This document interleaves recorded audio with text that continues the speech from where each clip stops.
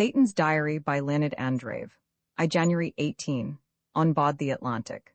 This is exactly the 10th day since I have become human and am leading this earthly life. My loneliness is very great. I am not in need of friends, but I must speak of myself, and I have no one to speak to. Thoughts alone are not sufficient, and they will not become quite clear, precise, and exact until I express them in words. It is necessary to arrange them in a row, like soldiers or telephone poles, to lay them out like a railway track, to throw across bridges and viaducts, to construct barrows and enclosures, to indicate stations in certain places, and only then will everything become clear. This laborious engineering work, I think, they call logic and consistency, and is essential to those who desire to be wise. It is not essential to all others. They may wander about as they please. The work is slow, difficult, and repulsive for one who is accustomed to, I do not know what to call it, to embracing all in one breath and expressing all in a single breath. It is not in vain that men respect their thinkers so much, and it is not in vain that these unfortunate thinkers, if they are honest and conscientious in this process of construction, as ordinary engineers, end in insane asylums. I am but a few days on this earth, and more than once have the yellow walls of the insane asylum and its luring open door flashed before my eyes. Yes, it is extremely difficult and irritates one's nerves. I have just now wasted so much of the ship's fine stationery to express a little ordinary thought on the inadequacy of man's words and logic. What will it be necessary to waste to give expression to the great and the unusual? I want to warn you, my earthly reader, at the very outset, not to gape in astonishment. The extraordinary cannot be expressed in the language of your grumbling. If you do not believe me, go to the nearest insane asylum and listen to the inmates. They have all realized something and wanted to give expression to it. And now you can hear the roar and rumble of these wrecked engines, their wheels revolving and hissing in the air, and you can see with what difficulty they manage to hold intact the rapidly dissolving features of their astonished faces. I see you are all ready to ply me with questions, now that you learned that I am Satan in human form. It is so fascinating. Whence did I come? What are the ways of hell? Is there immortality there? And also, what is the price of coal at the stock exchange of hell? Unfortunately, my dear reader, despite my desire to the contrary, if I had such a desire, I am powerless to satisfy your very proper curiosity. I could have composed for your benefit one of those funny little stories about horny and hairy devils, which appeal so much to your meager imagination, but you have had enough of them already, and I do not want to lie so rudely and ungracefully. I will lie to you elsewhere, when you least expect it, and that will be far more interesting for both of us. And the truth, how am I to tell it when even my name cannot be expressed in your tongue? You have called me Satan, and I accept the name, just as I would have accepted any other. Be it so, I am Satan. But my real name sounds quite different, quite different. It has an extraordinary sound, and try as I may, I cannot force it into your narrow ear without tearing it open together with your brain. Be it so, I am Satan. And nothing more. And you yourself are to blame for this. My friend, why is there so little understanding in your reason? Your reason is like a beggar's sack, containing only crusts of stale bread, while it is necessary to have something more than bread. You have but two conceptions of existence, life and death. How, then, can I reveal to you the third? All your existence is an absurdity only because you do not have this third conception. And where can I get it for you? Today I am human, even as you. In my skull is your brain. In my mouth are your cubic words, jostling one another about with their sharp corners, and I cannot tell you of the extraordinary. If I were to tell you that there are no devils, I would lie. But if I say that such creatures do exist, I also deceive you. You see how difficult it is, how absurd, my friend. I can also tell you but little that you would understand of how I assumed the human form, with which I began my earthly life 10 days ago. First of all, forget about your favorite, hairy, horny, winged devils who breathe fire, transform fragments of earthenware into gold and change old men into fascinating youths, and having done all this and prattled much nonsense, they disappear suddenly through a wall. Remember, when we want to visit your earth, we must always become human. Why, this is so you will learn after your death. Meanwhile, remember, I am a human being now like yourself. There is not the foul smell of a goat about me, but the fragrance of perfume, and you need not fear to shake my hand, lest I may scratch you with my nails. I manicure them just as you do. But how did it all happen? Very simply.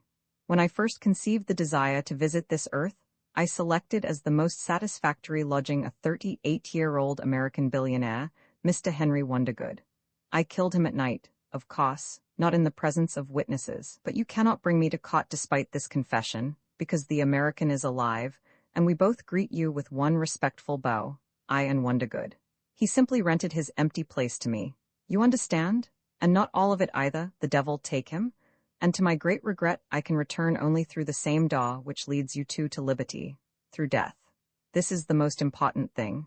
You may understand something of what I may have to say later on. Although to speak to you of such matters in your language is like trying to conceal a mountain in a vest pocket or to empty Niagara with a thimble. Imagine, for example, that you, my dear king of nature, should want to come closer to the aunts, and that by some miracle you became a real little aunt. Then you may have some conception of that gulf which separates me now from what I was. No, still more. Imagine that you were a sound and have become a mere symbol, a musical mark on paper. No, still worse. No comparisons can make clear to you that terrible gulf whose bottom even I do not see as yet, or perhaps there is no bottom there at all. Think of it, for 2 days after leaving New York, I suffered from seasickness. This sounds queer to you who are accustomed to wallow in your own dirt. Well, I have also wallowed in it, but it was not queer at all. I only smiled once in thinking that it was not I, but Wondergood, and said, roll on, Wondergood, roll on. There is another question to which you probably want an answer. Why did I come to this earth and accept such an unprofitable exchange, to be transformed from Satan, the mighty, immortal chieftain and ruler, into you? I am tired of seeking words that cannot be found. I will answer you in English, French, Italian, or German, languages we both understand well. I have grown lonesome in hell, and I have come upon the earth to lie and play. You know what ennui is. And as for falsehood, you know it well too. And as for play, you can judge it to a certain extent by your own theatres and celebrated actors. Perhaps you yourself are playing a little role in Parliament, at home, or in your church. If you are, you may understand something of the satisfaction of play, and if in addition, you are familiar with the multiplication table, then multiply the delight and joy of play into any considerable figure, and you will get an idea of my enjoyment of my play. No, imagine that you are an ocean wave, which plays eternally and lives only in play. Take this wave, for example, which I see outside the pothole now, and which wants to lift our Atlantic, but here I am again seeking words and comparisons. I simply want to play. At present I am still an unknown actor, a modest debutante, but I hope to become no less a celebrity than your own Garrick or Aldrich, after I have played what I please. I am proud, selfish, and even, if you please, vain and boastful. You know what vanity is, when you crave the praise and plaudits even of a fool? Then I entertain the brazen idea that I am a genius. Satan is known for his brazenness. And so, imagine, that I have grown weary of hell where all these hairy and haughty rogues play and lie no worse than I do, and that I am no longer satisfied with the laurels of hell, in which I but perceive no small measure of base flattery and downright stupidity. But I have heard of you, my earthly friend. I have heard that you are wise, tolerably honest, properly incredulous, responsive to the problems of eternal art, and that you yourself play and lie so badly that you might appreciate the playing of others. Not in vain have you so many great actors. And so I have come.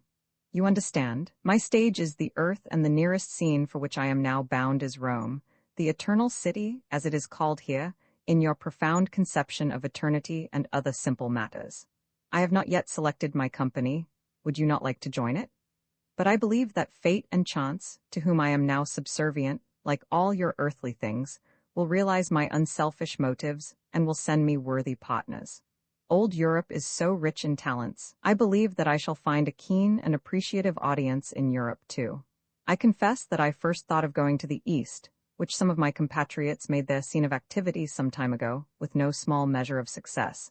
But the East is too credulous and is inclined too much to poison and the ballet. Its gods are ludicrous.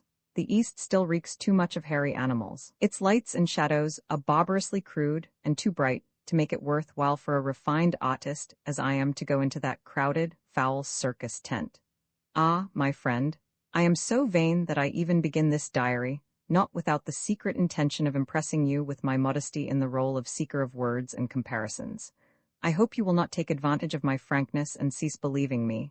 Are there any other questions? Of the play itself, I have no clear idea yet. It will be composed by the same impresario who will assemble the actors, Fate. My modest role, as a beginning, will be that of a man who so loves his fellow beings that he is willing to give them everything, his soul and his money. Of course, you have not forgotten that I am a billionaire. I have $3 billion. Sufficient, is it not? For one spectacular performance. One more detail before I conclude this page. I have with me, sharing my fate, a certain Irwin Toppy, my secretary, a most worthy person in his black frock coat and silk top hat, his long nose resembling an unripened pear, and his smoothly shaven, pasta-like face. I would not be surprised to find a prayer book in his pocket. My Toppy came upon this earth from there, i.e. from hell, and by the same means as mine. He, too, assumed the human form, and, it seems, quite successfully. The rogue is entirely immune from seasickness. However, to be seasick one must have some brains, and my Toppy is unusually stupid, even for this earth. Besides, he is impolite and ventures to offer advice. I am rather sorry that out of our entire wealth of material, I did not select someone better, but I was impressed by his honesty and partial familiarity with the earth. It seemed more pleasant to enter upon this little jaunt with an experienced comrade. Quite a long time ago he once before assumed the human form, and was so taken by religious sentiments that, think of it, he entered a Franciscan monastery, lived there to a ripe old age, and died peacefully under the name of Brother Vincent. His ashes became the object of veneration for believers, not a bad career for a fool of a devil. No sooner did he enter upon this trip with me than he began to sniff about for incense. An incurable habit. You will probably like him. And now enough. Get thee hence, my friend, I wish to be alone. Your shallow reflection upon this wall wears upon me. I wish to be alone, or only with this Wondergood who has leased his abode to me and seems to have gotten the best of me somehow or other. The sea is calm. I am no longer nauseated, but I am afraid of something. I am afraid? I fear this darkness which they call night and descends upon the ocean. Here, in the cabin there is still some light, but there, on deck, there is terrible darkness, and my eyes are quite helpless. These silly reflectors, they are worthless. They are able to reflect things by day, but in the darkness they lose even this miserable power. Of course I shall get used to the darkness. I have already grown used to many things. But just now I am ill at ease, and it is horrible to think that the mere turn of a key obsesses me with this blind, ever-present darkness. Whence does it come? And how brave men are with their dim reflectors. They see nothing and simply say, "It is dark here, we must make a light." Then they themselves put it out and go to sleep. I regard these braves with a kind of cold wonder, and I am seized with admiration. Oh, must one possess a great mind to appreciate horror, like mine? You are not such a coward, Wondergood. You always bore the reputation of being a hardened man and a man of experience. There is one moment in the process of my assumption of the human form that I cannot recollect without horror. That was when for the first time I heard the beating of my heart. This regular, loud, metronome-like sound, which speaks as much of death as of life, filled me with the hitherto inexperienced sensation of horror.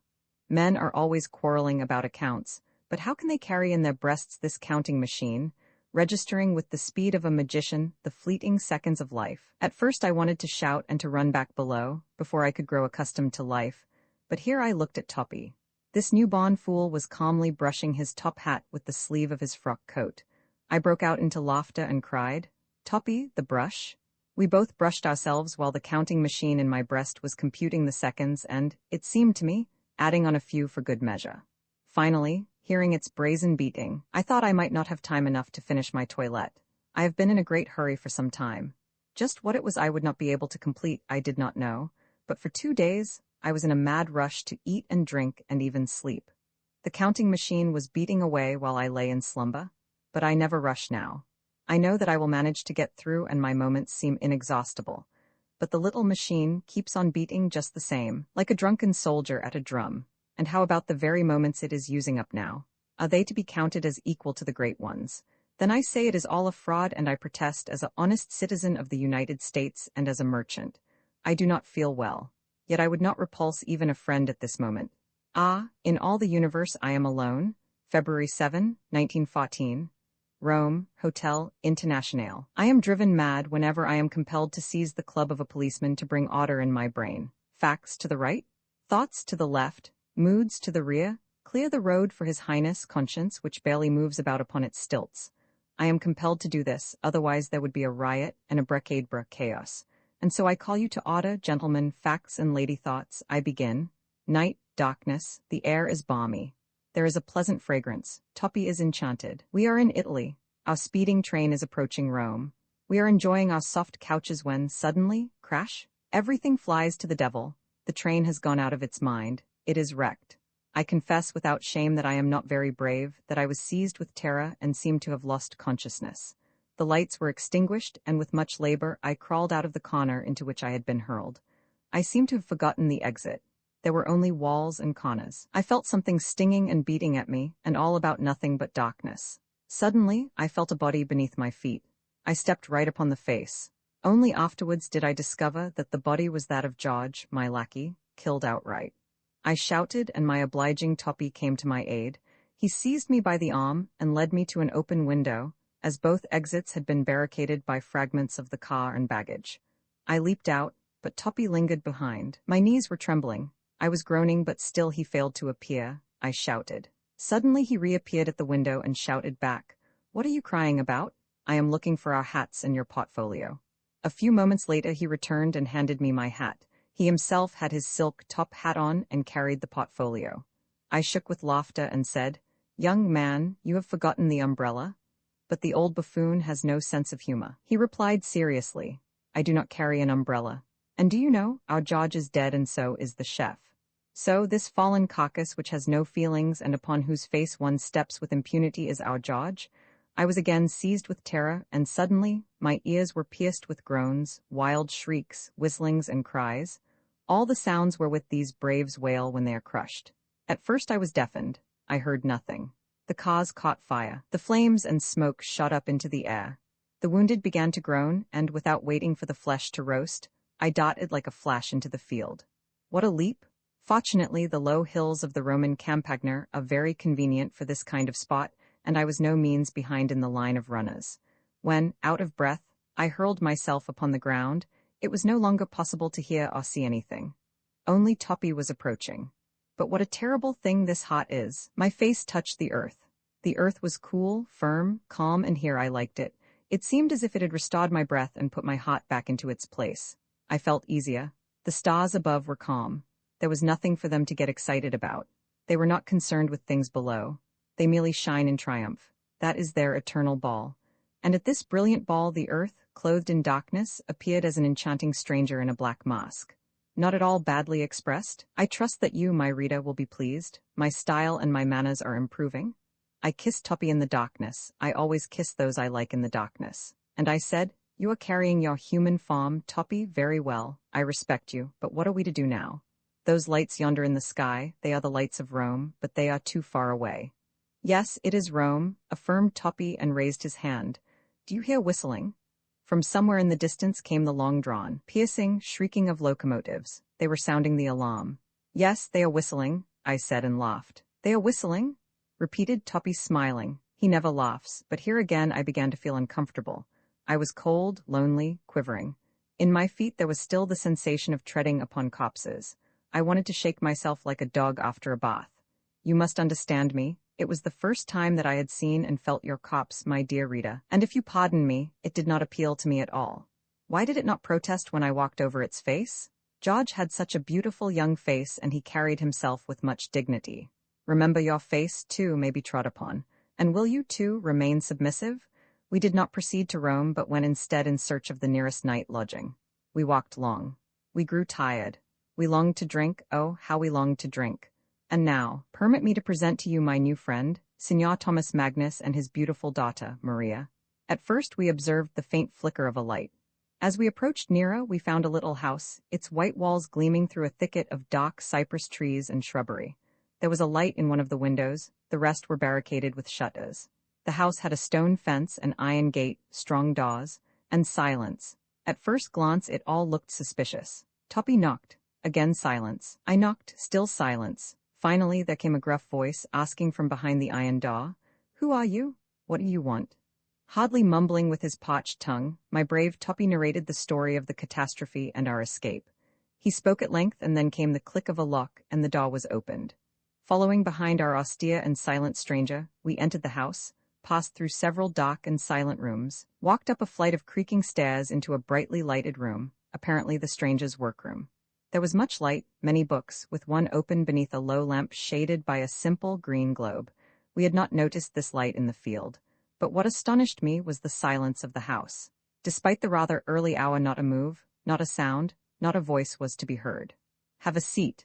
We sat down and Toppy, now almost in pain, began again to narrate his story, but the strange host interrupted him.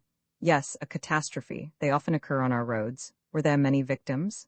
Toppy continued his prattle, and the host, while listening to him, took a revolver out of his pocket and hid it in a table drawer, adding carelessly, "This is not a particularly quiet neighborhood. Well, please remain here." For the first time he raised his dark eyebrows and his large, dim eyes and studied us intently, as if he were gazing upon something savage in a museum. It was an impolite and brazen stare. I arose and said, "I fear that we are not welcome here, Signor," and he stopped me with an impatient and slightly sarcastic gesture. "Nonsense, you remain here. I will get you some wine and food. My servant is here in the daytime only, so allow me to wait on you. You will find the bathroom behind this door. Go wash and freshen up while I get the wine. Make yourself at home." While we ate and drank with savage relish, I confess this unsympathetic gentleman kept on reading a book as if there were no one else in the room, undisturbed by Toppy's munching and the dog's struggle with a bone. I studied my host carefully. Almost my height, his pale face bore an expression of weariness. He had a black, oily, bandit-like beard, but his brow was high and his nose betrayed good sense. How would you describe it? Well, here again I seek comparisons. Imagine the nose betraying the story of a great, passionate, extraordinary, secret life. It is beautiful and seems to have been made not out of muscle and cartilage, but out of, what do you call it? Out of thoughts and brazen desires. He seems quite brave too, but I was particularly attracted by his hands, very big, very white, and giving the impression of self-control. I do not know why his hands attracted me so much, but suddenly I thought, how beautifully exact the number of fingers, exactly 10 of them, 10 thin, evil, wise, crooked fingers, I said politely. "Thank you, Signor," he replied. "My name is Magnus, Thomas Magnus. Have some wine, Americans?" I waited for Toppy to introduce me according to the English custom, and I looked toward Magnus. One had to be an ignorant, illiterate animal not to know me. Toppy broke in.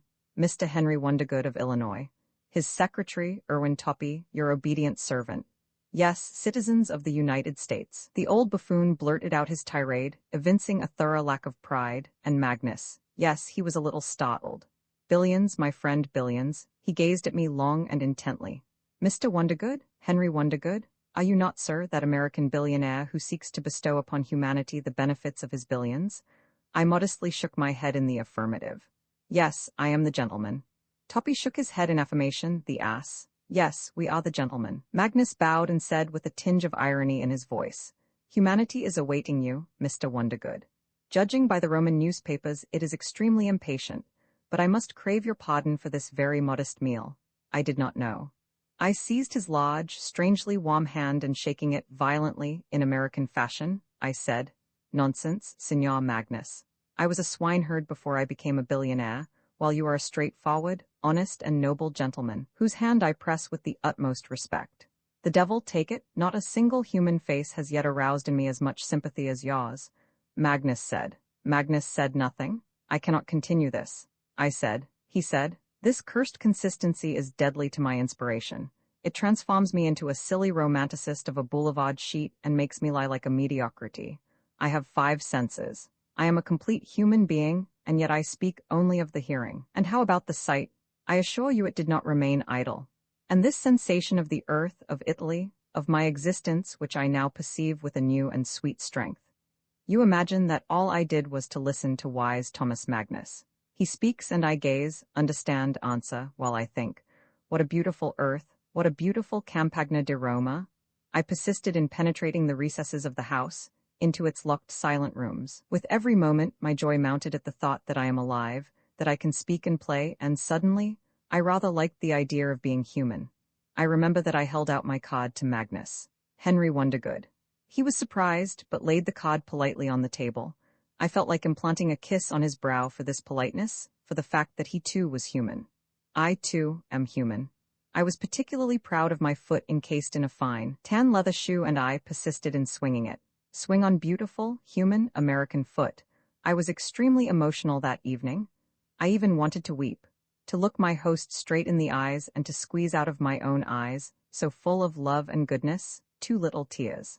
I actually did it, for at that moment I felt a little pleasant sting in my nose, as if it had been hit by a spurt of lemonade. I observed that my 2 little tears made an impression upon Magnus. But Toppy, while I experienced this wondrous poem of feeling human and even of weeping, he slept like a dead one at the very same table. I was rather angered. This was really going too far. I wanted to shout at him, but Magnus restrained me. He has had a good deal of excitement and is weary, Mr. Wondergood. The hour had really grown late. We had been talking and arguing with Magnus for 2 hours when Toppy fell asleep. I sent him off to bed while we continued to talk and drink for quite a while. I drank more wine, but Magnus restrained himself. There was a dimness about his face.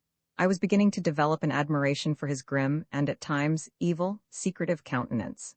He said, "I believe in your altruistic passion, Mr. Wondergood, but I do not believe that you, a man of wisdom and of action, and it seems to me, somewhat cold, could place any serious hopes upon your money. $3 billion, that is a mighty power, Magnus?" "Yes, $3 billion, a mighty power indeed," he agreed, rather unwillingly. "But what will you do with it?" I laughed. "You probably want to say what can this ignoramus of an American, this erstwhile swineherd, who knows swine better than he knows men, do with the money?" "The first business helps the other," said Magnus. "I dare say you have but a slight opinion of this foolish philanthropist whose head has been turned by his gold," said I. "Yes, to be sure. What can I do? I can open another university in Chicago, or another maternity hospital in San Francisco, or another humanitarian reformatory in New York. The latter would be a distinct work of mercy," quoth Magnus. "Do not gaze at me with such reproach, Mr. Wondergood. I am not jesting. You will find in me the same pure love for humanity which burns so fiercely in you." He was laughing at me and I felt pity for him. Not to love people? Miserable, unfortunate Magnus. I could kiss his brow with great pleasure. Not to love people? "Yes, I do not love them," affirmed Magnus, "but I am glad that you do not intend to travel the conventional road of all American philanthropists. Your billions? 3 billions, Magnus. One could build a nation on this money." "Yes, or destroy a nation," said I. "With this gold, Magnus, one can start a war or a revolution." "Yes." I actually succeeded in arousing his interest. His large white hands trembled slightly, and in his eyes there gleamed for a moment a look of respect. "You, Wondergood, are not as foolish as I thought." He arose, paced up and down the room, and halting before me asked sneeringly, "And you know exactly what your humanity needs most: the creation of a new or the destruction of the old state, war or peace, rest or revolution? Who are you, Mr. Wondergood of Illinois, that you essay to solve these problems? You had better keep on building your maternity hospitals and universities. That is far less dangerous work." I liked the man's hauteur. I bowed my head modestly and said, "You are right, Signor Magnus. Who am I, Henry Wondergood, to undertake the solution of these problems? But I do not intend to solve them. I merely indicate them. I indicate them and I seek the solution. I seek the solution and the man who can give it to me. I have never read a serious book carefully. I see you have quite a supply of books here. You are a misanthrope, Magnus. You are too much of a European not to be easily disillusioned in things, while we, young America, believe in humanity. A man must be created. You in Europe are bad craftsmen and have created a bad man. We shall create a better one. I beg your pardon for my frankness. As long as I was merely Henry Wondergood, I devoted myself only to the creation of pigs, and my pigs, let me say to you, have been awarded no fewer medals and decorations than Field Marshal Moltke. But now I desire to create people." Magnus smiled. "You are an alchemist. Wondergood, you would transform lead into gold?" "Yes, I want to create gold and I seek the philosopher's stone. But has it not already been found?" "It has been found, only you do not know how to use it. It is love." "Ah, Magnus, I do not know yet what I will do, but my plans are heroic and magnificent. If not for that misanthropic smile of yours, I might go further. Believe in man, Magnus, and give me your aid. You know what man needs most," he said coldly and with sadness. "He needs prisons and gallows." I exclaimed in anger, "I am particularly adept in feigning anger. You are slandering me, Magnus. I see that you must have experienced some very great misfortune, perhaps treachery and— Hold on, Wondergood. I never speak of myself and do not like to hear others speak of me. Let it be sufficient for you to know that you are the first man in 4 years to break in upon my solitude, and this only due to chance. I do not like people. Oh, pardon, but I do not believe it. Magnus went over to the bookcase and with an expression of supreme contempt, he seized the first volume he laid his hands upon. "And you who have read no books," he said, "do you know what these books are about? Only about evil, about the mistakes and sufferings of humanity. They are filled with tears and blood, Wondergood. Look, in this thin little book which I clasp between two fingers is contained a whole ocean of human blood, and if you should take all of them together. And who has spilled this blood? The devil?" I felt flattered and wanted to bow in acknowledgement, but he threw the book aside and shouted, "No, sir, man has spilled this blood. Yes, I do read books, but only for one purpose, to learn how to hate man and to hold him in contempt. You, Wondergood, have transformed your pigs into gold, yes? And I can see how your gold is being transformed back again into pigs. They will devour you, Wondergood. But I do not wish either to prattle or to lie. Throw your money into the sea or build some new prisons and gallows. You are vain like all men. Then go on building gallows. You will be respected by serious people, while the flock in general will call you great. Ah, don't you, American from Illinois, want to get into the pantheon? No, Magnus. Blood, cried Magnus. Can't you see that it is everywhere? Here it is on your boot now. I confess that at the moment Magnus appeared to be insane. I jerked my foot in sudden fear, and only then did I perceive a dark, reddish spot on my shoe. How dastardly! Magnus smiled and immediately regaining his composure, continued calmly and without emotion. I have unwittingly startled you, Mr. Wondergood. Nonsense. You probably stepped on something inadvertently. A mere trifle. But this conversation, a conversation I have not conducted for a number of years, makes me uneasy and, good night, Mr. Wondergood. Tomorrow I shall have the honor of presenting you to my daughter, and now you will permit me, and so on. In short, this gentleman conducted me to my room in a most impolite manner, and well nigh put me to bed. I offered no resistance. Why should I? I must say that I did not like him at this moment. I was even pleased when he turned to go, but suddenly he turned at the very threshold and stepping forward, stretched out his large white hands, and murmured, "Do you see these hands? There is blood on them. Let it be the blood of a scoundrel, a torturer, a tyrant, but it is the same red human blood. Good night." He spoiled my night for me. I swear by eternal salvation that on that night I felt great pleasure in being a man, and I made myself thoroughly at home in his narrow human skin. It made me feel uncomfortable in the armpits. You see, I bought it ready-made and thought that it would be as comfortable as if it had been made to measure. I was highly emotional. I was extremely good and affable. I was very eager to play, but I was not inclined to tragedy. Blood, how can any person of good breeding thrust his white hands under the nose of a stranger? Hangmen have very white hands. Do not think I am jesting. I did not feel well. In the daytime, I still managed to subdue Wondergood, but at night he lays his hands upon me. It is he who fills me with his silly dreams and shakes within me his entire dusty archive, and how godlessly silly and meaningless are his dreams. He fusses about within me all night long like a returned master, seems to be looking about for something, grumbles about losses and wear and tear and sneezes, and cavots about like a dog lying uncomfortable on its bed. It is he who draws me in at night like a mass of wet lime into the depths of miserable humanity, where I nearly choke to death. When I awake in the morning, I feel that Wondergood has infused 10 more degrees of human into me. Think of it. He may soon eject me altogether and leave me standing outside, he, the miserable owner of an empty barn into which I brought breath and soul. Like a hurried thief I crawled into a stranger's clothes, the pockets of which are bulging with forged promissory notes. No, still worse. It is not only uncomfortable attire. It is a low, dark, and stifling jail, wherein I occupy less space than a ring might in the stomach of Wondergood.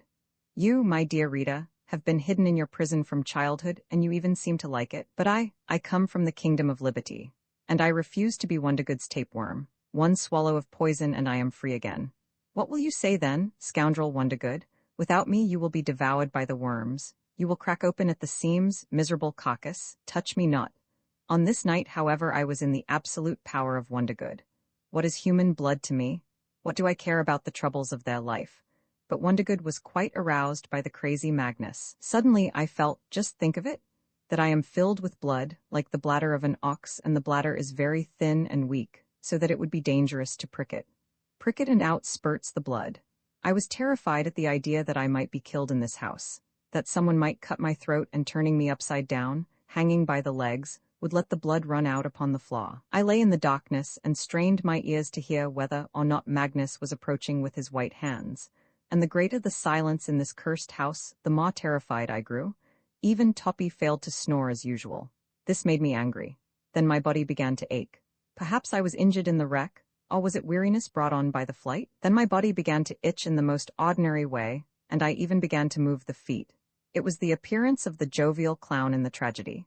Suddenly, a dream seized me by the feet and dragged me rapidly below. I hardly had time enough to shout. And what nonsense arose before me? Do you ever have such dreams? I felt that I was a bottle of champagne, with a thin neck and sealed, but filled not with wine but with blood. And it seemed that not only I but all people had become bottles with sealed tops, and all of us were arranged in a row on a seashore. And someone horrible was approaching from somewhere and wanted to smash us all. And I saw how foolish it would be to do so and wanted to shout, "Don't smash them, get a corkscrew?" But I had no voice. I was a bottle. Suddenly, the dead lackey George approached. In his hands was a huge sharp corkscrew. He said something and seized me by the throat. By the throat. I awoke in pain. Apparently he did try to open me up. My wrath was so great that I neither sighed nor smiled nor moved. I simply killed Wondergood again. I gnashed my teeth, straightened out my eyes, closed them calmly, stretched out at full length and lay peacefully in the full consciousness of the greatness of my ego. Had the ocean itself moved up on me, I would not have batted an eye. Get thee hence, my friend. I wish to be alone. And the body grew silent, colorless, airy, and empty again. With light step I left it, and before my eyes there arose a vision of the extraordinary, that which cannot be expressed in your language, my poor friend. Satisfy your curiosity with the dream I have just confided to you and ask no more. Or does not the huge, sharp corkscrew suit you? But it is so, artistic. In the morning I was well again, refreshed and beautiful. I yearned for the play, like an actor who has just left his dressing room. Of course I did not forget to shave. This canaille Wondergood gets overgrown with hair as quickly as his golden-skinned pigs. I complained about this to Toppy, with whom, while waiting for Magnus, I was walking in the garden. And Toppy, thinking a while, replied philosophically, "Yes, man sleeps and his beard grows. This is as it should be for the barbers." Magnus appeared. He was no more hospitable than yesterday, and his pale face carried unmistakable indications of weariness. But he was calm and polite. How black his beard is in the daytime! He pressed my hand in cold politeness and said, we were perched on a wall, "You are enjoying the Roman Campagna, Mr. Wondergood? A magnificent sight. It is said that the Campagna is noted for its fevers, but there is but one fever it produces in me, the fever of thought." Apparently Wondergood did not have much of a liking for nature, and I have not yet managed to develop a taste for earthly landscape, an empty field for me. I cast my eyes politely over the countryside before us, and said, "People interest me more, Signor Magnus." He gazed at me intently with his dark eyes, and lowering his voice said dryly, and with apparent reluctance, "Just 2 words about people, Mr. Wondergood. You will soon see my daughter, Maria. She is my 3 billions. You understand?" I nodded my head in approval. "But your California does not produce such gold. Neither does any other country on this dirty earth. It is the gold of the heavens.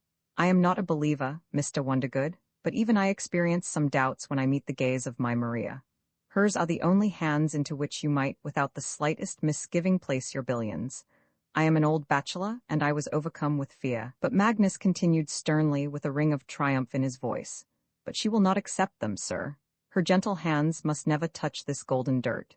Her clean eyes will never behold any sight but that of this endless, godless Campagna. Here is her monastery, Mr. Wondergood, and there is but one exit for her from here, into the kingdom of heaven, if it does exist. I beg your pardon, but I cannot understand this, my dear Magnus," I protested in great joy. "Life and people." The face of Thomas Magnus grew angry, as it did yesterday, and in stern ridicule he interrupted me, "And I beg you to grasp, dear Wondergood, that life and people are not for Maria. It is enough that I know them. My duty was to warn you. And now," he again assumed the attitude of cold politeness, "I ask you to come to my table. You too, Mr. Toppy." We had begun to eat and were chattering of small matters when Maria entered. The door through which she entered was behind my back. I mistook her soft step for those of the maid carrying the dishes, but I was astonished by the long-nosed Toppy sitting opposite me. His eyes grew round like circles, his face red, as if he were choking. His Adam's apple seemed to be lifted above his neck as if driven by a wave, and to disappear again somewhere behind his narrow, ministerial collar. Of course, I thought he was choking to death with a fishbone and shouted, Toppy, what is the matter with you? Take some water. But Magnus was already on his feet, announcing coldly, My daughter, Maria, Mr. Henry Wondergood. I turned about quickly, and how can I express the extraordinary when it is inexpressible? It was something more than beautiful. It was terrible in its beauty. I do not want to seek comparisons. I shall leave that to you. Take all that you have ever seen or ever known of the beautiful on earth. The lily, the stars, the sun, but add still more.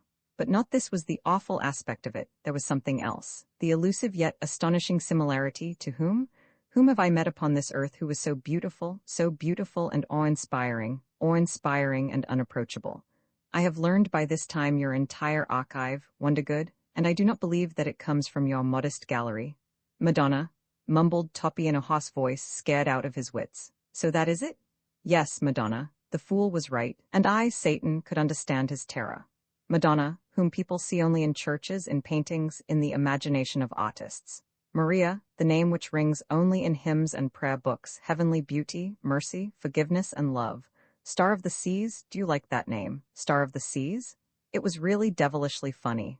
I made a deep bow and almost blurted out. Madam, I beg pardon for my unbidden intrusion, but I really did not expect to meet you here. I most humbly beg your pardon, but I could not imagine that this black-bearded fellow has the honor of having you for his daughter. 1,000 times I crave your pardon for. But enough. I said something else. How do you do, Signorina? It is indeed a pleasure. And she really did not indicate in any way that she was already acquainted with me. One must respect an incognito if one would remain a gentleman, and only a scoundrel would dare to tear a mask from a lady's face. This would have been all the more impossible, because her father, Thomas Magnus, continued to urge us with a chuckle. Do eat, please, Mr. Toppy. Why do you not drink, Mr. Wondergood? The wine is splendid. In the course of what followed, she breathed, she blinked, she ate, and she was a beautiful girl, about 18 years of age, and her dress was white and her throat bare. It was really laughable. I gazed at her bare neck, and, believe me, my earthly friend, I am not easily seduced. I am not a romantic youth, but I am not old by any means. I am not at all bad-looking. I enjoy an independent position in the world, and don't you like the combination? Satan and Maria? Maria and Satan? In evidence of the seriousness of my intentions, I can submit at that moment, I thought more of our descendants, and sought a name for our firstborn than indulged in frivolity. Suddenly Toppy's Adam's apple gave a jerk, and he inquired hoarsely, Has anyone ever painted your portrait, Signorina? Maria never poses for painters, broke in Magnus sternly. I felt like laughing at the fool Toppy. I had already opened wide my mouth, filled with a set of first-class American teeth, when Maria's pure gaze pierced my eyes and everything flew to the devil, as in that moment of the railway catastrophe. You understand. She turned me inside out, like a stocking, or how shall I put it? My fine Parisian costume was driven inside of me, and my still finer thoughts which, however, I would not have wanted to convey to the lady, suddenly appeared upon the surface. With all my secrecy, I was left no more sealed than a room in a 15-cent lodging-house. But she forgave me, said nothing, and threw her gaze like a projector in the direction of Toppy, illumining his entire body. You, too, would have laughed had you seen how this poor old devil was set aglow and aflame by this gaze, clear from the prayer book to the fishbone with which he nearly choked to death. Fortunately for both of us, Magnus arose and invited us to follow him into the garden. Come, let us go into the garden, said he. Maria will show you her favorite flowers. Yes, Maria, but seek no songs of praise from me, O poet. I was mad. I was as provoked as a man whose closet has just been ransacked by a burglar. I wanted to gaze at Maria, but was compelled to look upon the foolish flowers, because I dared not lift my eyes. I am a gentleman and cannot appear before a lady without a necktie. I was seized by a curious humility. Do you like to feel humble? I do not. I do not know what Maria said, but I swear by eternal salvation, her gaze, and her entire uncanny countenance was the embodiment of an all-embracing meaning, so that any wise word I might have uttered would have sounded meaningless. The wisdom of words is necessary only for those poor in spirit. The right are silent. Take note of that, little poet, sage and eternal chatterbox, wherever you may be. Let it be sufficient for you that I have humbled myself to speak. Ah, but I have forgotten my humility? She walked, and I and Toppy crawled after her. I detested myself and this broad-backed Toppy because of his hanging nose and large, pale ears. What was needed here was an Apollo and not a pair of ordinary Americans. We felt quite relieved when she had gone, and we were left alone with Magnus. It was all so sweet and simple. Toppy abandoned his religious airs, and I crossed my legs comfortably, lit a cigar, and fixed my steel-sharp gaze upon the whites of Magnus's eyes. "You must be off to Rome, Mr. Wondergood. They are probably worrying about you," said our host in a tone of loving concern. "I can send Toppy," I replied. He smiled and added ironically, "I hardly think that would be sufficient, Mr. Wondergood." I sought to clasp his great white hand, but it did not seem to move closer. But I caught it just the same, pressed it warmly, and he was compelled to return the pressure. "Very well, Signor Magnus, I am off at once," I said. "I have already sent for the carriage," he replied. "Is not the Campagna beautiful in the morning?" I again took a polite look at the countryside and said with emotion, "Yes, it is beautiful. Erwin, my friend, leave us for a moment. I have a few words to say to Signor Magnus." Toppy left, and Signor Magnus opened wide his big sad eyes. I again tried my steel on him, and bending forward closer to his dark face, I asked, "Have you ever observed, dear Magnus, the very striking resemblance between your daughter, the Signorina Maria, and a certain celebrated personage? Don't you think she resembles the Madonna?" "Madonna?" drawled out Magnus. "No, dear Wondergood, I haven't noticed that. I never go to church, but I fear you will be late. The Roman fever?" I again seized his white hand and shook it vigorously. No, I did not tear it off. And from my eyes there burst forth again those 2 tears. "Let us speak plainly, Signor Magnus," said I. "I am a straightforward man and have grown to love you. Do you want to come along with me and be the lord of my billions?" Magnus was silent. His hand lay motionless in mine. His eyes were lowered, and something dark seemed to pass over his face, then immediately to disappear. Finally he said, seriously and simply, "I understand you, Mr. Wondergood, but I must refuse. No, I will not go with you. I have failed to tell you one thing, but your frankness and confidence in me compels me to say that I must, to a certain extent, steer clear of the police." "The Roman police?" I asked, betraying a slight excitement. "Nonsense, we shall buy it." "No, the international," he replied. "I hope you do not think that I have committed some base crime. The trouble is not with police which can be bought. You are right, Mr. Wondergood, when you say that one can buy almost anyone. The truth is that I can be of no use to you. What did you want me for? You love humanity and I detest it. At best I am indifferent to it. Let it live and not interfere with me. Leave me my Maria, leave me the right and strength to detest people as I read the history of their life. Leave me my Campagna, and that is all I want and all of which I am capable. All the oil within me has burned out, Wondergood. You see before you an extinguished lamp hanging on a wall, a lamp which once goodbye." "I do not ask your confidence, Magnus," I interjected. "Pardon me, you will never receive it, Mr. Wondergood. My name is an invention, but it is the only one I can offer to my friends." To tell the truth, I liked Thomas Magnus at that moment. He spoke bravely and simply. In his face one could read stubbornness and will. This man knew the value of human life and had the mien of one condemned to death. But it was the mien of a proud, uncompromising criminal, who will never accept the ministrations of a priest. For a moment I thought.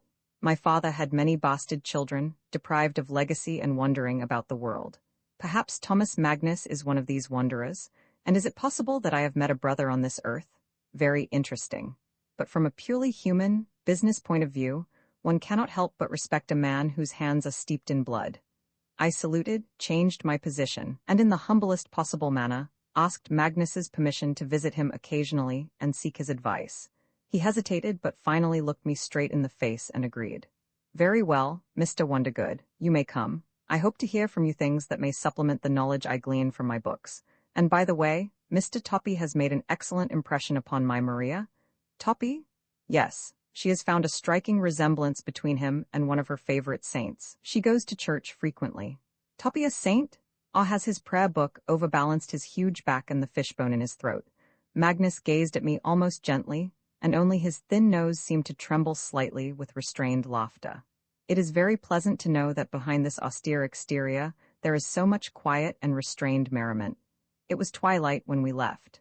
Magnus followed us to the threshold, but Maria remained in seclusion. The little white house surrounded by the cypress trees was as quiet and silent as we found it yesterday, but the silence was of a different character. The silence was the soul of Maria.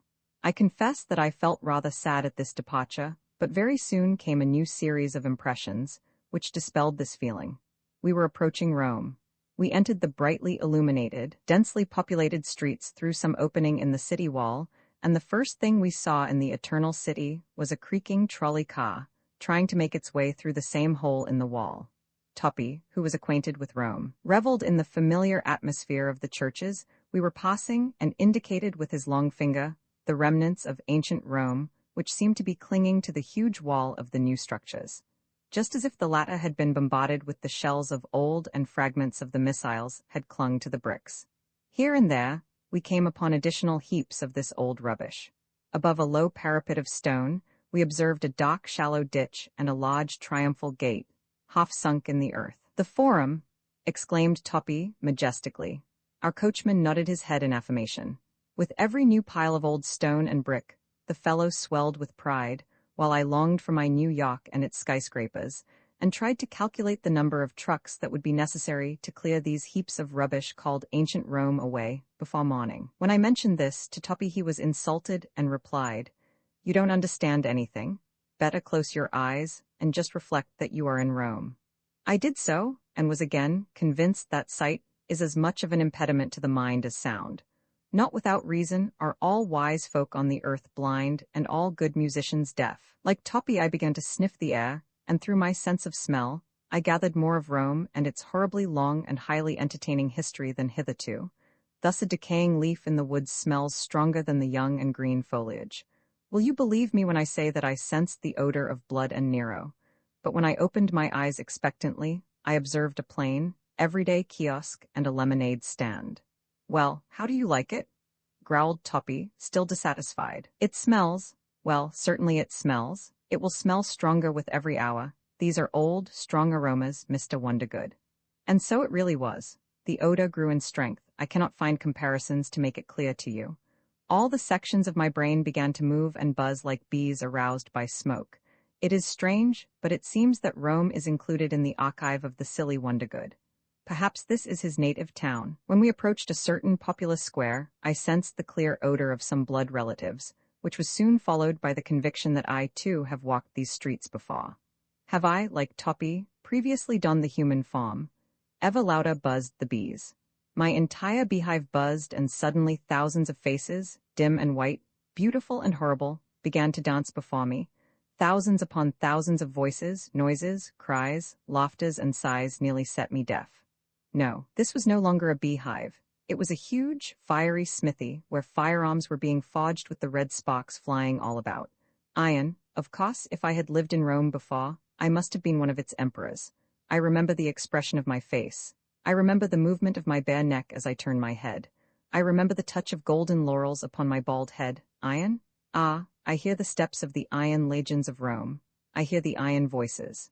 Vivat Caesar? I am hot. I am burning. Or was I not an emperor, but simply one of the victims when Rome burned down in accordance with the magnificent plan of Nero? No, this is not a fire. This is a funeral pyre on which I am forcibly ensconced. I hear the snake-like hissing of the tongues of flame beneath my feet.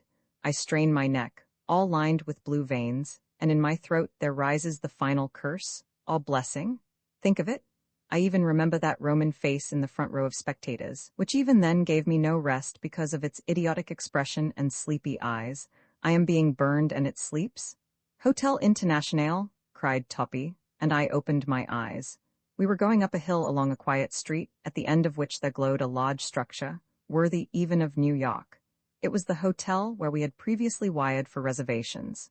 They probably thought we had perished in the wreck. My funeral pyre was extinguished. I grew as merry as a darky who has just escaped from hard labor, and I whispered to Toppy, "Well, Toppy, and how about the Madonna?" "Why, yes, interesting. I was frightened at first and nearly choked to death. With a bone? You are silly, Toppy. She is polite and did not recognize you. She simply took you for one of her saints. It is a pity, old boy, that we have chosen for ourselves these solemn, American faces. Had we looked around more carefully, we might have found some more beautiful." "I am quite satisfied with mine," said Toppy sadly, and turned away. A glow of secret self-satisfaction appeared upon his long, shiny nose. Ah, Toppy, ah, the saint, but we were already being accorded a triumphal reception. February 14, Rome, Hotel Internationale. I do not want to go to Magnus. I am thinking too much of his Madonna of flesh and bone. I have come here to lie and to play merrily, and I am not at all taken by the prospect of being a mediocre actor, who weeps behind the scenes and appears on the stage with his eyes perfectly dry. Moreover, I have no time to gad about the fields catching butterflies with a net like a boy. The whole of Rome is buzzing about me. I am an extraordinary man, who loves his fellow beings, and I am celebrated. The mobs who flock to worship me are no less numerous than those who worship the Vicar of Christ himself, 2 popes all at once. Yes, happy Rome cannot consider itself an orphan. I am now living at the hotel, where all is aquiva with ecstasy when I put my shoes outside my door for the night, but they are renovating a palace for me, the historic Villa Orsini. Painters, sculptors, and poets are kept busy. One brush pusher is already painting my portrait, assuring me that I remind him of one of the Medicis. The other brush pushers are sharpening their knives for him. I ask him, "And can you paint a Madonna?" Certainly he can. It was he, if the Signor recollects, who painted the famous Turk on the cigarette boxes, the Turk whose fame is known even in America. And now 3 brush pushers are painting Madonnas for me. The rest are running about Rome seeking models. I said to one in my barbarous, American ignorance of the higher arts, "But if you find such a model, Signor, just bring her to me. Why waste paint and canvas?" He was evidently pained and mumbled, "Ah, Signor, a model? I think he took me for a merchant in livestock. But fool, why do I need your aid for which I must pay a commission, when my antechamber is filled with a flock of beauties? They all worship me. I remind them of Savonarola, and they seek to transform every dark corner in my drawing room and every soft couch into a confessional.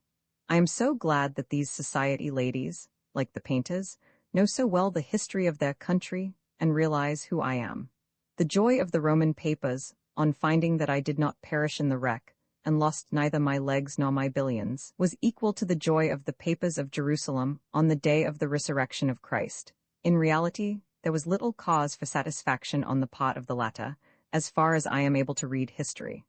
I feared that I might remind the journalists of J. Caesar, but fortunately, they think little of the past and confine themselves to pointing out my resemblance to President Wilson. Scoundrels? They were simply flattering my American patriotism. To the majority, however, I recall a prophet, but they do not know which one. On this point they are modestly silent. At any rate, it is not Mohammed. My opposition to marriage is well known at all telegraph stations. It is difficult to imagine the filth on which I fed my hungry interviewers. Like an experienced swineherd, I gaze with horror on the mess they feed upon. They eat and yet they live. Although, I must admit, I do not see them growing fat. Yesterday morning I flew in an aeroplane over Rome and the Campagna. You will probably ask whether I saw Maria's home? No, I did not find it. How can one find a grain of sand among a myriad of other grains? But I really did not look for it. I felt horror-stricken at the great altitude, but my good interviewers, restless and impatient, were astounded by my coolness and courage. One fellow, strong, surly, and bearded, who reminded me of Hannibal, was the first to reach me after the flight and asked, "Did not the sensation of flying in the air, Mr. Wondergood, the feeling of having conquered the elements, thrill you with a sense of pride in man who is subdued?" He repeated the question. They don't seem to trust me somehow, and are always suggesting the proper answers. But I shrugged my shoulders and exclaimed sadly, "Can you imagine, Signor? No. Only once did I have a sense of pride in men, and that was in the lavatory on board the Atlantic." "Oh, in the lavatory? But what happened?" "A storm, and you were astounded by the genius of man who is subdued?" "Nothing extraordinary happened, but I was astounded by the genius of man who managed to create a palace out of such a disgusting necessity as a lavatory." "Oh, a real temple, in which one is the arch-priest? Permit me to make a note of that. It is such an original illumination of the problem. And today the whole eternal city was feeding on this sally.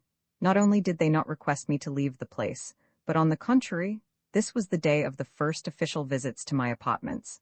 Something on the order of a minister of state, an ambassador, or some other palace chef came and poured sugar and cinnamon all over me as if I were a pudding. Later in the day, I returned the visits.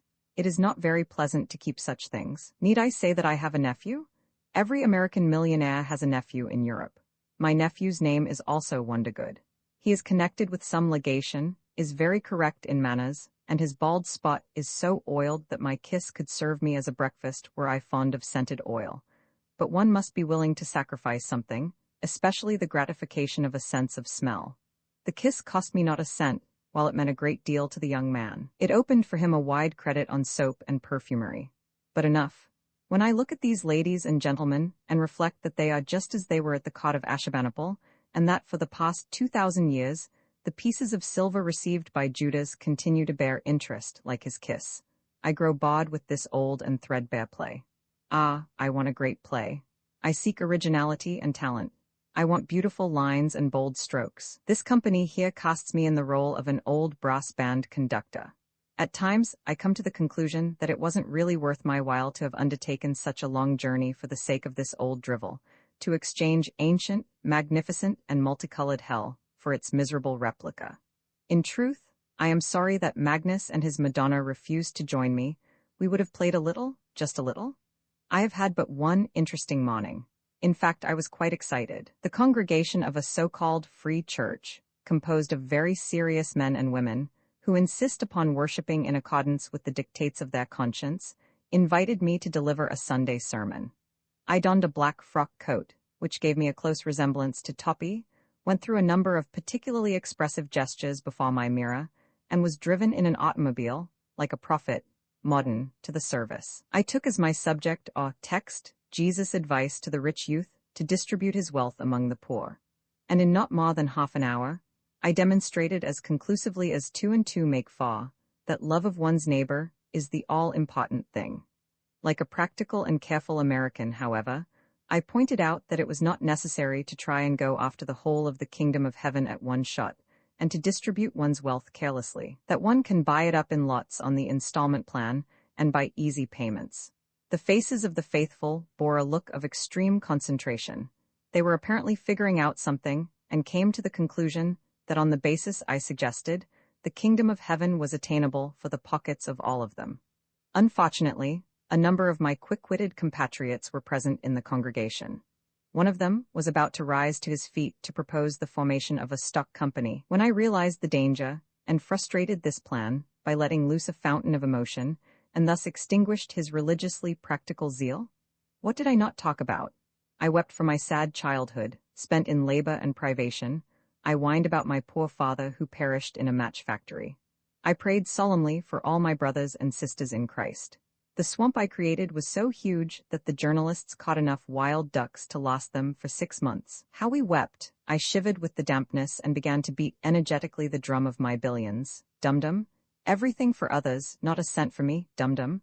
With a brazenness worthy of the whip I concluded with the words of the great teacher, "Come ye unto me all who are heavy laden and weary, and I will comfort ye." Ah, what a pity I cannot perform miracles. A little practical miracle, something on the order of transforming a bottle of water into one of sour Chianti or some of the worshippers into pastry, would have gone a long way at that moment. You laugh and are angry, my earthy reader? There is no reason for you to act thus.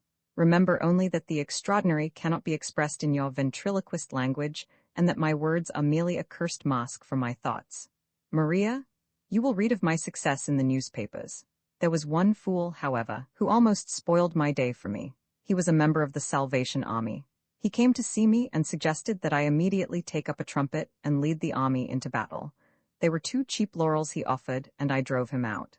But Toppy, he was triumphantly silent all the way home, and finally he said very respectfully, "You were in fine mettle today, Mr. Wondergood."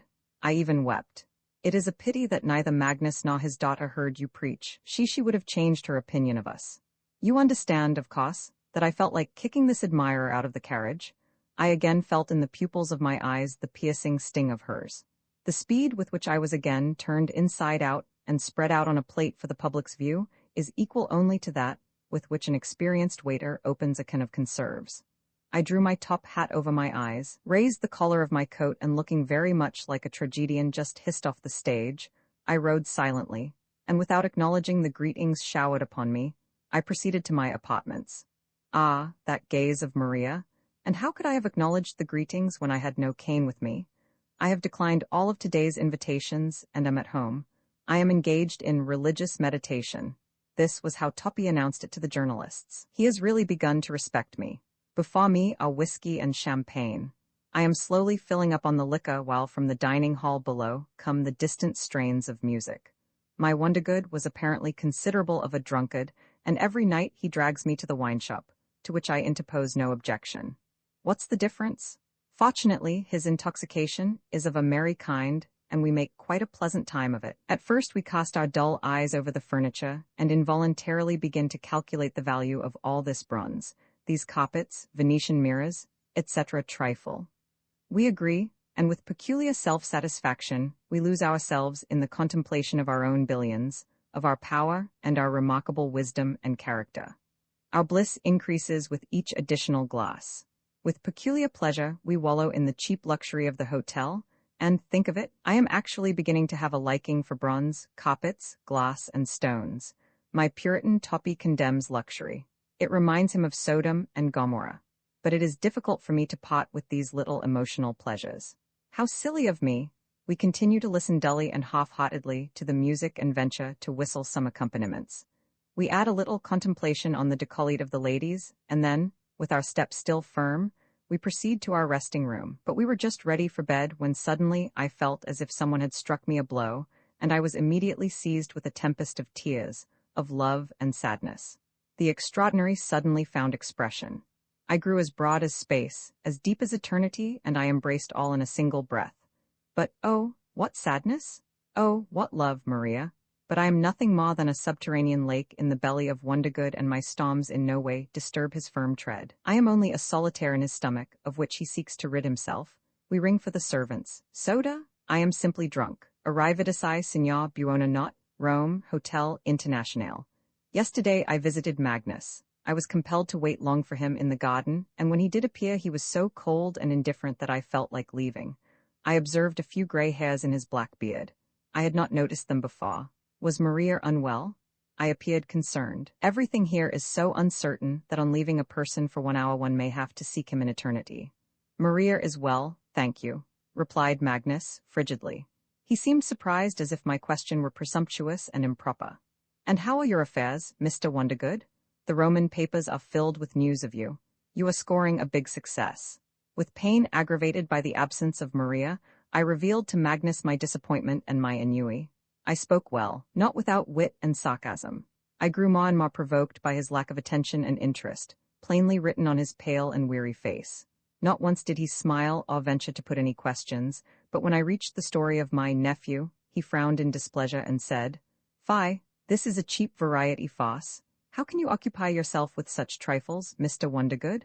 I replied angrily, "But it is not I who am occupying myself with them, Signor Magnus. And how about the interviews? What about that flight of yours? You should drive them away. This humbles you, 3 billions. And is it true that you delivered some sort of a sermon?" The joy of play forsook me. Unwilling as Magnus was to listen to me, I told him all about my sermon and those credulous fools who swallowed sacrilege as they do marmalade. And did you expect anything different, Mr. Wondergood? I expected that they would fall upon me with clubs for my audacity, when I sacrilegiously bandied about the words of the Testament. Yes, they are beautiful words, agreed Magnus. But didn't you know that all their worship of God and all their faith are nothing but sacrilege? When they term a wafer the body of Christ, while some Sixtus or Pius reigns undisturbed, and with the approval of all Catholics as the vicar of Christ, why should not you, an American from Illinois, call yourself at least his governor? This is not meant as sacrilege, Mr. Wondergood. These are simply allegories, highly convenient for blockheads, and you are only wasting your wrath. But when will you get down to business? I threw up my hands and skillfully simulated sorrow. I want to do something, but I know not what to do. I shall probably never get down to business until you, Magnus, agree to come to my aid. He frowned at his own lodge, motionless. White hands and then at me? You are too credulous, Mr. Wondergood. This is a great fault when one has 3 billions. No, I am of no use to you. Our roads are far apart. But, dear Magnus, I expected him to strike me for this gentle dear, which I uttered in my best possible falsetto, but I ventured to continue. With all the sweetness I managed to accumulate in Rome, I looked upon the dim physiognomy of my friend, and in a still gentler falsetto, I asked, "And of what nationality are you, my dear, Signor Magnus? I suspect for some reason that you are not Italian." He replied calmly, "No, I am not Italian. But where is your country?" "My country? Omnis solum liberam libero patria. I suppose you do not know Latin. It means, where freedom is there is the fatherland of every free man. Will you take breakfast with me?" The invitation was couched in such icy tones, and Maria's absence was so strongly implied therein, that I was compelled to decline it politely. The devil take this man? I was not at all in a merry mood that morning. I fervently wished to weep upon his breast while he mercilessly threw cold showers upon my noblest transports. I sighed and changed my pose. I assumed a pose prepared especially for Maria. Speaking in a low voice, I said, "I want to be frank with you, Signor Magnus. My past contains many dark pages which I should like to redeem." He quickly interrupted me. "There are dark pages in everybody's past, Mr. Wondergood. I myself am not so clear of reproach as to accept the confession of such a worthy gentleman. I am a poor spiritual father," he added with a most unpleasant laugh. "I never pardon sinners, and in view of that, what pleasure could there be for you in your confession? Better tell me something more about your nephew. Is he young?" We spoke about my nephew, and Magnus smiled. A pause ensued. Then Magnus asked whether I had visited the Vatican Gallery, and I bade him goodbye, requesting him to transmit my compliments to Maria. I confess I was a sorry sight and felt deeply indebted to Magnus when he said in bidding me farewell, "Do not be angry with me, Mr. Wondergood. I am not altogether well today, and am rather worried about my affairs. That's all. I hope to be more pleasant when we meet again, but be so kind as to excuse me this morning. I shall see that Maria gets your compliments." If this black-bearded fellow were only playing, I confess I would have found a worthy partner. A dozen pickaninnies could not have licked off the honeyed expression my face assumed at Magnus' promise to transmit my greetings to Maria. All the way back to my hotel, I smiled idiotically at the coachman's back, and afterwards bestowed a kiss on Toppy's brow. The canaille still maintains an odor of fur, like a young devil. "I see there was profit in your visit," said Toppy significantly. "How is Magnus, daughter? You understand?" "Splendid, Toppy, splendid." She said that my beauty and wisdom reminded her of Solomon's. Toppy smiled condescendingly at my unsuccessful jest. The honeyed expression left my face, and rust and vinegar took the place of the sugar. I locked myself in my room, and for a long time continued to curse Satan for falling in love with a woman. You consider yourself original, my earthly friend, when you fall in love with a woman and begin to quiver all over with the fever of love. And I do not. I can see the legions of couples, from Adam and Eve on. I can see their kisses and caresses. I can hear the words so cursedly monotonous, and I begin to detest my own lips daring to mumble the mumbling of others, my eyes, simulating the gaze of others, my heart, surrendering obediently to the click of the lock of a house of shame. I can see all these excited animals in their groaning and their caresses, and I cry with revulsion at my own mass of bones and flesh and nerves. Take care, Satan in human form, deceit is coming over you. Won't you take Maria for yourself, my earthly friend? Take her. She is yours, not mine. Ah, if Maria were my slave, I would put a rope around her neck and would take her, naked, to the marketplace. Who will buy?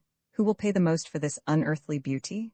Ah, do not hurt the poor blind merchant. Open wide your purses, jingle louder your gold, generous gentlemen. What, she will not go? Fear not, signor, she will come and she will love you. This is simply her maidenly modesty, sir. Shall I tie the other end of the rope about her and lead her to your bed, kind sir? Take the rope along with you. I charge nothing for that. Only rid me of this heavenly beauty. She has the face of the radiant Madonna. She is the daughter of the Honorable Thomas Magnus, and both of them are thieves. He stole his white hands and she, her pristine face? Ah, but I am beginning to play with you, dear Rita. That is a mistake. I have simply taken the wrong notebook. No, it is not a mistake. It is worse. I play because my loneliness is very great, very deep. I fear it has no bottom at all. I stand on the edge of an abyss and hurl words, many heavy words, into it, but they fall without a sound. I hurl into it laughter, threats and moans. I spit into it. I fling into it heaps of stones and rocks. I throw mountains into it, and still it remains silent and empty. No, really, there is no bottom to this abyss, and we toil in vain, you and I, my friend. But I see your smile and your cunning laugh. You understand why I spoke so sourly of loneliness. Ah, 'tis love, and you want to ask whether I have a mistress? Yes, there are two. One is a Russian countess, the other an Italian countess. They differ only in the kind of perfume they use, but this is such an immaterial matter that I love them both equally. You probably wish to ask also whether I shall ever visit Magnus again. Yes, I shall go to Magnus. I love him very much. It matters little that his name is false, and that his daughter has the audacity to resemble the Madonna. I haven't enough of Wondergood in me to be particular about a name, and I am too human not to forgive the efforts of others to appear divine. I swear by eternal salvation that the one is worthy of the other. February 21, 1914. Rome, Villa Orsini, Cardinal X, the closest friend and confidante of the Pope, has paid me a visit. He was accompanied by 2 abbés. In general, he is a personage whose attentions to me have brought me no small measure of prestige. I met His Eminence in the reception hall of my new palace. Toppy was dancing all about the priests, snatching their blessings quicker than a lover does the kisses of his mistress. 6 devout hands hardly managed to handle one devil, grown pious, and before we had reached the threshold of my study, he actually contrived to touch the belly of the cardinal. What ecstasy? Cardinal X speaks all the European languages, and out of respect for the stars and stripes and my billions, he spoke English. He began the conversation by congratulating me upon the acquisition of the Villa Orsini and told me its history in detail for the past 200 years. This was quite unexpected, very long, at times confusing and unintelligible, so that I was compelled, like a real American ass, to blink constantly, but this gave me an opportunity to study my distinguished and eminent visitor. He is not at all old. He is broad-shouldered, well-built, and in good health. He has a large, almost square face and olive skin, with a bluish tinge upon his shaven cheeks, and his thin but beautiful hands reveal his Spanish blood. Before he dedicated himself to God, Cardinal X was a Spanish grandee and duke, but his dark eyes are too small and too deeply set beneath his thick eyebrows, and the distance between the short nose and the thin lips is too long. All this reminds me of someone. But of whom? And what is this curious habit I have of being reminded of someone? Probably a saint. For a moment the cardinal was lost in thought, and suddenly I recalled. Yes, this is simply a shaven monkey. This must be its sad, boundless pensiveness, its evil gleam within the narrow pupil. But in a moment the cardinal laughed, jested, and gesticulated like a Neapolitan Lazzarone. He was no longer telling me the history of the palace. He was playing, he was interpreting it in facial expression and dramatic monologue. He has short fingers, not at all like those of a monkey, and when he gesticulates, he rather resembles a penguin, while his voice reminds me of a talking parrot. Who are you, anyhow? No, a monkey. He is laughing again, and I observe that he really does not know how to laugh. It is as if he had learned the human art of laughter but yesterday. He likes it, but experiences considerable difficulty in extracting it from his throat. The sounds seem to choke him. It is impossible not to echo this strange, contagious laughter, but it seems to break one's jaws and teeth and to petrify the muscles. It was really remarkable. I was fascinated when Cardinal X suddenly cut short his lecture on the Villa Orsini by a fit of groaning laughter which left him calm and silent. His thin fingers played with his rosary, he remained quiet and gazed at me with a mien of deepest reverence and gentle love. Something akin to tears glistened in his dark eyes. I had made an impression upon him. He loved me? What was I to do? I gazed into his square, ape-like face. Kindliness turned to love, love into passion, and still we maintained the silence. Another moment, and I would have stifled him in my embrace. Well, here you are in Rome, Mr. Wondergood, sweetly sang the old monkey, without altering his loving gaze. Here I am in Rome, I agreed obediently, continuing to gaze upon him with the same sinful passion. And do you know, Mr. Wondergood, why I came here, i.e., in addition, of course, to the pleasure I anticipated in making your acquaintance? I thought, and with my gaze unchanged, replied, For money, your eminence? The cardinal shook as though flapping his wings, laughed, and slapped his knee, and again lost himself in loving contemplation of my nose. This dumb reverence, to which I replied with redoubled zest, began to wield a peculiar influence upon me. I purposely tell you all this in detail in order that you may understand my wish at that moment. To begin cavorting about, to sing like a cock, to tell my best Arkansas anecdote, or simply to invite His Eminence to remove his regalia and play a game of poker? Your Eminence. I love Americans, Mr. Wondergood. Your Eminence, in Arkansas they tell a story. Ah, I see you want to get down to business. I understand your impatience. Money matters should never be postponed. Is that not so? It depends entirely upon one's concern in these matters, Your Eminence. The square face of the cardinal grew serious, and in his eyes there gleamed for a moment a ray of loving reproach. I hope you are not vexed at my long dissertation, Mr. Wondergood. I love so much the history of our great city that I could not forego the pleasure. The things you see before you are not Rome. There is no Rome, Mr. Wondergood. Once upon a time it was the eternal city, but today it is simply a large city, and the greater it grows the further it is from eternity. Where is that great spirit which once illumined it? I shall not narrate to you all the prattle of this purple parrot, his gently cannibal look, his grimaces, and his laughter. All that the old shaven monkey told me when it finally grew weary was, Your misfortune is that you love your fellow beings too much. Love your neighbor. Well, let neighbors love each other. Go on teaching that, but why do you want to do it? When one loves too well, one is blind to the shortcomings of the beloved, and still worse. One elevates these faults to virtues. How can you reform people and make them happy without realizing their shortcomings, or by ignoring their vices? When one loves, one pities, and pity is the death of power. You see, I am quite frank with you, Mr. Wondergood, and I repeat, love is weakness. Love will get the money out of your pocket and will squander it on rouge. Leave love to the lower classes. Let them love each other. Demand it of them, but you have risen to greater heights, gifted with such power. But what can I do, Your Eminence? I am at a loss to understand it all. From my childhood on, especially in church, I have had it drummed into me that one must love his neighbor, and I believed it. And so, the cardinal grew pensive.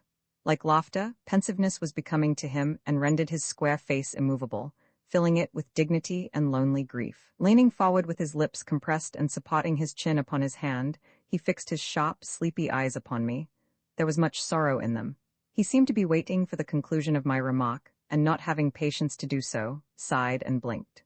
Childhood, yes, he mumbled, still blinking sorrowfully.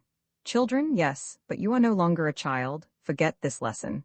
You must acquire the heavenly gift of forgetfulness, you know. He gnashed his white teeth and significantly scratched his nose with his thin finger, continuing seriously. But it's all the same, Mr. Wondergood. You, yourself, cannot accomplish much. Yes, one must know people to make them happy. Isn't that your noble aim? But the Church alone knows people. She has been a mother and teacher for thousands of years. Her experience is the only one worthwhile, and I may say, the only reliable one. As far as I know your career, Mr. Wondergood, you are an experienced cattle man, and you know, of course, what experience means even in the matter of handling such simple creatures as swine. He was startled, and suddenly began to balk, to cough, to whine. He was laughing again. Swine? That's fine, that's splendid, Mr. Wondergood, but do not forget that one finds the devil, too, in swine. Ceasing his laughter, he proceeded. In teaching others, we learn ourselves. I do not contend that all the methods of education and training employed by the Church were equally successful. No, we often made mistakes, but every one of our mistakes served to improve our methods. We are approaching perfection, Mr. Wondergood, we are approaching perfection. I hinted at the rapid growth of rationalism, which, it seemed to me, threatened to destroy the perfection of the Church, but Cardinal X again flapped his wings and almost screeched with laughter. Rationalism? You are a most talented humorist, Mr. Wondergood. Tell me, was not the celebrated Mark Twain a countryman of yours? Yes, rationalism. Just think a moment. From what root is this word derived and what does it mean, ratio? Anescus, my filiis quantilla sapientia rigitur orbis? Ah, my dear Wondergood. To speak of ratio on this earth is more out of place than it would be to speak of a rope in the home of a man who has just been hanged. I watched the old monkey enjoying himself, and I enjoyed myself too. I studied this mixture of a monkey, parrot, penguin, fox, wolf, and whatnot, and it was really funny. I love merry suicides. For a long time we continued our fun at the expense of ratio, until His Eminence calmed himself and assumed the tone of a teacher, as antisemitism is the socialism of fools. And are you familiar? I told you we are approaching perfection. So is rationalism the wisdom of fools. The wise man goes further. The ratio constitutes the holiday dress of a fool. It is the coat he dons in the presence of others, but he really lives, sleeps, works, loves and dies without any ratio at all. Do you fear death, Mr. Wondergood? I did not feel like replying and remained silent. You need not feel ashamed, Mr. Wondergood. One should fear death. As long as there is death. The features of the monkey's face suddenly contracted, and in his eyes there appeared horror and wrath, as if someone had seized him by the back of his neck and thrust him into the darkness and terror of a primeval forest. He feared death, and his terror was dark, evil, and boundless. I needed no words of explanation and no other evidence. One look upon this distorted, befogged, and confused human face was sufficient to compel reverence for the great irrational. And how weak is their steadiness! My Wondergood also grew pale and cringed. Ah, the rogue! He was now seeking protection and help from me. Will you have some wine, Your Eminence? But His Eminence was himself again. He curved his thin lips into a smile and shook his head in the negative. And suddenly he broke out again with surprising fury. And as long as there is death, the Church is unshakable. Let all of you who seek to undermine her tear her, and blow her up. You cannot conquer her. And even if you should succeed in destroying her, the first to perish beneath her ruins would be yourselves. Who will then defend you against death? Who will give you sweet faith in immortality, in eternal life, in everlasting bliss? Believe me, Mr. Wondergood, the world is not seeking your ratio. It is all a misunderstanding. But what does it seek, your eminence? What does it want? Mundus volt discipi, you know our Latin. The world wants to be fooled. And the old monkey again grew merry, begun to wink, to beam with satisfaction, slapped his knee and burst into laughter. I also laughed. The rascal was so funny. And is it you, said I, who wants to fool it? The cardinal again grew serious and replied sadly, the Holy See needs funds, Mr. Wondergood. The world, while it has not grown rational, has become weaker in its faith, and it is somewhat difficult to manage it. He signed and continued, you are not a socialist, Mr. Wondergood? Ah, do not be ashamed. We are all socialists now. We are all on the side of the hungry. The more satisfied they will be, the more they will fear death. You understand? He flung out his arms and drew them in again, like a net filled with fish, and said, we are fishermen, Mr. Wondergood, humble fishermen. And tell me, do you regard the desire for liberty as a virtue or a vice? The entire civilized world regards the desire for liberty as a virtue, I replied angrily. I expected no other reply from a citizen of the United States. But don't you personally believe that he who will give man limitless freedom will also bring him death? Death alone releases all earthly ties. And don't you regard the words freedom and death as synonymous? I speak of political liberty. Of political liberty? Oh, we have no objection to that. You can have as much as you please of that. Of course, provided men themselves ask for it. Are you sure they really want it? If they do, please help yourself. It is all nonsense and calumny to say that the Holy See is in favor of reaction. I had the honor to be present on the balcony of the Vatican when His Holiness blessed the first French aeroplane that appeared over Rome, and the next Pope, I am sure, will gladly bless the barricades. The time of Galileo has passed, Mr. Wondergood, and we all know now that the earth does move. He drew a circle in the air with his finger, indicating the revolution of the earth.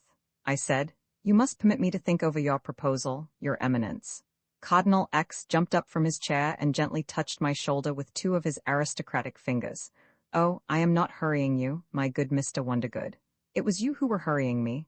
I am even convinced that you will at first refuse me, but when, after some little experience, you will have realized the real needs of man. I, too, love man, Mr. Wondergood, to be sure, not so passionately, and he departed with the same grimaces, bearing himself with dignity and dispensing blessings all about him. I saw him again through the window at the entrance of the palace, while the coachman was bringing up the carriage.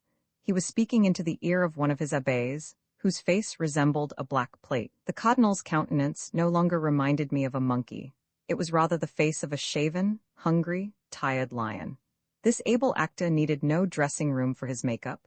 Behind him stood a tall lackey, all dressed in black, reminding one of an English baronet.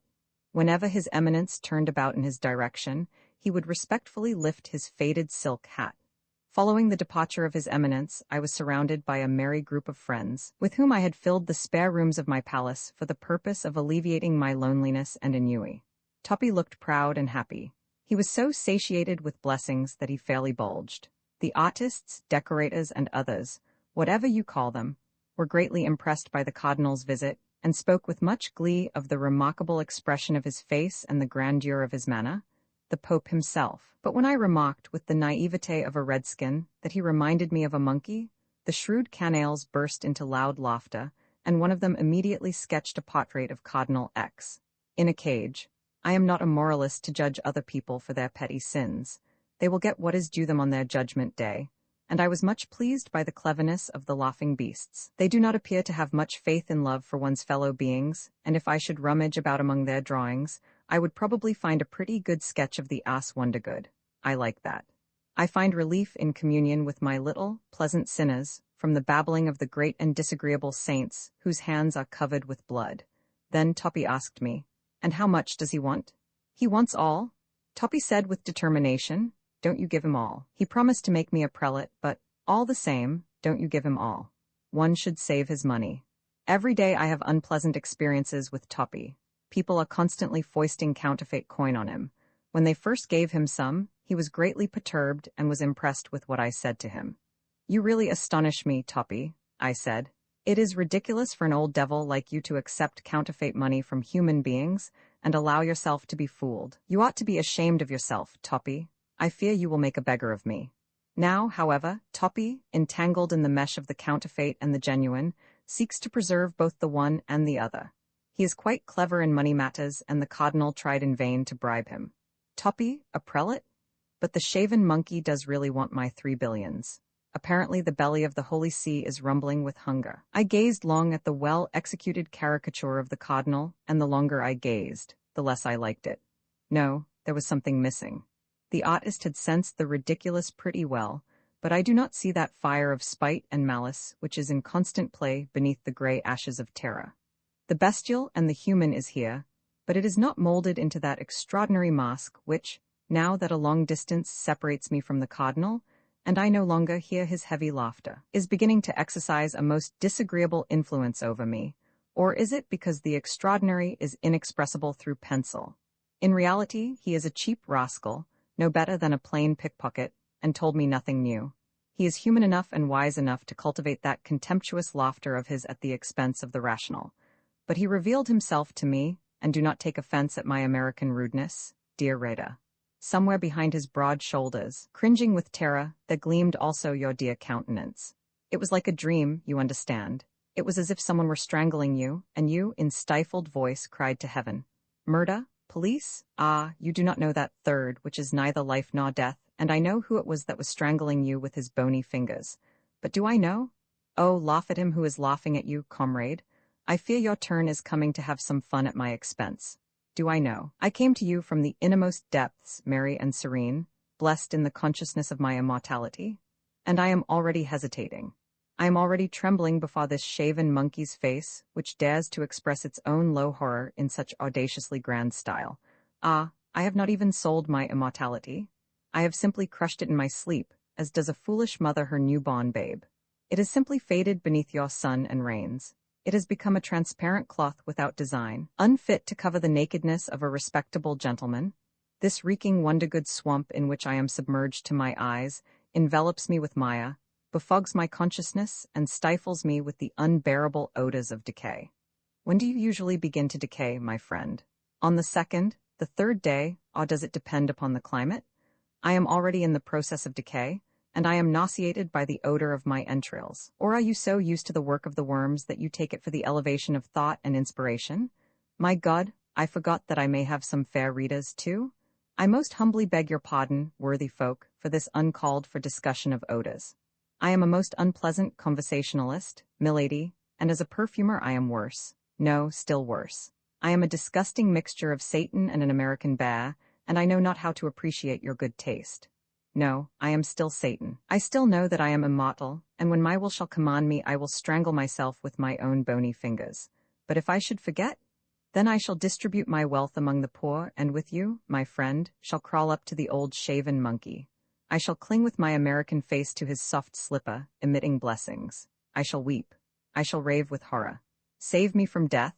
And the old monkey, brushing the hair from his face, reclining comfortably, gleaming with a holy light, illuminating all about it, and itself trembling with fear and horror, will hastily continue to fool the world which so loves to be fooled? But I am jesting. I wish to be serious now. I like Cardinal X, and I shall permit him to begild himself with my gold. I am weary. I must sleep. My bed and wondergood await me. I shall extinguish the light, and in the darkness I shall listen for a moment to the clicking of the counting machine within my breast. And then will come the great pianist, a drunken genius, and begin drumming upon the black keys of my brain.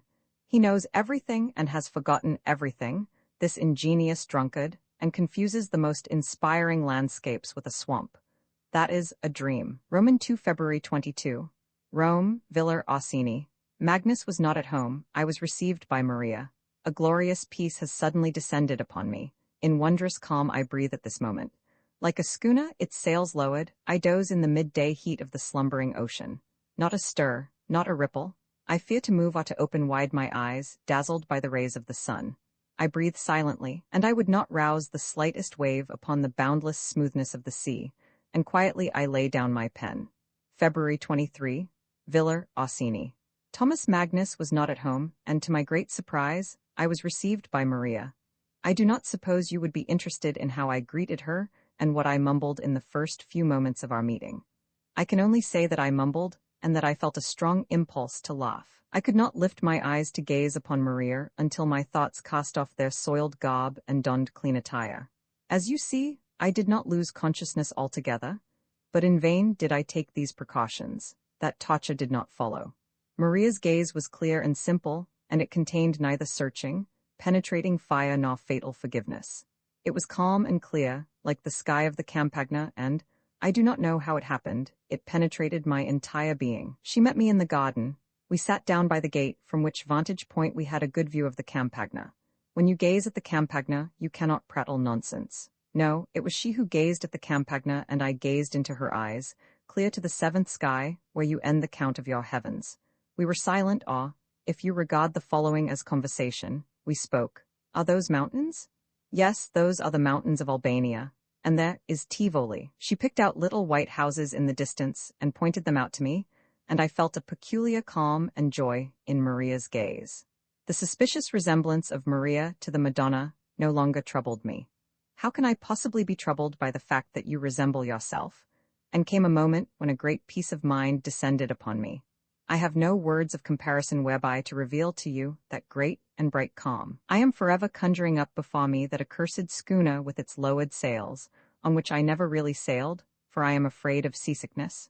Or is it because on this night of my loneliness, my road is being illuminated by the star of the seas? Well, yes, I was a schooner, if you so desire it, and if this is not agreeable to you, I was all.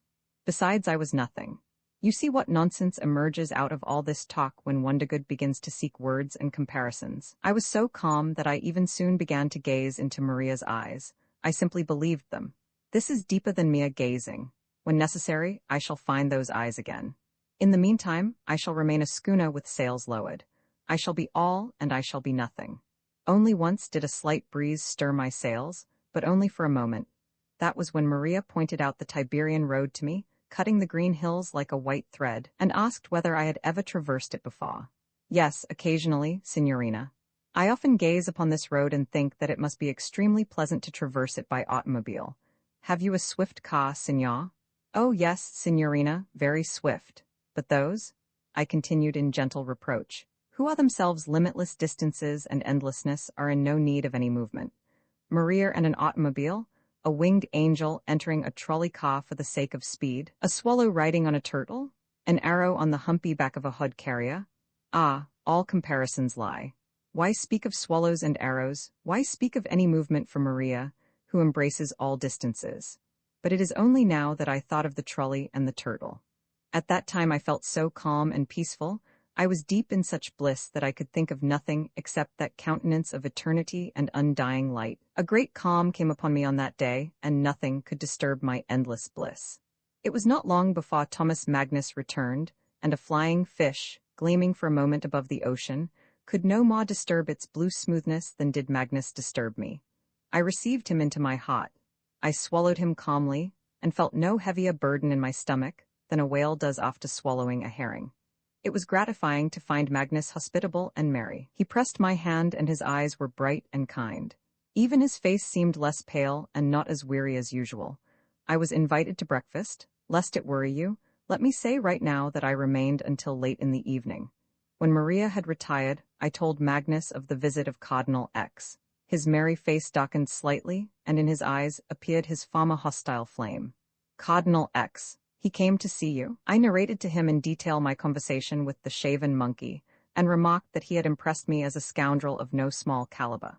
Magnus frowned and said sternly, "You laugh in vain, Mr. Wondergood. I have long known Cardinal X, and I have been keeping a close eye on him. He is evil, cruel, and dangerous. Despite his ridiculous exterior, he is as cunning, merciless, and revengeful as Satan. And you, too, Magnus, like Satan?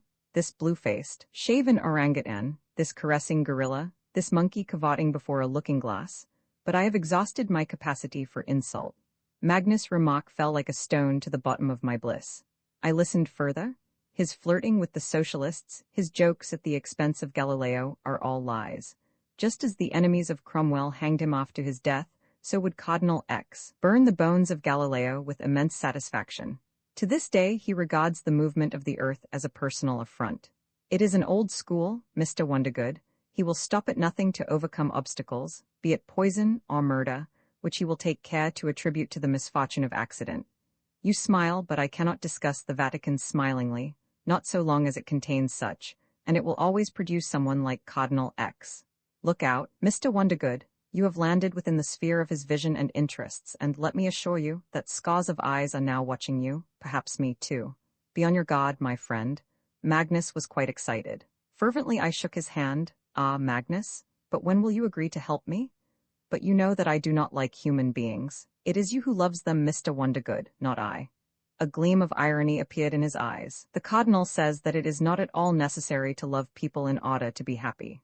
The contrary, he says. And who told you that I want to make people happy? Again, it is you who wants to do that, not I. Hand over your billions to Cardinal X. His recipe for happiness is not worse than other patent medicines. To be sure, his recipe has one disadvantage. While dispensing happiness, it destroys people, but is that important? You are too much of a businessman, Mr. Wondergood, and I see that you are not sufficiently familiar with the world of our inventors of the best means for the happiness of mankind. These means are more numerous than the so-called best tonics for the growth of hair. I myself was a dreamer at one time and invented one or two in my youth, but I was shot on chemistry and badly singed my hair in an explosion. I am very glad I did not come across your billions in those days. I am joking, Mr. Wondergood, but if you wish to be serious, here is my answer. Keep on growing and multiplying your hogs, make 4 of your 3 billions, continue selling your conserves, provided they are not too rotten, and cease worrying about the happiness of mankind. As long as the world likes good ham, it will not deny you its love and admiration. And how about those who have no means to buy ham? What do you care about them? It is their belly, pardon me for the expression, that is rumbling with hunger, not yours. I congratulate you upon your new home. I know the Villa Orsini very well. It is a magnificent relic of old Rome. I balked at the prospect of another lecture on my palace. Yes, Magnus had again shoved me aside. He did it brusquely and roughly, but his voice lacked sternness and he gazed at me softly and kindly. Well, what of it? To the devil with humanity, its happiness and its ham. I shall try later to bore an entrance into Magnus' brain. In the meantime, leave me alone with my great peace and Maria. Boundless peace and Satan? Isn't that a splendid touch in my play? And what kind of a liar is he who can fool only others? To lie to oneself and believe it? That is an art. After breakfast, all 3 of us walked over the downy hills and slopes of the Campagna. It was still early spring, and only little white flowers gently brightened the young, green earth. A soft breeze diffused the scents of the season, while little houses gleamed in distant Albano. Maria walked in front of us, stopping now and then, and casting her heavenly eyes upon everything they could envisage. When I return to Rome, I shall order my brush pusher to paint Madonna thus, on a carpet of soft green and little white flowers. Magnus was so frank and merry that I again drew his attention to Maria's resemblance to the Madonna and told him of the miserable brush pushes in search of a model. He laughed, agreed with me in my opinion of the aforementioned resemblance, and grew wistful. It is a fatal resemblance, Mr. Wondergood. You remember that heavy moment when I spoke to you of blood. Already there is blood at the feet of Maria, the blood of one noble youth whose memory Maria and I cherish. There are fatal faces, there are fatal resemblances which confuse our souls and lead to the abyss of self-destruction. I am the father of Maria, and yet I myself hardly dare to touch her brow with my lips. What insurmountable barriers does love raise for itself when it dares to lift its eyes upon Maria? This was the only moment of that happy day when my ocean became overcast with heavy clouds, as tangled as the beard of mad King Lear, while a wild wind shook the sails of my schooner. But I lifted my eyes to Maria, I met her gaze. It was bright and calm, like the sky above us, and the wild wind disappeared without trace, bearing away with it fragments of the darkness. I do not know whether you understand these sea comparisons, which I consider quite inadequate. Let me explain. I again grew quite calm. What is that noble Roman youth to me, who himself unable to find comparisons was hurled over the head of his Pegasus? I am a white-winged schooner, and beneath me is an entire ocean. And was it not written of her, the incomparable? The day was long and quiet, and I was charmed with the precision with which the sun rolled down from its height to the rim of the earth, with the measured pace with which the stars covered the heavens, the large stars first, then the little ones, until the whole sky sparkled and gleamed. Slowly grew the darkness. Then came the rosy moon, at first somewhat rusty, then brilliant, and swam majestically over the road made free and warm by the sun. But more than anything else did I and Magnus feel charmed when we sat in the half-darkened room and heard Maria. She played the harp and sang. And listening to the strains of the harp, I realized why man likes music produced by taut strings. I was myself a taut string, and even when the finger no longer touched me, the sound continued to vibrate and died so slowly that I can still hear it in the depths of my soul. And suddenly, I saw that the entire air was filled with taut and trembling strings. They extend from star to star, scatter themselves over the earth, and penetrate my heart, like a network of telephone wires through a central station, if you want more simple comparisons. And there was something else I understood when I heard Maria's voice. No, you are simply an animal, one to good. When I recall your loud complaints against love and its songs, cursed with the curse of monotony, is that not your own expression? I feel like sending you off to a barn. You are a dull and dirty animal, and I am ashamed that for a whole hour I listened to your silly bellowing. You may hold words in contempt, you may curse your embraces, but do not touch love, my friend. Only through love has it been given to you to obtain a glimpse into eternity. Away, my friend. Leave Satan to himself, he who in the very blackest depths of man has suddenly come upon new and unexpected flames. Away? You must not see the joy and astonishment of Satan? The hour was late. The moon indicated midnight when I left Magnus and ordered the chauffeur to drive by way of the New Mantinian road. I feared lest this great calm might slip away from me, and I wanted to overtake it in the depths of the Campagna. But the speed of the car broke the silence, and I left my machine. It went to sleep at once beneath the light of the moon over its own shadow, and looked like a huge, gray stone barring the road. For the last time its lights gleamed upon me, and it became transformed into something invisible. I was left alone with my shadow. We walked along the white road, I and my shadow, stopping occasionally, and then again resuming our march. I sat down on a stone along the road, and the black shadow hid behind my back. And here a great quiet descended upon the earth, upon the world. Upon my chilled brow, I felt the cool touch of the moon's kiss. March 2, Rome, Villa Orsini. I pass my days in deep solitude. My earthly existence is beginning to trouble me. With every hour I seem to forget what I have left behind the wall of human things. My eyesight is weakening. I can hardly see behind that wall.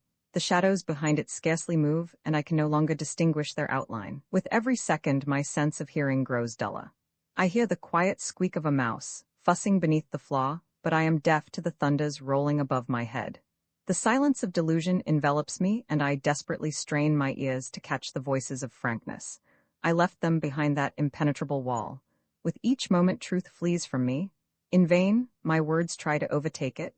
They merely shoot by. In vain, I seek to surround it in the tight embraces of my thoughts and rivet it with chains. The prison disappears like air, and my embraces envelop nothing but emptiness. Only yesterday it seemed to me that I had caught my prey. I imprisoned it and fastened it to the wall with a heavy chain, but when I came to view it in the morning, I found nothing but a shackled skeleton. The rusty chains dangled loosely from its neck while the skull was nodding to me in brazen laughter. You see, I am again seeking comparisons, only to have the truth escape me. But what can I do when I have left all my weapons at home and must resort to your poor arsenal? Let God himself don this human form, and he will immediately begin to speak to you in exquisite French or Yiddish, and he will be unable to say more than it is possible to say in exquisite French or Yiddish.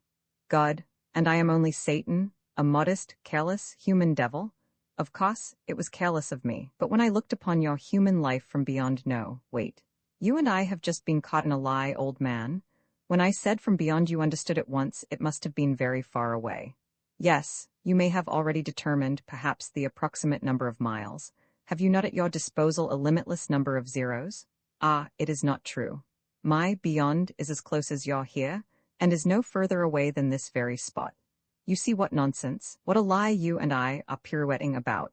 Cast away your meter and your scales, and only listen as if behind your back there were no ticking of a clock, and in your breast there were no counting machine. And so, when I looked upon your life from beyond, it appeared to me a great and merry game of immortal fragments. Do you know what a puppet's show is? When one doll breaks, its place is taken by another, but the play goes on. The music is not silenced, the auditors continue to applaud, and it is all very interesting. Does the spectator concern himself about the fate of the fragments thrust upon the scrap heap? He simply looks on in enjoyment. So it was with me too. I heard the beat of the drums and watched the antics of the clowns, and I so love immortal play that I felt like becoming an actor myself. Ah, I did not know then that it is not a play at all, and that the scrap heap was terrible when one becomes a puppet himself, and that the broken fragments reeked with blood. You deceived me, my friend, but you are astonished. You knit your brow in contempt and ask, who is this Satan who does not know such simple things? You are accustomed to respect the devil. You listen to the commonest dog as if he were speaking ex cathedra. You have surrendered to me your last dollar as if I were a professor of white and black magic, and suddenly I reveal myself an ignoramus in the most elementary matters. I understand your disappointment. I myself have grown to respect mediums and cards. I am ashamed to confess that I cannot perform a single trick or kill a bedbug by simply casting my eye upon it, but even with my finger. But what matters most to me is truth. Yes, I did not know your simplest things. Apparently the blame for this is for that divide which separates us. Just as you do not know my real name and cannot pronounce a simple thing like that, so I did not know yours, my earthly shadow, and only now, in great ecstasy, do I begin to grasp the wealth that is in you. Think of it. Such a simple matter as counting I had to learn from Wondergood. I would not even be able to button my attire if it were not for the experienced and dexterous fingers of that fine chap Wondergood. Now I am human, like you. The limited sensation of my being I regard as my knowledge, and with respect I now touch my own nose, when necessity arises. It is not merely a nose, it is an axiom. I am now myself a struggling doll in a theater of marionettes. My porcelain head moves to the right and to the left. My hands move up and down. I am merry, I am gay, I am at play. I know everything, except whose hand it is that pulls the string behind me. And in the distance I can see the scrap heap from which protrude 2 little feet clad in ball slippers. No, this is not the play of the immortal that I sought. It no more resembles merriment than do the convulsions of an epileptic a good Negro dance. Here anyone is what he is, and here everyone seeks not to be what he is. And it is this endless process of fraud that I mistook for a merry theater. What a mistake, how silly it was of almighty, immortal Satan. Here everyone is dragging everyone else to caught. The living are dragging the dead, the living. The history of the former is the history of the latter. And God, too, is history. And this endless nonsense, this dirty stream of false witnesses, of perjurers, of false judges and false scoundrels, I mistook for the play of immortals. Or have I landed in the wrong place? Tell me, stranger, whither does this road lead? You are pale. Your trembling finger points in the direction of, the scrap heap? Yesterday, I questioned Toppy about his former life, the first time he donned the human form. I wanted to know how a doll feels when its head is cracking and the thread which moves it is severed. We lit our pipes, and with steins of beer before us, like 2 good Germans, we ventured into the realm of philosophy. It developed, however, that this numbskull has forgotten everything and my questions only confused him. Is it possible that you have really forgotten everything, Toppy? Wait till you die and you will learn all about it yourself. I do not like to think of it. What good is it? Then it is not good. And have you ever heard of anyone praising it? Quite true. No one has yet showered praises upon it. And no one will, I know. We sat silent. And do you remember, Toppy, whence you have come? From Illinois, the same place you come from. No, I am speaking of something else. Do you remember whence you came? Do you recollect your real name? Toppy looked at me strangely, paled slightly, and proceeded to clean his pipe. Then he arose and, without lifting his eyes, said, I beg you not to speak to me thus, Mr. Wondergood. I am an honest citizen of the United States, and I do not understand your insinuations. But he remembers. Not in vain did he grow pale. He is seeking to forget and will forget soon enough. This double play of earth and heaven is too much for him, and he has surrendered entirely to the earth. There will come a time when he will take me off to an insane asylum or betray me to Cardinal X, if I dare to speak to him of Satan. I respect you, Toppy. You are quite a man, I said, and kissed his brow. I always kiss the brow of people I love. Again, I departed for the green Campagna desert. I follow the best models. When I am ill at ease, I go into the desert. There I called for Satan and cursed his name, but he would not answer me. I lay there long in the dust, pleading, when from somewhere in the depths of the desert, I heard the muffled tread of feet, and a bright light helped me to arise.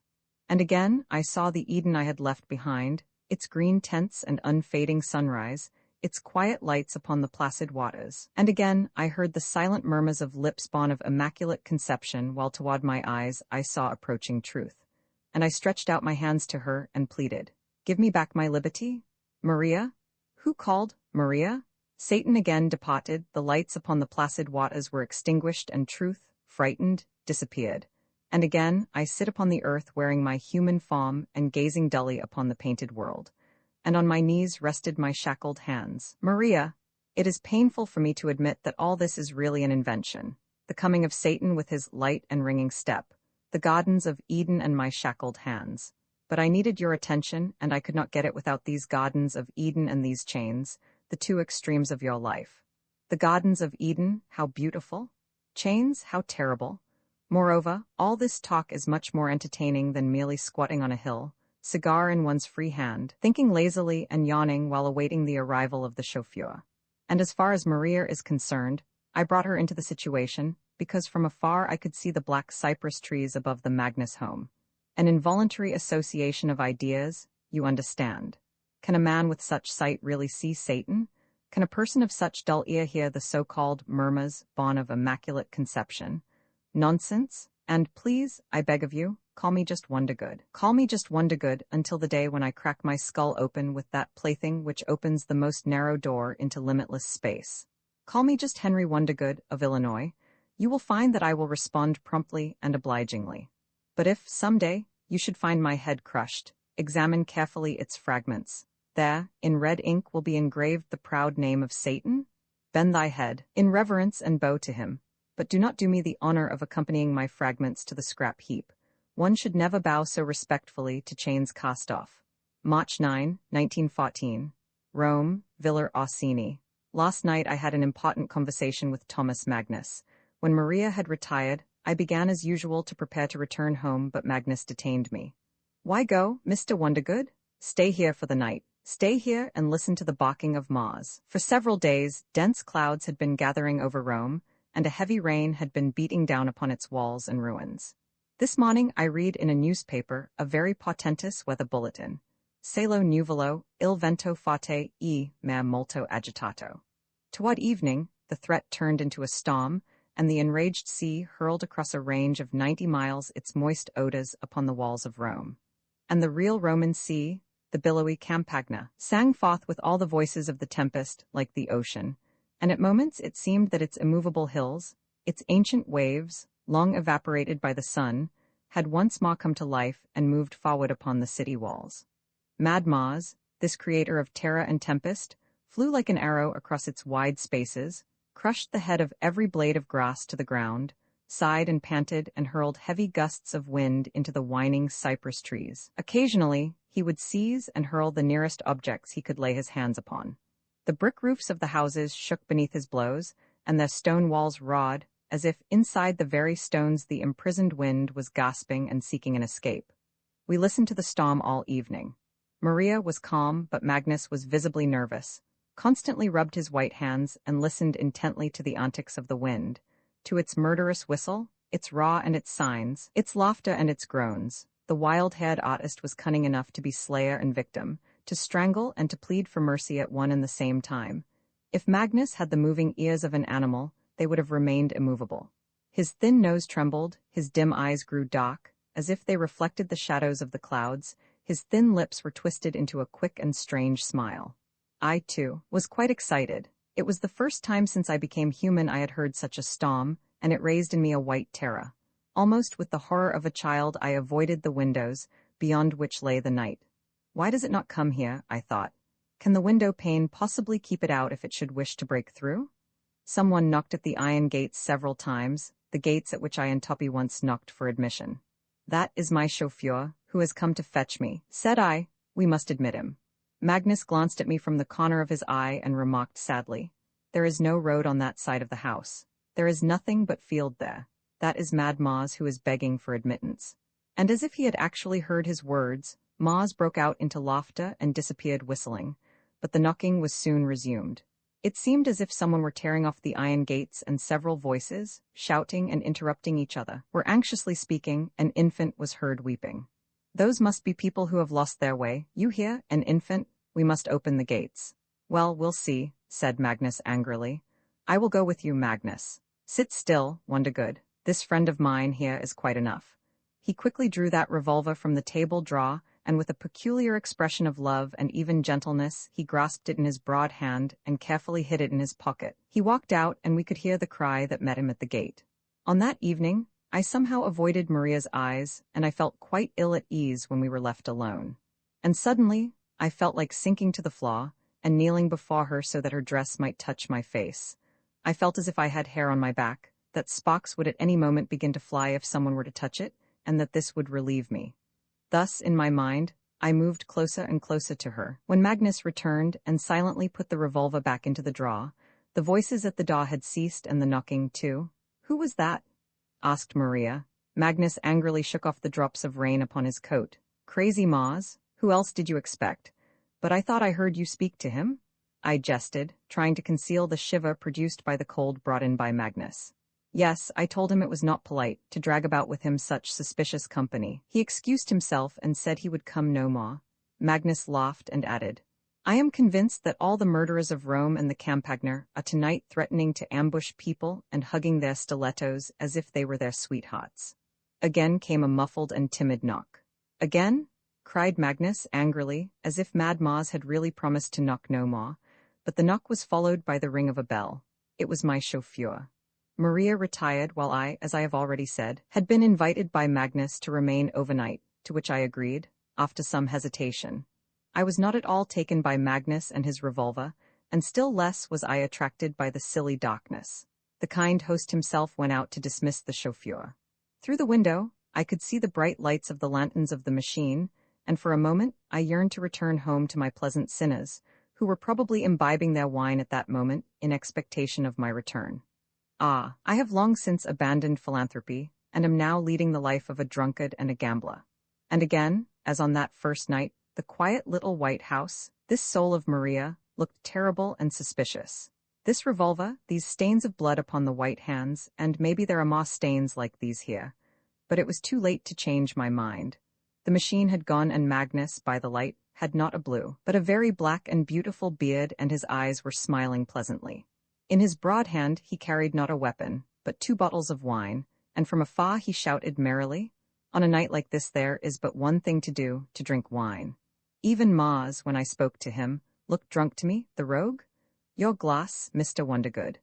But when the glasses had been filled, this merry drunkard hardly touched the wine, and sitting deep in his chair asked me to drink and to talk, without particular enthusiasm. Listening to the noise of the wind and thinking about the length of the night before us, I told Magnus of the new and insistent visits of Cardinal X.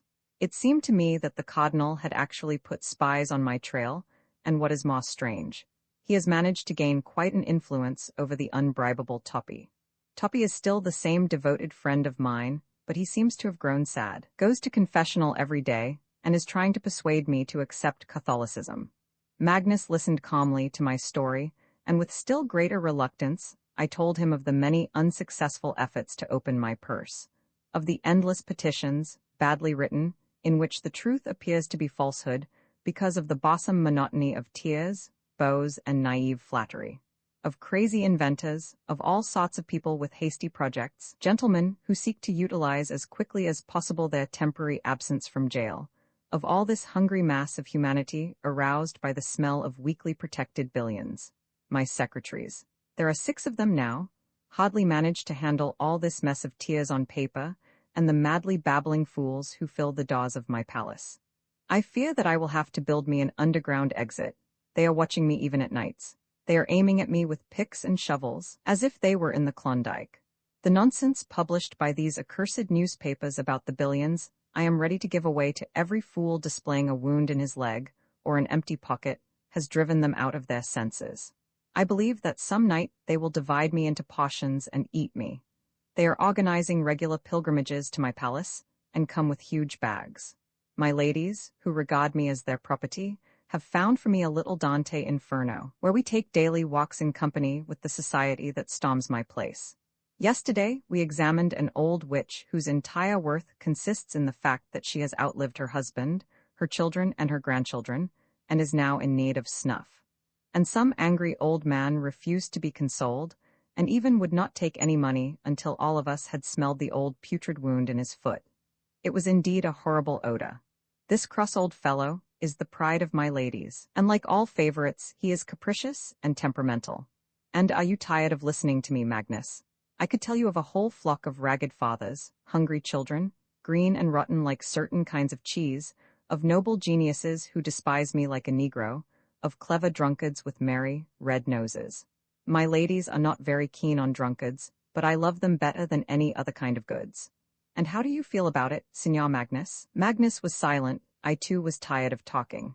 Mad Maz alone continued his antics. He was now ensconced upon the roof, trying to bite a hole in the center, and crushing the tiles as he would a lump of sugar. Magnus broke the silence. The newspapers seem to have little to say about you recently. What is the matter? I pay the interviewers not to write anything. At first I drove them away, but they began interviewing my horses, and now I pay them for their silence by the line. Have you a customer for my villa, Magnus? I shall sell it together with the artists and the rest of its paraphernalia. We again grew silent and paced up and down the room. Magnus rose first and then sat down. I followed and sat down too. In addition, I drank 2 more glasses of wine while Magnus drank none. His nose is never red. Suddenly he said with determination, "Do not drink any more wine, Wondergood." "Oh, very well, I want no more wine, is that all?" Magnus continued to question me at long intervals. His voice was sharp and stern, while mine was melodious, I would say. "There has been a great change in you, Wondergood."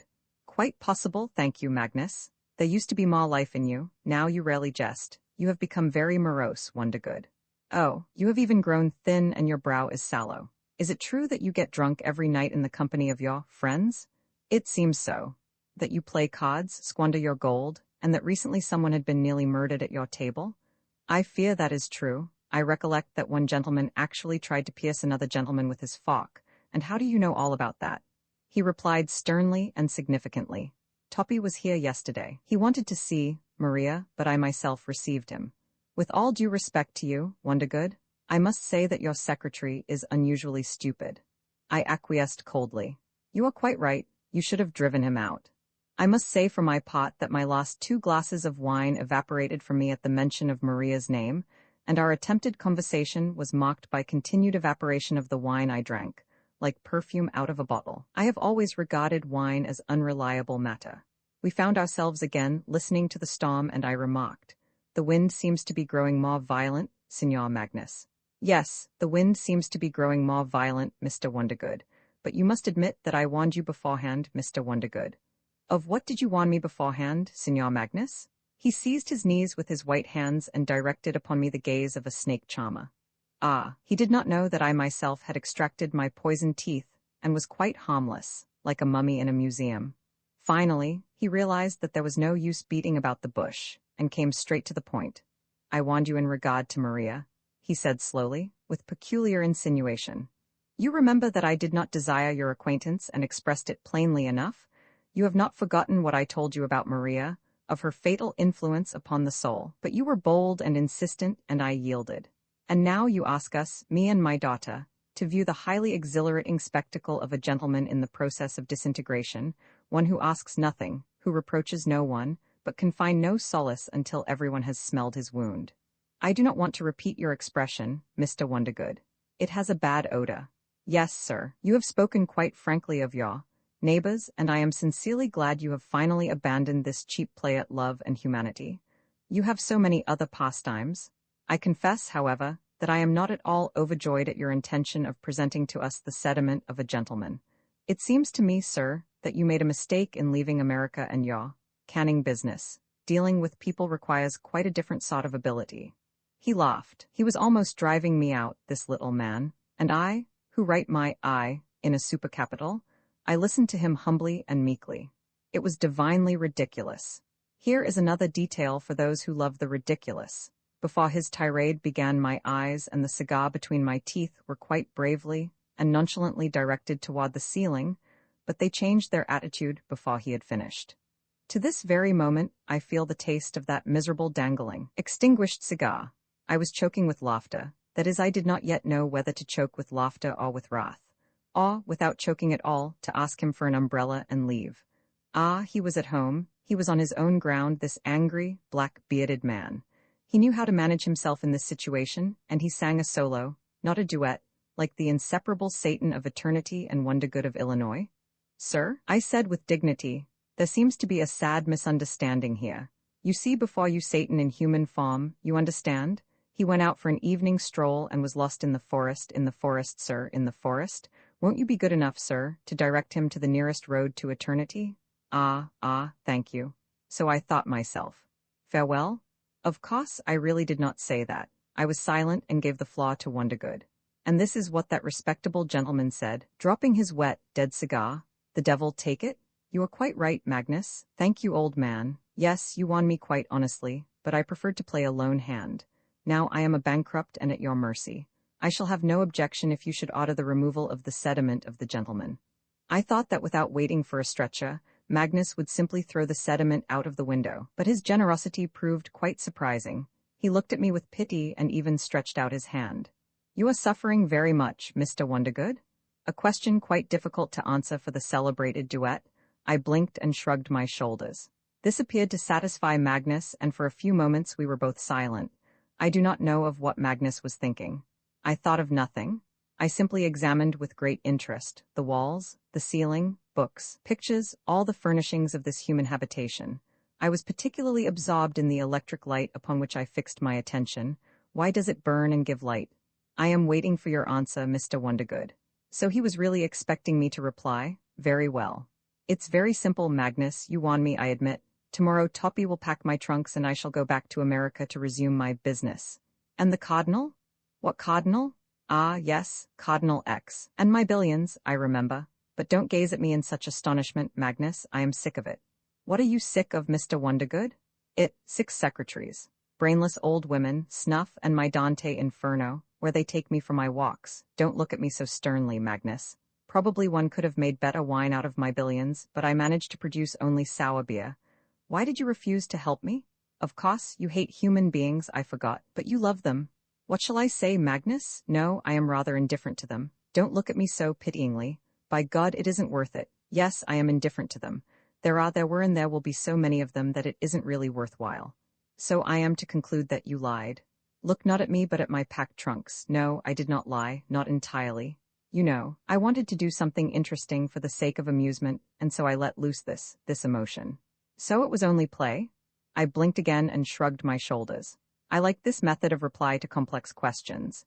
And this face of Signor Thomas Magnus appealed to me too. His long, oval face recompensed me slightly for my theatrical failures and Maria. I must add that by this time, there was a fresh cigar in my mouth. You said that in your past there are some dark pages. What's the trouble, Mr. Wondergood? Oh, it was a slight exaggeration. Nothing in particular, Magnus. I beg your pardon for disturbing you needlessly, but at that time I thought I should have spoken thus for the sake of style. Style? Yes, and the laws of contrast. The present is always brighter with a dark past as a background, you understand? But I have already told you, Magnus, that my prank had little result. In the place I come from they have quite a mistaken conception of the pleasures of the game here. I shall have to disabuse them when I get back. For a moment I was taken in by the old monkey, but its method of fleecing people is rather ancient and too certain, like a counting house. I prefer an element of risk. Fleecing people? Don't we despise them, Magnus? And if the game has failed, let us not at least deny ourselves the pleasure of speaking frankly.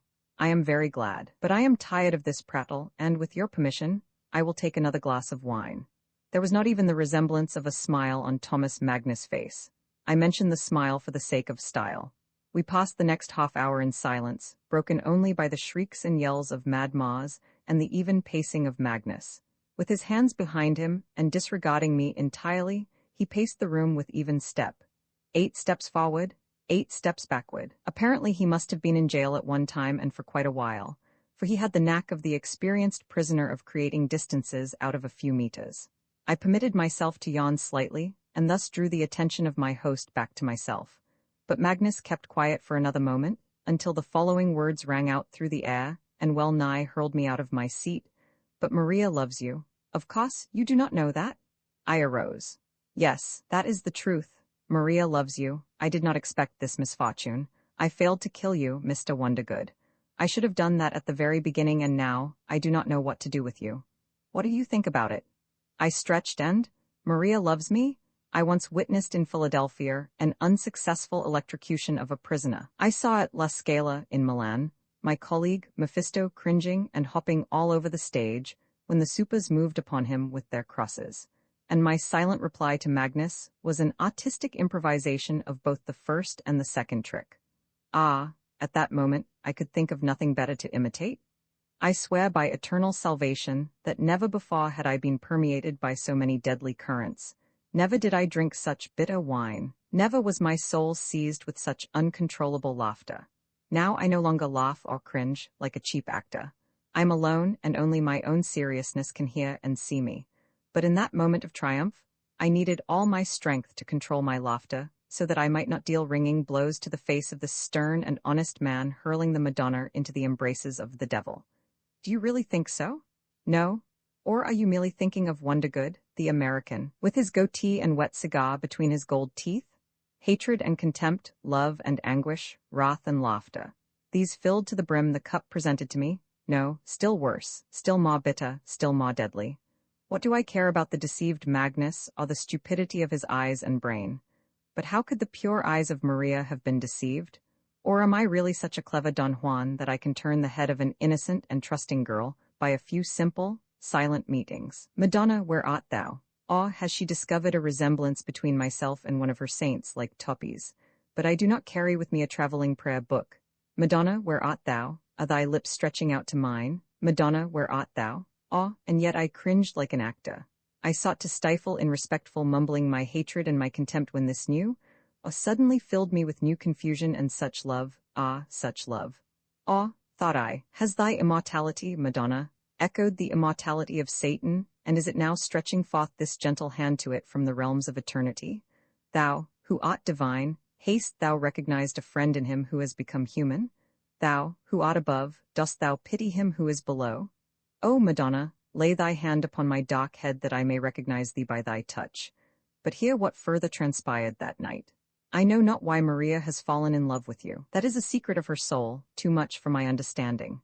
No, I do not know, but I bow to her will as to her frankness. What are my human eyes before her all-penetrating gaze, Mr. Wondergood? The latter, too, was saying the same thing. A moment ago, in a fit of excitement, continued Magnus, I said something about murder and death.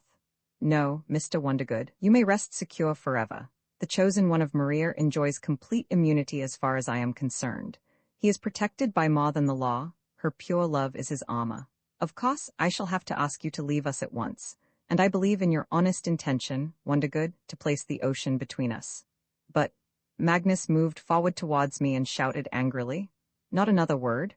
I cannot kill you, but if you dare to mention the word marriage, I—" He slowly dropped his uplifted hand and continued calmly, "I see that I will have to beg your pardon again for my fit of passion, but it is better than falsehood, examples of which we have had from you.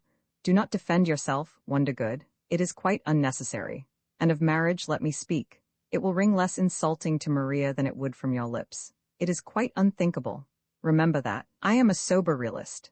I see nothing but mere coincidence in that fatal resemblance of Maria, and I am not at all taken aback by the thought that my daughter, with all her unusual qualities, may some day become a wife and mother. My categorical opposition to this marriage was simply another means of warning you. Yes, I am accustomed to look soberly upon things, Mr. Wondergood. It is not you who is destined to be Maria's life partner. You do not know me at all, and now I am compelled to raise slightly the curtain behind which I am hiding these many years. My idleness is merely rest. I am not at all a peaceful villager or a book philosopher. I am a man of struggle. I am a warrior on the battlefield of life, and my Maria will be the gift only of a hero, if I should ever find a hero. I said, you may rest assured, Signor Magnus, that I will not permit myself to utter a single word in regard to Signorina Maria. You know that I am not a hero. But I should think it permissible to ask of you, how am I to reconcile your present remarks with your former contempt for man? I recollect that you spoke seriously of gallows and prisons. Magnus laughed loudly. And do you remember what you said about your love for man? Ah, my dear Wondergood, I would be a bad warrior and politician if my education did not embrace the art of lying a little. We were both playing, that's all. You played better, I admitted quite gloomily. And you played very badly, my friend, do not be offended. But what am I to do when there suddenly appears before me a gentleman all loaded with gold like? like an ass, continue, and begins to reveal to me his love for humanity, while his confidence in his success is equal only to the quantity of the dollars in his pocket. The main fault of your play, Mr. Wondergood, is that you are too eager for success and seek immediate results. This makes the spectator cold and less credulous. To be sure, I really did not think you were merely acting. The worst play is better than sincere asininity, and I must again crave your pardon. You seem to me just one of those foolish Yankees who really take their own bombastic and contemptible tirades seriously, and do you understand? Quite fully. I beg you to continue. Only one phrase of yours, something about war and revolution purchasable with your billions, seemed to me to possess a modicum of interest, but the rest of the drivel proved that that, too, was a mere slip of the tongue, an accidental excerpt of someone else's text. Your newspaper triumphs, your flippancy in serious matters, remember Cardinal X. Your cheap philanthropy are of a quite different tone. No, Mr. Wondergood, you are not fit for serious drama, and your prattling today, despite its cynicism, made a better impression than your flamboyant circus pathos. I say frankly, were it not for Maria, I would gladly have had a good laugh at your expense, and without the slightest compunction would have raised the farewell cup. Just one correction, Magnus, I earnestly desired that you should take part. In what? In your play? Yes, your play lacked the creative factor, and you earnestly desired to saddle me with your poverty of spirit. Just as you hire your artists to paint and decorate your palaces, so you wanted to hire my will and my imagination, my power and my love. But your hatred for man. Up to this point Magnus had maintained his tone of irony and subtle ridicule. My remark, however, seemed to change him entirely. He grew pale, his white hands moved convulsively over his body, as if they were searching for a weapon, and his face became threatening and even horrible. As if fearing the power of his own voice, he lowered it almost to a whisper. As if fearing that his words would break their leash and run off at a wild pace, he tried desperately to hold them in check and in order. Hatred? Be silent, sir. Or have you no conscience at all or any common sense? My contempt, my hatred?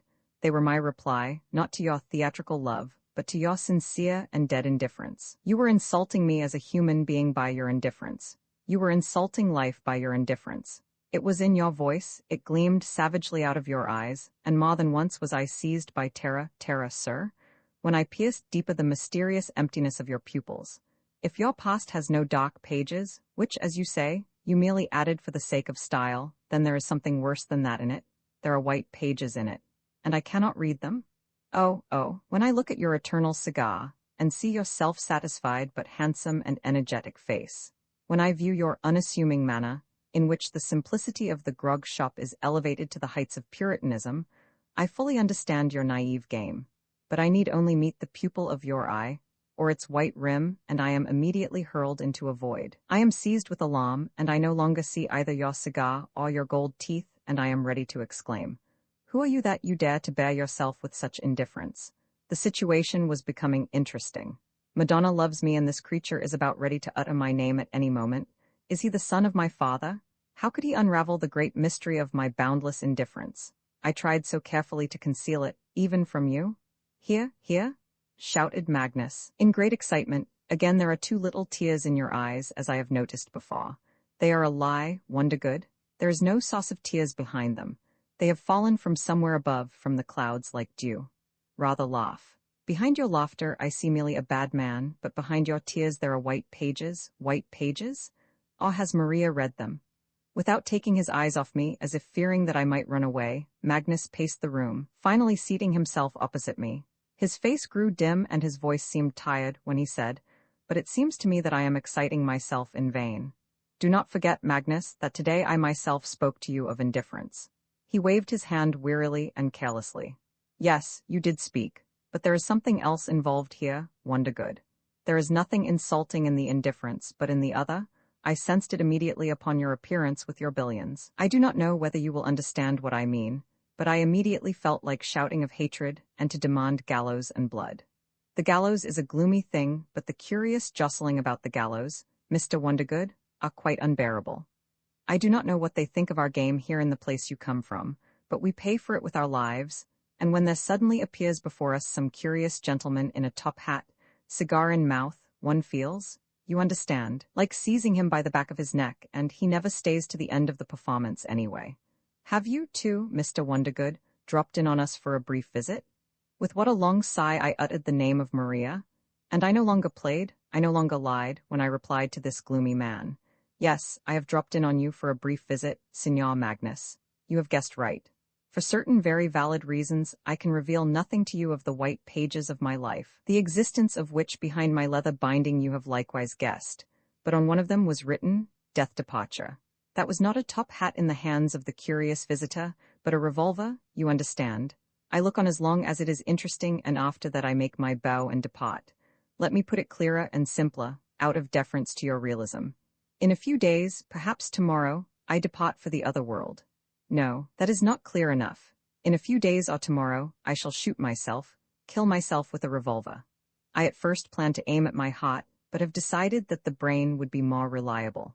I have planned all this long ago, at the very beginning, of my appearance before you, and was it not in this readiness of mind to depart that you have detected inhuman indifference? Isn't it true that when one eye is directed upon the other world, it is hardly possible to maintain any particularly bright flame in the eye directed upon this world? I refer to the kind of flame I see in your eyes. Oh, you have wonderful eyes, Signor Magnus. Magnus remained silent for a few moments and then said, And Maria? Permit me to reply. I prize Signorina Maria too highly not to regard her love for me as a fatal mistake. But you wanted that love. It is very difficult for me to answer that question. At first, perhaps when I indulged in dreams for a while, but the more I perceived this fatal resemblance. That is mere resemblance, Magnus hastened to assure me. But you mustn't be a child, Wondergood. Maria's soul is lofty and beautiful, but she is human, made of flesh and bone. She probably has her own little sins, too. And how about my top hat, Magnus? How about my free departure? I need only buy a seat to gaze upon Maria and her fatal resemblance, admitting that it is only resemblance. But how must I pay for love? Magnus said sternly, Only with your life. You see, only with my life? How then did you expect me to desire such love? But you have miscalculated. She already loves you. Oh, if the Signorina Maria really loves me, then my death can be no obstacle. However, I do not make myself clear. I wanted to say that my departure, no, I had better say nothing. In short, Signor Magnus, would you agree to have me place my billions at your disposal now? He looked at me quickly. Now. Yes, now, when we are no longer playing, I at love and you at hatred. Now, when I am about to disappear entirely, taking with me the sediment of a gentleman? Let me make it quite clear. Would you like to be my heir? Magnus frowned and looked at me in anger. Apparently he took my words for ridicule. But I was calm and serious. It seemed to me that his large, white hands were trembling slightly. He turned away for a moment and then, whirling about quickly, he shouted loudly, No, again you want, no? He stamped his foot and cried once more, No. His hands were trembling. His breathing was heavy and irregular. There followed a long silence, the wailing of the tempest, the whistling and murmur of the wind. And again, great calm, great dead, all-embracing peace descended upon me. Everything was turned within me. I still could hear the earthly demons of the storm, but their voices sounded far away and dull. I saw before me a man, and he was strange and cold to me, like a stone statue. One after another, there floated by me all the days of my human existence. There was the gleam of faces, the weak sound of voices, and curious laughter. And then, again, all was silent. I turned my gaze to the other side, and there I was met by dumbness. It was as if I were immured between two dumb stone walls. Behind one was the human life, which I had abandoned, and behind the other, in silence and in darkness, stretched forth the world of eternal and real being. Its silence was resounding, its darkness was gleaming, eternal, joyous life beat constantly like breakers upon the hard rocks of the impenetrable wall. But deaf was my consciousness and silent my thought. From beneath the weak legs of thought there came memory, and it hung suspended in the void, immovable, paralyzed for the moment. What did I leave behind the wall of my unconsciousness? Thought made no reply. It was motionless, empty, and silent. Two silences surrounded me, two darknesses enveloped me. Two walls were burying me, and behind one, in the pale movement of shadows, passed their human life, while behind the other, in silence and in darkness, stretched forth the world of my real, eternal being. Whence shall I hear the call? Whither can I take a step? And at that moment I suddenly heard the voice of a man, strange and distant.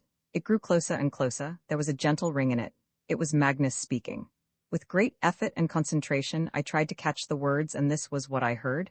And wouldn't you rather continue living, Wondergood? March 18. Rome, Palazzo Orsini. It is 3 days now that Magnus and Maria are living in my palazzo in Rome. It is empty and silent and really seems huge. Last night, worn by insomnia, I wandered about its halls and stairways, over rooms I had never seen before, and their number astonished me. Maria's soul has expelled from it all that was frivolous and impure, and only the saintly Toppy moves through its emptiness, like the pendulum of a church clock. Ah, how saintly he looks! If not for his broad back, the broad folds of his coat, and the odor of fur in his head, I myself would take him for one of the saints who have honored me with their acquaintance. I really see my guests. I am turning my entire estate into cash, and Magnus and Toppy, and all the secretaries are busy with this work from morning to night. Our telegraph is constantly buzzing. Magnus has little to say to me. He only talks business.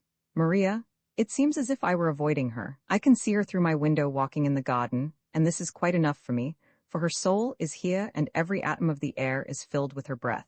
And as I have already remarked, I suffer with insomnia. As you see, my friend, I have remained among the living. A dead hand could not possibly write even the dead words I am not setting down.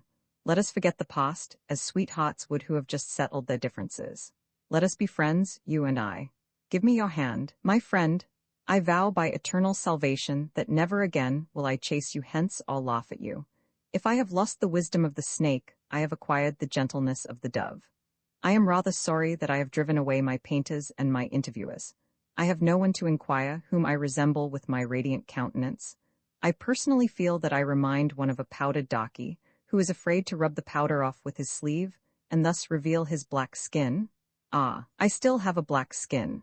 Yes, I have remained alive, but I know not yet how far I shall succeed in keeping up this state. Have you any idea how hard are the transitions from a nomad to a settled life? I was a redskin, a carefree nomad, who folds up and casts off all that is human, as he would a tent.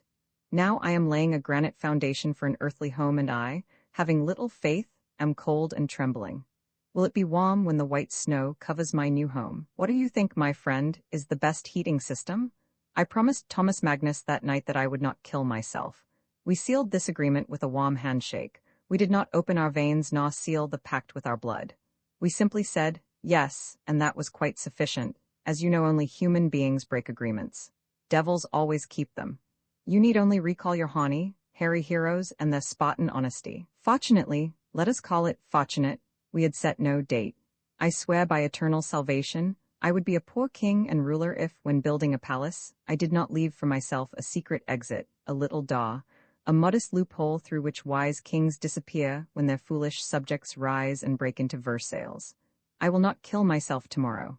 Perhaps I shall wait quite a while. I will not kill myself. Of the two walls I have chosen the lower one, and I am quite human now, even as you, my friend.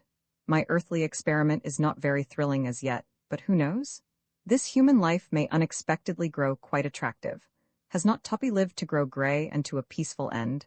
Why should not I, traversing all the ages of man, like the seasons of the year, grow to be a gray old sage, a wise guide and teacher, the bearer of the covenant and arteriosclerosis? Ah, this ridiculous sclerosis, these ills of old age. It is only now that they begin to seem terrible to me, but can I not get used to them and even grow to love them? Everyone says it is easy to get used to life. Well, I too will try to get used to it.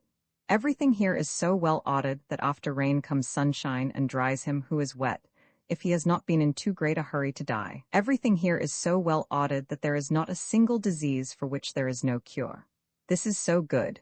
One may be ill all the time, provided there is a drugstore nearby. At any rate, I have my little door, my secret exit, my narrow, wet, dark corridor, beyond which are the stars and all the breadth of my illimitable space. My friend, I want to be frank with you. There is a certain characteristic of insubordination in me, and it is that I fear. What is a cough or a catarrh of the stomach? But it is possible that I may suddenly refuse to cough, for no reason at all, or for some trivial cause, and run off. I like you at this moment. I am quite ready to conclude a long and fast alliance with you, but something may suddenly gleam across your dear face which, no, it is quite impossible to do without a little secret door for him who is so capricious and insubordinate. Unfortunately, I am proud, too, an old and well-known vice of Satan. Like a fish struck in the head, I am dazed by my human existence. A fatal unconsciousness is driving me into your life, but of one thing I am quite certain, I am of the race of the free. I am of the tribe of the rulers. I come from those who transform their will into laws. Conquered kings are taken into captivity, but conquered kings never become slaves. And when I shall perceive above my head the whip of a dirty god and my fetid hands are helpless to avert the blow, well, shall I remain living with welts upon my back? Shall I bargain with my judges about another blow of the whip? Shall I kiss the hand of the executioner? Or shall I send to the druggist for an eye lotion? No, let not Magnus misjudge me for a little slip in our agreement. I will live only as long as I want to live. All the blessings of the human existence, which he offered me on that night, when Satan was tempted by man, will not strike the weapon from my hand. In it alone is the assurance of my liberty. Oh, man, what are all your kingdoms and dukedoms, your knowledge and your nobility, your gold and your freedom beside this little, free movement of the finger which, in a moment, carries you up to the throne of thrones? Maria? Yes, I am afraid of her. The look in her eye is so clear and commanding, the light of her love is so mighty, enchanting and beautiful that I am all atremble and everything in me is quivering and urging me to immediate flight. With hitherto unknown happiness, with veiled promises, with singing dreams she tempts me. Shall I cry, away? Or shall I bend mine to her will and follow her? Where? I do not know. Or are there other worlds beside those I know or have forgotten? Whence comes this motionless light behind my back? It is growing ever broader and brighter. Its warm touch heats my soul, so that its polar ice crumbles and melts.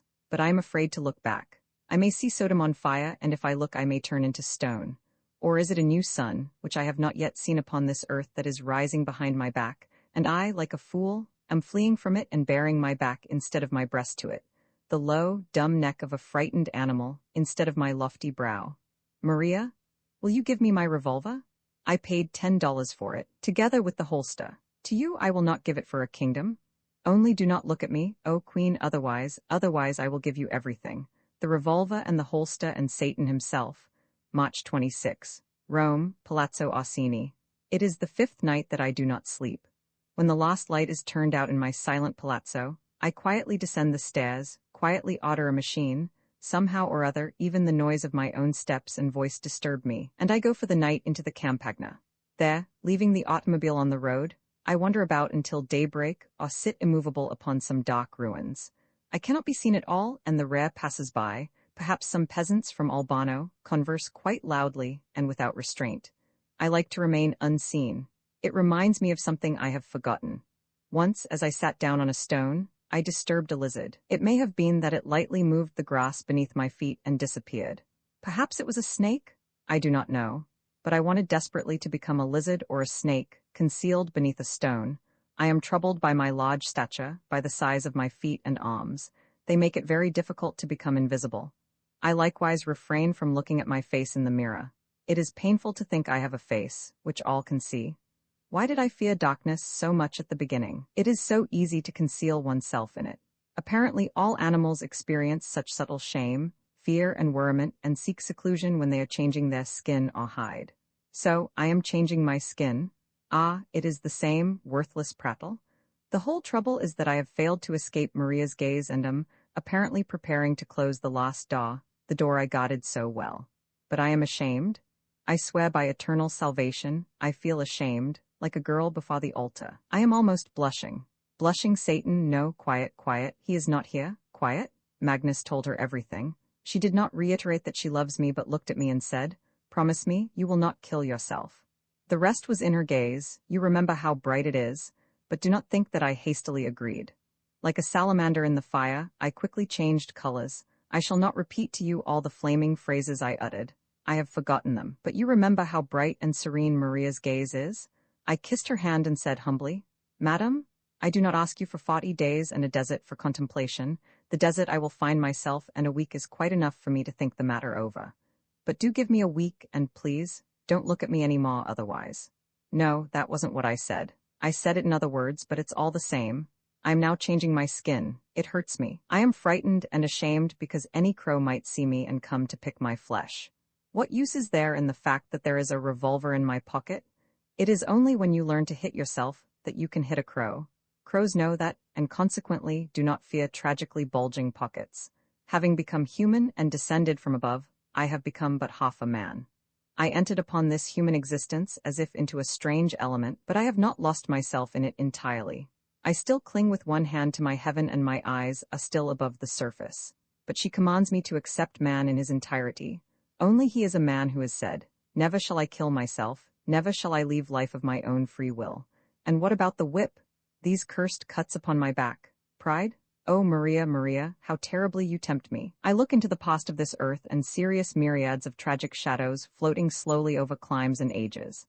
Their hands stretch hopelessly into space, their bony ribs tear through the lean, thin skin, their eyes are filled with tears, and their sighs have dried up their throats. I see blood and madness, violence and falsehood. I hear their oaths, which they constantly betray, their prayers to God, in which, with every word of mercy and forgiveness, they curse their own earth. Wherever I look, I see the earth smoking in convulsion. No matter in which direction I strain my ear, I hear everywhere unceasing moans. Or is the womb of the earth itself filled with moaning? I see a myriad cups about me, but no matter which of them my lips may touch, I find it filled with rust and vinegar. Or has man no other drink? And this is man? I knew them before. I have seen them before, but I looked upon them as Augustus did from his box upon the galaxy of his victims. Ave, Caesar! These who are about to die salute you. And I looked upon them with the eyes of an eagle, and my wise, belaureled head did not disdain to take notice of their groaning cries, even with so much as a nod. They came and disappeared, they marched on in endless procession. And endless was the indifference of my Caesar-like gaze. And now, is it really I who walks on so hastily, playing with the sand of the arena? And am I this dirty, emaciated, hungry slave who lifts his convict face into the air, yelling hoarsely into the indifferent eyes of fate, "Ave, Caesar! Ave, Caesar!" I feel a sharp whip upon my back, and with a cry of pain I fall to the ground. Is it some master who is beating me? No, it is another slave, who has been ordered to whip a slave. Very soon his knout will be in my hand, and his back will be covered with blood, and he will be chewing the sand which now grates between my teeth. Oh, Maria, Maria, how terribly you tempt me. Roman 3 March 29 Rome. By the blackest paint available, take the largest brush you can find and, with a broad line, divide my life into yesterday and today. Take the staff of Moses and divide the stream of time and dry it up clear down to its bed. Then only will you sense my today. Ave, Caesar, Moriturus te salutat. April 2, Rome, Palazzo Orsini. I do not want to lie. There is not yet in me, O man, any love for you. And if you have hastened to open your arms to me, please close them. The time has not yet come for passionate embraces. Later, at some other date, we shall embrace, but meanwhile, let us be cold and restrained like two gentlemen in misfortune. I cannot say that my respect for you has grown to any extent, although your life and your fate have become my life and my fate. Let the facts suffice that I have voluntarily placed my neck beneath the yoke, and that one and the same whip are furrowing our backs. Yes, that is quite sufficient for the present. You have observed that I no longer use a supercapital in writing the word I. I have thrown it out together with the revolver. This is a sign of submission and equality. You understand? Like a king, I have taken the oath of allegiance to your constitution. But I shall not, like a king, betray this vow. I have preserved from my former life a respect for contracts. I swear I will be true to your comrades at hard labor, and will not make any attempt to escape alone. For the last few nights, before I took this decision, I thought much upon our life. It is wretched. Don't you think so? It is difficult and humiliating to be this little thing called man, the cunning and avaricious little worm that crawls, hastily multiplies itself and lies, turning away its head from the final blow, the worm that no matter how much it lies, will perish just the same at the appointed hour. But I will be a worm. Let me too beget children. Let the unthinking foot also crush my unthinking head at the appointed hour. I meekly accept all consequences. We are both of us humiliated, comrade, and in this alone there is some consolation. You will listen to my complaints and I to yours. And if the matter should ultimately reach the state of litigation, why the witnesses will all be ready? That is well. When one kills in the public square, there are always eyewitnesses. I will lie, if necessary. I will not lie in that free play of lying with which even prophets lie, but in that enforced manner of lying employed by the rabbit, which compels him to hide his ears, to be gray in summer and white in winter. What can one do when behind every tree a hunter with a rifle is concealed? This lying may appear to be ignoble from one point of view, and may well call forth condemnation upon us, but you and I must live, my friend. Let bystanders accuse us to their heart's content, but when necessary, we will lie like wolves too. We will spring forward suddenly, and seize the enemy by the throat. One must live, brother. one must live. And are we to be held responsible for the fact that there is such great lure and such fine taste in blood? In reality, neither you nor I are proud of our lying, of our cowardice, or of our cruelty, and our bloodthirstiness is certainly not a matter of conviction. But however hideous our life may be, it is still more miserable. Do you agree with that? I do not love you yet, O man, but on these nights I have been more than once on the verge of tears when I thought of your suffering, of your tortured body and of your soul, relinquished to eternal crucifixion. It is well for a wolf to be a wolf. It is well for a rabbit to be a rabbit. But you, man, contain both God and Satan, and oh, how terrible is the imprisonment of both in that narrow and dark cell of yours. Can God be a wolf, tearing throats and drinking blood? Can Satan be a rabbit, hiding his ears behind his humped back? No, that is intolerable. I agree with you. That fills life with eternal confusion and pain, and the sorrow of the soul becomes boundless. Think of it. Of 3 children that you beget, one becomes a murderer, the other the victim, and the third, the judge and executioner. And each day the murderers are murdered and still they continue to be born. And each day the murderers kill conscience and conscience kills the murderers. And all are alive, the murderers and conscience? Oh, what a fog we live in. Give heed to all the words spoken by man from the day of his birth, and you will think, this is God. Look at all the deeds of man from his very first day, and you will exclaim in disgust, this is a beast. Thus does man struggle with himself for thousands of years, and the sorrow of his soul is boundless, and the suffering of his mind is terrible and horrible, while the final judge is slow about his coming. But he will never come. I say this to you. We are forever alone with our life. But I accept this too. Not yet has the earth endowed me with my name, and I know not who I am, Cain or Abel, but I accept the sacrifice as I do murder. I am everywhere with you and everywhere I follow you, man. Let us weep together in the desert, knowing that no one will give heed to us. Or perhaps someone will. You see, you and I are beginning to have faith in someone's ear, and soon I will begin to believe in a triangular eye.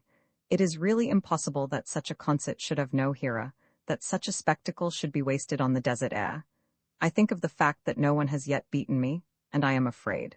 What will become of my soul when someone's grubby hand strikes me on the face? What will become of me? For I know that no earthly revenge could return my face to me. And what will then become of my soul? I swear I will become reconciled even to this. Everywhere with you and after you, man. What is my face when you struck the face of your own Christ and spat into his eyes? Everywhere with you? And if necessary, I myself will strike at Christ with the hand with which I now write. I go with you to all ends, man. They beat us and they will continue to beat us. We beat Christ and will still beat him. Ah, bitter is our life, almost unbearable. Only a while ago, I rejected your embraces. I said they were premature. But now I say, let us embrace more firmly, brother. Let us cling closely to each other. It is so painful, so terrible to be alone in this life when all exits from it are closed. And I know not yet wherein there is more pride and liberty, in going away voluntarily, whenever one wishes, or in accepting, without resistance, the hand of the executioner, in calmly placing one's hands upon his breast, putting one foot forward and with head proudly bent backward to wait calmly. Do thy duty, executioner. Ah, soldiers, here's my breast, fire. There is something plastic in this pose and it pleases me. But still more am I pleased with the fact that once again my greater ego is rising within me at the striking of this pose. Of course, the executioner will not fail to do his duty and the soldiers will not lower their rifles. But the important thing is the line, the moment, when before my very death itself, I shall suddenly find myself immortal and broader than life itself. It is strange, but with one turn of the head, with one phrase, expressed or conceived at the proper moment, I could, so to speak, halt the function of my very spirit, and the entire operation would be performed outside of me. And when death shall have finally performed its role of redeemer, its darkness would not eclipse the light, for the latter will have first separated itself from me and scattered into space, in order to reassemble somewhere and blaze forth again. But where? Strange, strange. I sought to escape from men, and found myself at that wall of unconsciousness known only to Satan? How important, indeed, is the pose? I must make note of that. But will the pose be as convincing and will it not lose in plasticity if, instead of death, the executioner and the firing squad I should be compelled to say something else, well, something like, here's my face, strike? I do not know why I am so concerned about my face, but it does concern me greatly. I confess, man, that it worries me very much indeed. No, a mere trifle.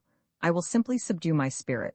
Let them beat me. When the spirit is crushed, the operation is no more painful or humiliating than it would be if I were to beat my overcoat on its hanger. But I have forgotten that I am not alone, and being in your company have fallen into impolite meditation. For a half hour, I have been silent over this sheet of paper, and it seemed all the time as if I had been talking, and quite excitedly. I forgot that it is not enough to think, that one must also speak. What a shame it is, man, that for the exchange of thoughts we must resort to the service of such a poor and stealthy broker as the word. He steals all that is precious, and defiles the best thoughts with the chatter of the marketplace. In truth, this pains me much more than death or the beating. I am terrified by the necessity of silence when I come upon the extraordinary, which is inexpressible. Like a rivulet, I run and advance only as far as the ocean. In the depths of the latter is the end of my murmuring. Within me, however, motionless and omnipresent, rocking to and fro, is the ocean. It only hurls noise and surf upon the earth, but its depths are dumb and motionless, and quite without any purpose are the ships sailing on its surface. How shall I describe it? Before I resolved to enroll myself as an earthly slave, I did not speak to Maria, or to Magnus. Why should I speak to Maria when her beckoning is clear, like her gaze? But having become a slave, I went to Magnus to complain and to seek advice. Apparently, the human begins thus. Magnus heard me in silence and, as it seemed to me, with some inner excitement. He works day and night, virtually knowing no rest, and the complicated business of the liquidation of my property is moving forward as rapidly in his hands as if he had been engaged in such work all his life. I like his heroic gestures and his contempt for details. When he cannot unravel a situation, he hurls millions out of the window with the grace of a grandee. But he is weary, and his eyes seem larger and darker on the background of his dim face. Only now have I learned from Maria that he is tortured by frequent headaches. My complaints against life, I fear, have failed to arouse any particular sympathy on his part. No matter what the accusations I brought against man and the life he leads, Magnus would reply impatiently. Yes, yes, wonder good. That is what being a man means. Your misfortune is that you discovered this rather late and are now quite unnecessarily aroused. When you shall have experienced at least a part of that which now terrifies you, you will speak in quite a different tone. However, I am glad that you have dropped your indifference. You have become much more nervous and energetic. But whence comes this immeasurable terror in your eyes? Collect yourself, Wondergood? I laughed. Thank you, I am quite collected. Apparently it is the slave, in expectation of the whip, who peers at you from within my eye. Have patience, Magnus, I am not quite acclimated to the situation. Tell me, shall I or shall I not be compelled to commit murder? Quite possibly. And can you tell me how this happens? Both of us looked simultaneously at his white hands, and Magnus replied somewhat ironically. No, I will not tell you that. But if you wish, I will tell you something else. I will tell you what it means to accept man to the very end. It is this that is really worrying you, is it not? And with much coolness and a sort of secret impatience, as if another thought were devouring his attention, he told me briefly of a certain unwilling and terrible murderer. I do not know whether he was telling me a fact or a dark tale created for my personal benefit, but this was the story. It happened long ago. A certain Russian, a political exile, a man of wide education yet deeply religious, as often happens in Russia, escaped from Katorga, and after long and painful wandering over the Siberian forests, he found refuge with some nonconformist sectarians. Huge, wooden, fresh huts in a thick forest, surrounded by tall fences, great bearded people, large, ugly dogs, something on that order. And in his very presence, soon after his arrival, there was to be performed a monstrous crime.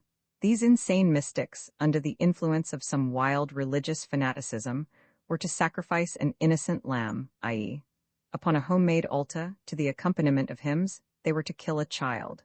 Magnus did not relate all the painful details, limiting himself solely to the fact that it was a 7-year-old boy, in a new shirt, and that his young mother witnessed the ceremony.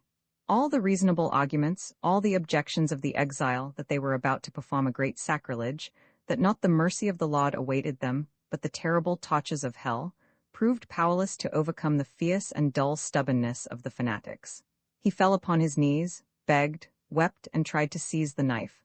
At that moment the victim, stripped, was already on the table while the mother was trying desperately to control her tears and cries, but he only succeeded in rousing the mad anger of the fanatics. They threatened to kill him too. Magnus looked at me and said slowly with a peculiar calm, And how would you have acted in that case, Mr. Wondergood? Well, I would have fought until I was killed. Yes, he did better. He offered his services and with his own hand, with appropriate song, he cut the boy's throat. You are astonished, but he said, better for me to take this terrible sin and punishment upon myself than to surrender into the arms of hell these innocent fools. Of course, such things happen only with Russians, and it seems to me he himself was somewhat deranged. He died eventually in an insane asylum. Following a period of silence, I asked, and how would you have acted, Magnus? And with still greater coolness, he replied, really, I do not know. It would have depended on the moment. It is quite possible I would have left those beasts, but it is also possible that I too. Human madness is extremely contagious, Mr. Wondergood. Do you call it only madness? I said, human madness, but it is you who are concerned in this, Wondergood. How do you like it? I am off to work. In the meantime, devote yourself to discerning the boundary of the human, which you are now willing to accept in its entirety, and then tell me about it. You have not changed your intention, I hope, of remaining with us. He laughed and went away, patronizingly polite, and I remained to think. And so I think, where is the boundary? I confess that I have begun to fear Magnus somewhat, or is this fear one of the gifts of my complete human existence? But when he speaks to me in this fashion, I become animated with a strange confusion, my eyes move timidly, my will is bent, as if too great and strange a load had been put upon it. Think, man. I shake his big hand with reverence and find joy in his caress. This is not true of me before, but now, in every conversation, I perceive that this man can go further than I in everything. I fear I hate him. If I have not yet experienced love, I know not hatred either, and it will be strange indeed if I should be compelled to begin by hating the father of Maria. In what a fog we do live, man. I have just merely mentioned the name of Maria. Her clear gaze has only touched my soul, and already my hatred of Magnus is extinguished, or did I only conjure it up? And extinguished, also, is my fear of man and life, or did I merely invent it? And great joy, great peace has descended upon me. It is as if I were again a white schooner on the glassy ocean, as if I held all answers in my hand and were merely too lazy to open it and read therein, as if immortality had returned to me. Ah, I can speak no more. Oh, man, let me press your hand. April 6, 1914. The good Toppy approves all my actions. He amuses me greatly, this good Toppy. As I expected, he has completely forgotten his true origin. He regards all my reminders of our past as jests. Sometimes he laughs, but more often he frowns as if he were hurt, for he is religious and considers it an insult to be compared with a hawny devil, even in jest. He himself is now convinced that devils have horns. His Americanism, at first pale and weak, like a pencil sketch, has now become filled with color, and I myself am ready to believe all the nonsense given out by Toppy as his life. It is so sincere and convincing. According to him, he has been in my service about 15 years, and particularly amusing it is to hear his stories of his youth. Apparently he, too, has been touched by the charms of Maria. My decision to surrender all my money to her father astonished him much less than I expected. He merely chewed his cigar for a moment and asked, "And what will he do with your money?" "I do not know, Toppy." He raised his brow and frowned. "You are joking, Mr. Wondergood. You see, Toppy, just now i.e., Magnus is occupied in converting my estate into gold and jamming it into banks in his name, of course. You understand? How can I fail to understand, Mr. Wondergood? These are all preliminary, essential steps. What may happen further, I do not know yet." "Oh, you are jesting again. You must remember, old man, that I myself did not know what to do with my money. It is not money that I need but new activity. You understand? But Magnus knows. I do not know yet what his plans are, but it is what Magnus said that is important to me. I will compel you to work, Wondergood." "Oh, Magnus is a great man. You will see that for yourself, Toppy." Toppy frowned again and replied, "You are master of your money, Mr. Wondergood." "Ah, you have forgotten everything, Toppy. Don't you remember about that play, that I wanted to play?" "Yes, you did say something about it, but I thought you were joking." "No, I was not joking. I was only mistaken. They do play here, but this is not a theater. It is a gambling house, and so I gave all my money to Magnus. Let him break the bank. You understand? He is the banker, he will manage the game, and I shall simply do the betting. Quite a life, eh?" Apparently the old fool understood nothing. He kept raising and lowering his eyebrows and again inquired, "And how soon may we expect your betrothal to Signorina Maria?"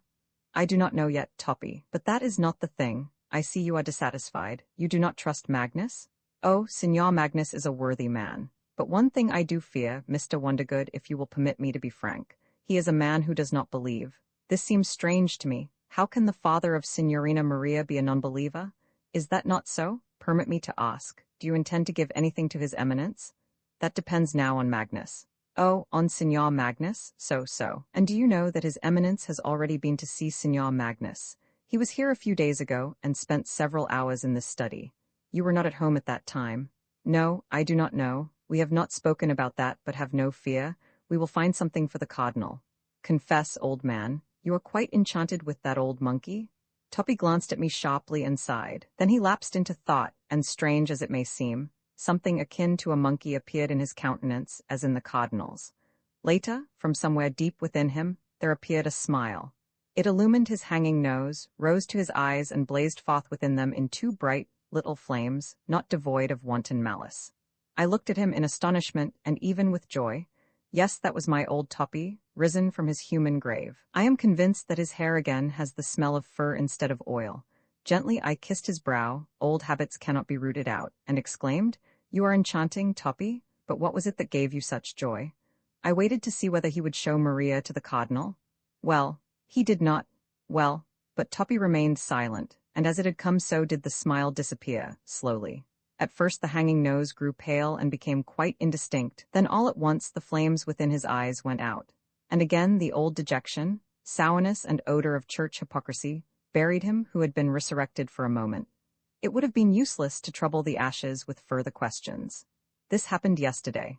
A warm rain fell during the day, but it cleared up towards evening, and Magnus, weary and apparently suffering with headache, suggested that we take a ride into the Campagna. We left our chauffeur behind, a practice peculiar to all our intimate trips. His duties were performed by Magnus with extraordinary skill and daring. On this occasion, his usual daring reached the point of audacity. Despite the ever-thickening twilight and the muddy road, Magnus drove the automobile at such mad speed that more than once did I look up at his broad, motionless back. But that was only at first. The presence of Maria, whom I supported with my arm, I do not dare say embraced, soon brought me to the loss of all my senses. I cannot describe it all to you, so that you would really feel it. The aromatic air of the Campagna, which caressed my face, the magnificence and charm of our arrow-like speed, my virtual loss of all sensation of material weight, of the complete disappearance of body, when I felt myself a speeding thought, a flying gaze. But still less can I tell you of Maria.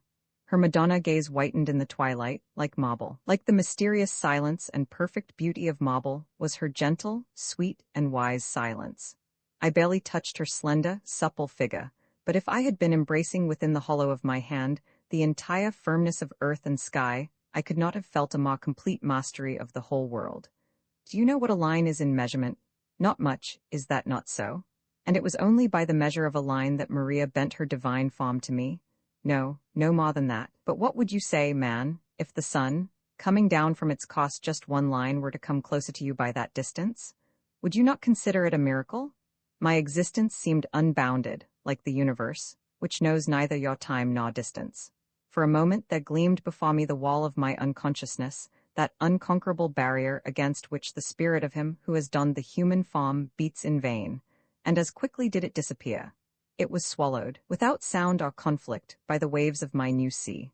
Even higher they rose, enshrouding the world. There was no longer anything to remember for me or to know. My new human soul remembered all and commanded all. I am a man. What gave me the idea that I hate Magnus? I looked at this motionless, erect and firm human back, and thought that behind it a heart was beating. I thought of how painful and terrible it was for it to remain firm and erect, and of how much pain and suffering had already fallen to the lot of this human creature, no matter how proud it might appear or dejected. And suddenly, I realized to the extent of pain and tears how much I loved Magnus, this very same Magnus. He speeds so wildly and has no fear. And the very moment I sensed this, Maria's eyes turned upon me. Ah, they are as bright at night as they are by day. But at that moment, there was a troubled look within them. They were asking, why these tears? What could I say in reply with the aid of weak words?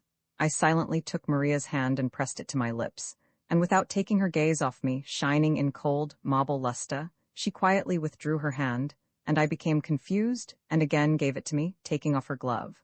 Will you permit me to discontinue, man? I do not know who you are. you who are reading these lines, and I rather fear you, your swift and daring imagination. Moreover, a gentleman feels ill at ease in speaking of his success with the ladies. Besides, it was time to return. On the hills the lights of Tivoli were already gleaming and Magnus reduced his speed.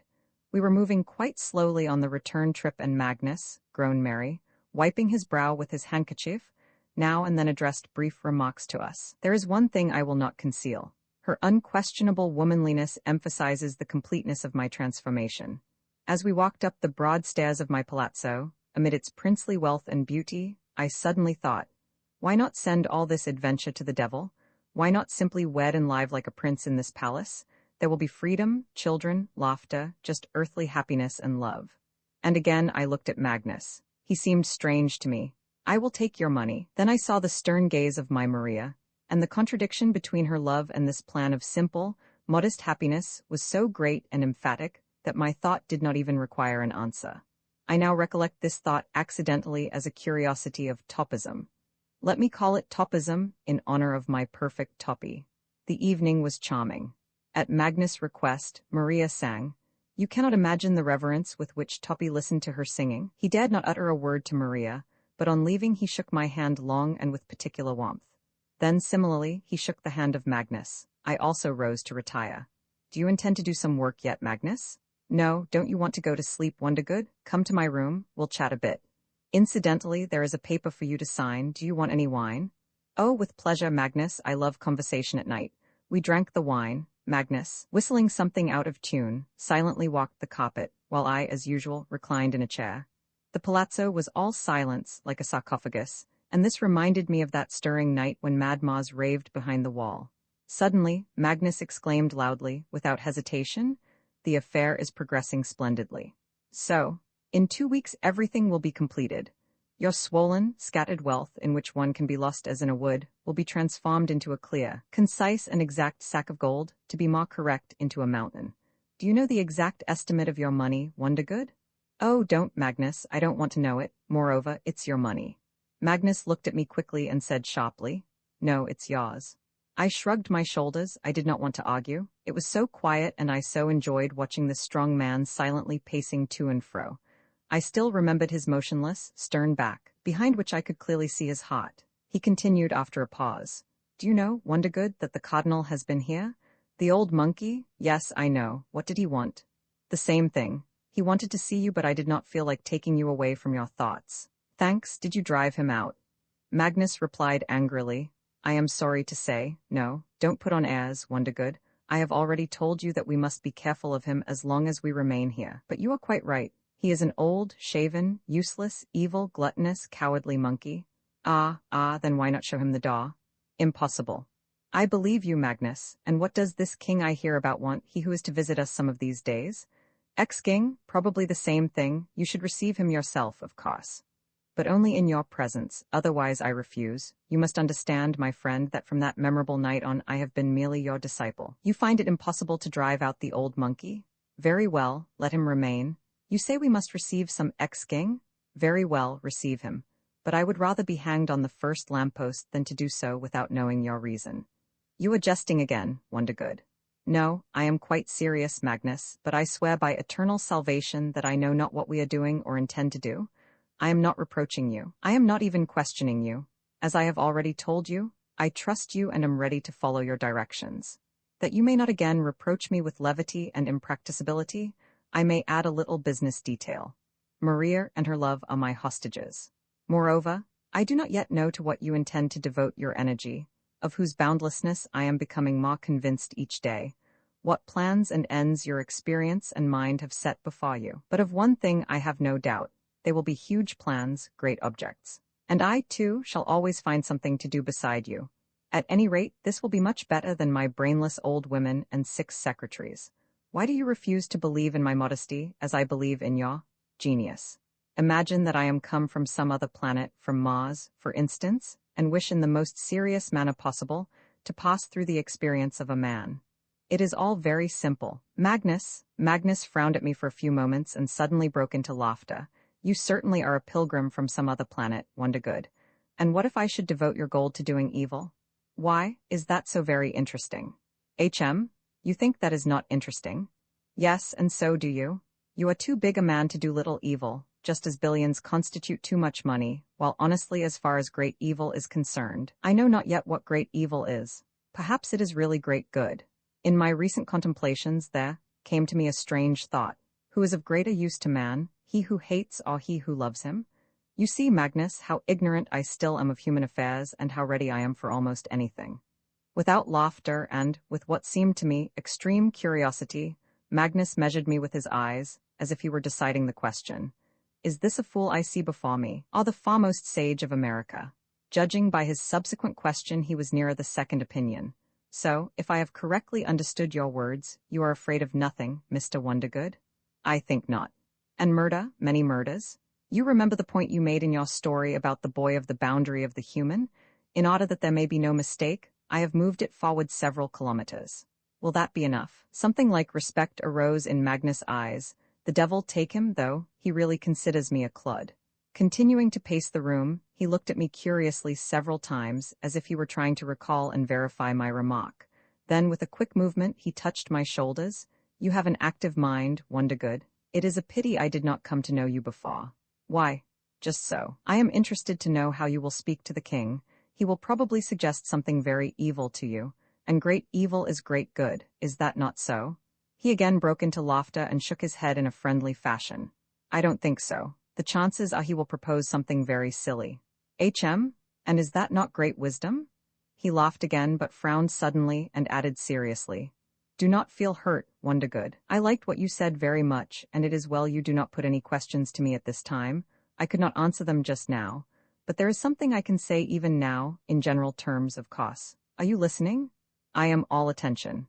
Magnus seated himself opposite me and, taking a sip of wine, asked with strange seriousness, How do you regard explosives? With great respect. Yes, that is cold praise, but I dare say they don't deserve much more.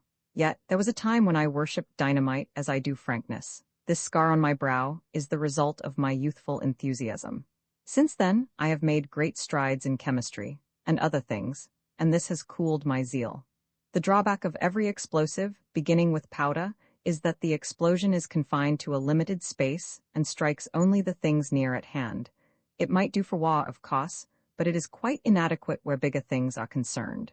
Besides, being a thing of material limitations, dynamite or powder demands a constantly guiding hand. In itself, it is dumb, blind, and deaf like a mole.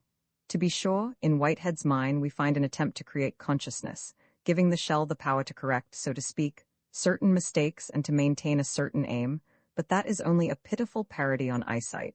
And you want your dynamite to have consciousness, will, and eyes? You are right.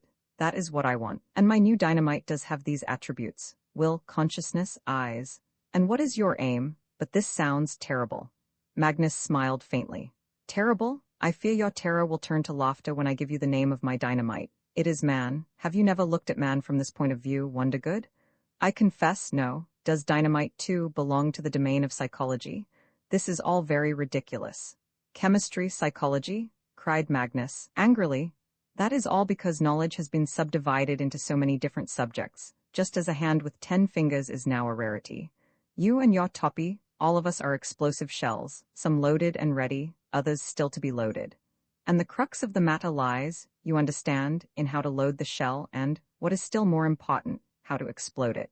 You know, of course, that the method of exploding various preparations depends upon their respective compositions. I am not going to repeat here the lecture on explosives given me by Magnus with great zeal and enthusiasm. It was the first time I had seen him in such a state of excitement. Despite the absorbing interest of the subject, as my friends the journalists would say, I heard only half the things he was saying and concentrated most of my attention on his skull, the skull which contained such wide and dangerous knowledge. Whether it was due to the conviction carried in Magnus' words, or to pure weariness, I know not which, this round skull, blazing with the flames of his eyes, gradually assumed the character of a real, explosive shell, of a bomb, with the fuse lit for action. I trembled when Magnus carelessly threw upon the table a heavy object resembling a cake of grayish-yellow soap, and exclaimed involuntarily, "What's that?" "It looks like soap or wax, but it has the force of a devil. 1/2 of this would be enough to blow St. Peter's into bits. It is a capricious devil. You may kick it about or chop it into pieces, you may burn it in your stove, it will remain ever silent. A dynamite shell may tear it apart, yet it will not rouse its wrath. I may throw it into the street beneath the hoofs of horses, the dogs may bite at it and children may play with it, and still it remains indifferent. But I need only apply a current of high pressure to it, and the force of the explosion will be monstrous, limitless. A strong but silly devil. With equal carelessness, bordering almost upon contempt, Magnus threw his devil back into the table drawer and looked at me sternly. My eyebrows twitched slightly. I see you know you're subject to perfection, and I rather like this capricious devil of yours, but I would like to hear you discuss man. Magnus laughed, and was it not of him I have just spoken?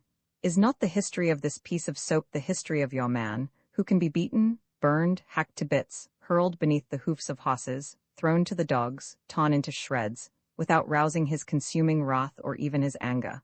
But prick him with something, and the explosion will be terrible, as you will learn, Mr. Wondergood. He laughed again and rubbed his white hands with pleasure. He scarcely remembered at that moment that human blood was already upon them. And is it really necessary for man to remember that? After a pause commensurate with the respect due to the subject, I asked, and do you know how to make a man explode? Certainly. And would you consider it permissible to give me this information? Unfortunately, it is not so easy or convenient because the current of high pressure would require too much elucidation, dear Wondergood. Can't you put it briefly? Oh, briefly. Well, it is necessary to promise man some miracle. Is that all? That is all. Lies once more, the old monkey? Yes, lies again, but not the old monkey. It is not that I have in mind, neither crusades nor immortality in heaven. This is the period of other miracles and other wonders. He promised resurrection to the dead. I promise resurrection to the living. His followers were the dead. Mine, ours, are the living. But the dead did not arise. How about the living? Who knows? We must make an experiment. I cannot yet confide in you the business end of the enterprise, but I warn you, the experiment must be conducted on a very large scale.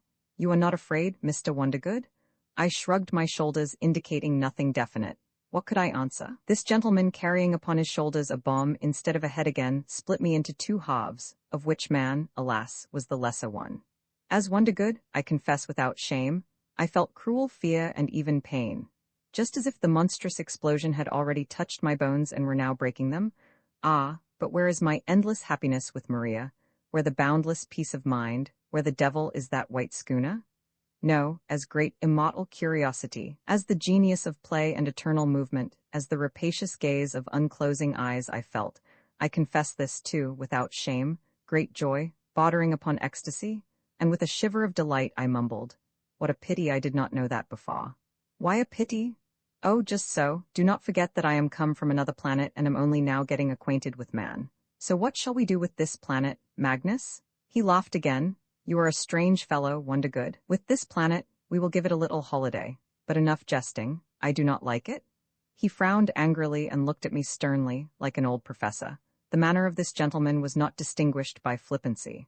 When it seemed to him that I had grown sufficiently serious, he shook his head in approval and asked, Do you know, Wondergood, that the whole of Europe is now in a very uneasy state? Wah? Possibly wah. Everybody is secretly expecting it, but wah precedes the belief in the kingdom of miracles. You understand, we have lived too long in simple faith in the multiplication table. We are tired of the multiplication table. We are filled with ennui and anxiety on this straight road, whose mire is lost in infinity. Just now all of us are demanding some miracle, and soon the day will come when we will demand the miracle immediately. It is not I alone who wants an experiment on a large scale. The whole world is preparing it. Ah, Wondergood, in truth, life would not be worth the candle if it were not for these highly interesting moments. Highly interesting.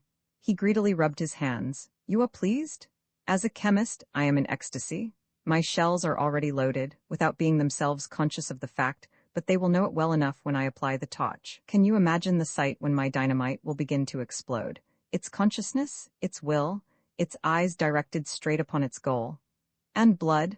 Perhaps my reminder is out of place, but I remember an occasion when you spoke of blood with much excitement. Magnus fixed his long gaze upon me. Something akin to suffering appeared in his eyes, but this was not the prick of conscience or pity. It was the emotion of a mature and wise man whose thoughts had been interrupted by the foolish question of a child. Blood, he said. What blood? I recalled to him his words on that occasion and told him of my strange and extremely unpleasant dream about the bottles, filled with blood instead of wine, and so easily broken. Weary, with his eyes closed, he listened to my tale and sighed heavily. Blood, he murmured. Blood, that's nonsense. I told you many trite things on that occasion, Wondergood, and it is not worthwhile to recall them. However, if this gives you fear, it is not too late. I replied resolutely, I fear nothing. As I have already said, I shall follow you everywhere. It is my blood that is protesting, you understand, not my consciousness or will. Apparently I shall be the first to be fooled by you. I, too, seek a miracle. Is not your Maria a miracle? I have been repeating the multiplication table night and day, and I have grown to hate it like the bars of a prison. From the point of view of your chemistry, I am quite loaded, and I ask but one thing. Blow me up as quickly as possible. Magnus agreed sternly. Very well. In about 2 weeks, are you satisfied? Thank you. I hope that Signorina Maria will then become my wife. Magnus laughed. Madonna? Oh, I don't understand your smile, and I must say, my hope is altogether in conformity with the regard I bear for your daughter, Signor Magnus. Don't excite yourself, Wondergood. My smile was not about Maria, but about your faith in miracles. You are a splendid fellow, Wondergood. I am beginning to love you like a son. In 2 weeks you will receive everything, and then we shall conclude a new and strong pact. Your hand, comrade? For the first time he shook my hand in a strong, comradely fashion.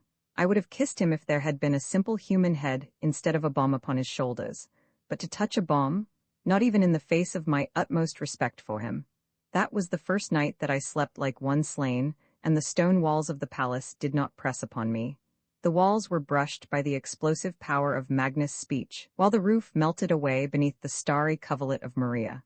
My soul departed into the realms of her calm love and refuge. The mountain Tivoli and its fires, that was what I saw as I fell into slumber. April 8, Rome. Before knocking at my door, His Majesty, the ex-King E, had knocked at no small number of entrances in Europe. True to the example of his apostolic ancestors, who believed in the gold of Israel, he particularly liked to approach Jewish bankers. I believe that the honor done me by his visit was based upon his firm conviction that I was a Jew. Although His Majesty was visiting Rome incognito, I, warned of his visit, met him at the foot of the stairs and bowed low to him. I think that is the requirement of etiquette. Then, also in accordance with etiquette, we introduced ourselves, he his adjutant, I, Thomas Magnus. I confess I had not a very flattering opinion of the former king, and that is why he astonished me all the more with his high opinion of himself. He gave me his hand politely, but with such haughty indifference. He looked at me with such complete self-confidence, as if he were gazing at a being of a lower order. He walked ahead of me so naturally, sat down without invitation, gazed upon the walls and furniture in such frankly royal manner, that my entire uneasiness due to my unfamiliarity with etiquette disappeared immediately. It was only necessary to follow this fellow, who appeared to know everything so well. In appearance he was quite a young man, with fresh complexion and magnificent coiffure, somewhat worn out but sufficiently well preserved, with colorless eyes and a calm, brazenly protruding lower lip. His hands were beautiful. He did not try to conceal that he was bowed by my American face, which appeared Jewish to him, and by the necessity of asking me for money. He yawned slightly after seating himself and said, "Sit down, gentlemen." And with a slight command of the hand, he ordered the adjutant to state the nature of his proposal. He paid no attention to Magnus at all, and while the fat, red and obliging adjutant was stealthily narrating the story of the misunderstanding, which caused the departure of His Majesty from his country, His Majesty was nonchalantly examining his feet. Finally, he interrupted his representative's speech with the impatient remark, "Briefe, Marquis. Mr. Wondergood is as well familiar with this history as we are. In a word, these fools kicked me out. How do you regard it, dear Wondergood?" How do I regard it? I bowed low. I am glad to be of service to your Majesty. Well, yes, that's what they all say. But will you give me any money? Continue, Marquis. The Marquis, smiling gently at me and Magnus, despite his obesity he looked quite hungry, continued to weave his thin, flimsy web about the misunderstanding, until the bawd king again interrupted him. You understand, these fools thought that I was responsible for all their misfortunes. Wasn't that silly, Mr. Wondergood? And now they are worse off than ever, and they write, "Come back, for God's sake. We are perishing? Read the letters, Marquis." At first the king spoke with a trace of excitement, but apparently any effort soon wearied him. The Marquis obediently took a packet of papers from the portfolio and tortured us with the complaints of the orphaned subjects, begging their lord to return. I looked at the king. He was no less bawd than we were. It was so clear to him that the people could not exist without him that all confirmations of this seemed superfluous. And I felt so strange. Whence does this miserable man get so much happy confidence? There was no doubt that this bird, unable to find a crumb for himself, sincerely believed in the peculiar qualities of his personage, capable of bestowing upon a whole people marvelous benefactions. Stupidity, training, habit. At that moment the Marquis was reading the plea of some correspondent, in which, through the web of official mediocrity and the lies of swollen phrases, gleamed the very same confidence and sincere call. Was that, too, stupidity and habit? And so forth, interrupted the king listlessly. That will do, Marquis, you may close your portfolio. Well, what you think of it, dear Mr. Wondergood? I will be bold enough to say to your majesty that I am a representative of an old, democratic republic and— Stop, Wondergood. Republic, democracy, that's nonsense. You know well enough yourself that a king is a necessity. You, in America, will have a king, too, someday. How can you get along without a king? Who will be responsible for them before God? No, that's foolish. This creature was actually getting ready to answer for the people before God, and he continued with the same calm audacity. The king can do everything, and what can a president do? Nothing. Do you understand, Wondergood? Nothing? Why, then, do you want a president who can do nothing? He deigned to twist his lower lip into a sarcastic smile. It is all nonsense, invented by the newspapers. Would you, for example, take your president seriously, Mr. Wondergood? But representative government. Fie, excuse me, Mr. Wondergood. He recalled my name with great difficulty, but what fool will pay any attention to the representatives of the people? Citizen A will pay heed to Citizen B, and Citizen B will pay heed to Citizen A. Is that not so? But who will compel their obedience if both of them are wise? No, I, too, have studied logic. Mr. Wondergood and you will permit me to indulge in a laugh. He laughed slightly and said with his usual gesture, Continue, Marquis. No, let me do it. The king can do everything, Wondergood, you understand. But the law. Ah, this fellow, too, speaks of law. Do you hear, Marquis? No, I really can't understand what you want this law for, that all may suffer equitably. However, if you are so keen on having law you shall have. But who will give it to you, if not I? But the representatives of the people. The king directed his colorless eyes upon me, almost in despair. Ah, again Citizen A and B. But can't you understand, dear Wondergood? What kind of a law is it if they themselves make it? What wise man will agree to obey it? No, that's nonsense. Is it possible that you yourself obey this law, Wondergood? Not only I, your majesty, but the whole of America. His eyes measured me with sympathy. Pardon me, but I don't believe it. The whole of America? Well, in that case they simply don't understand what law is, do you hear, Marquis? The whole of America. But that's not the thing. I must return, Wondergood. You've heard what the poor devils write. I am happy to see that the road is open for you, my lord. Open, you think so, HM? No, I need money. Some write and others don't, you understand? Perhaps they don't know how to write, my lord. Oh, you should have seen what they wrote against me. I was quite flustered. What they need is the firing squad. All of them? Why all of them? Some of them will be enough. The rest of them will simply be scared to death. You understand, Wondergood? They have simply stolen my power from me and now, of course, will simply refuse to return it. You can't expect me to see to it that no one robs me. And these gentlemen? He indicated the blushing Marquis, to my sorrow did not manage to guard my interests. The Marquis mumbled confusedly, Sire. Now, I know your devotion, but you were asleep at the switch just the same, and now there is so much trouble. He sighed lightly. Did not Cardinal X tell you I needed money, Mr. Wondergood? He promised to. Of course I will return it all, and however, you should take this matter up with the Marquis. I have heard that you love people very much, Mr. Wondergood.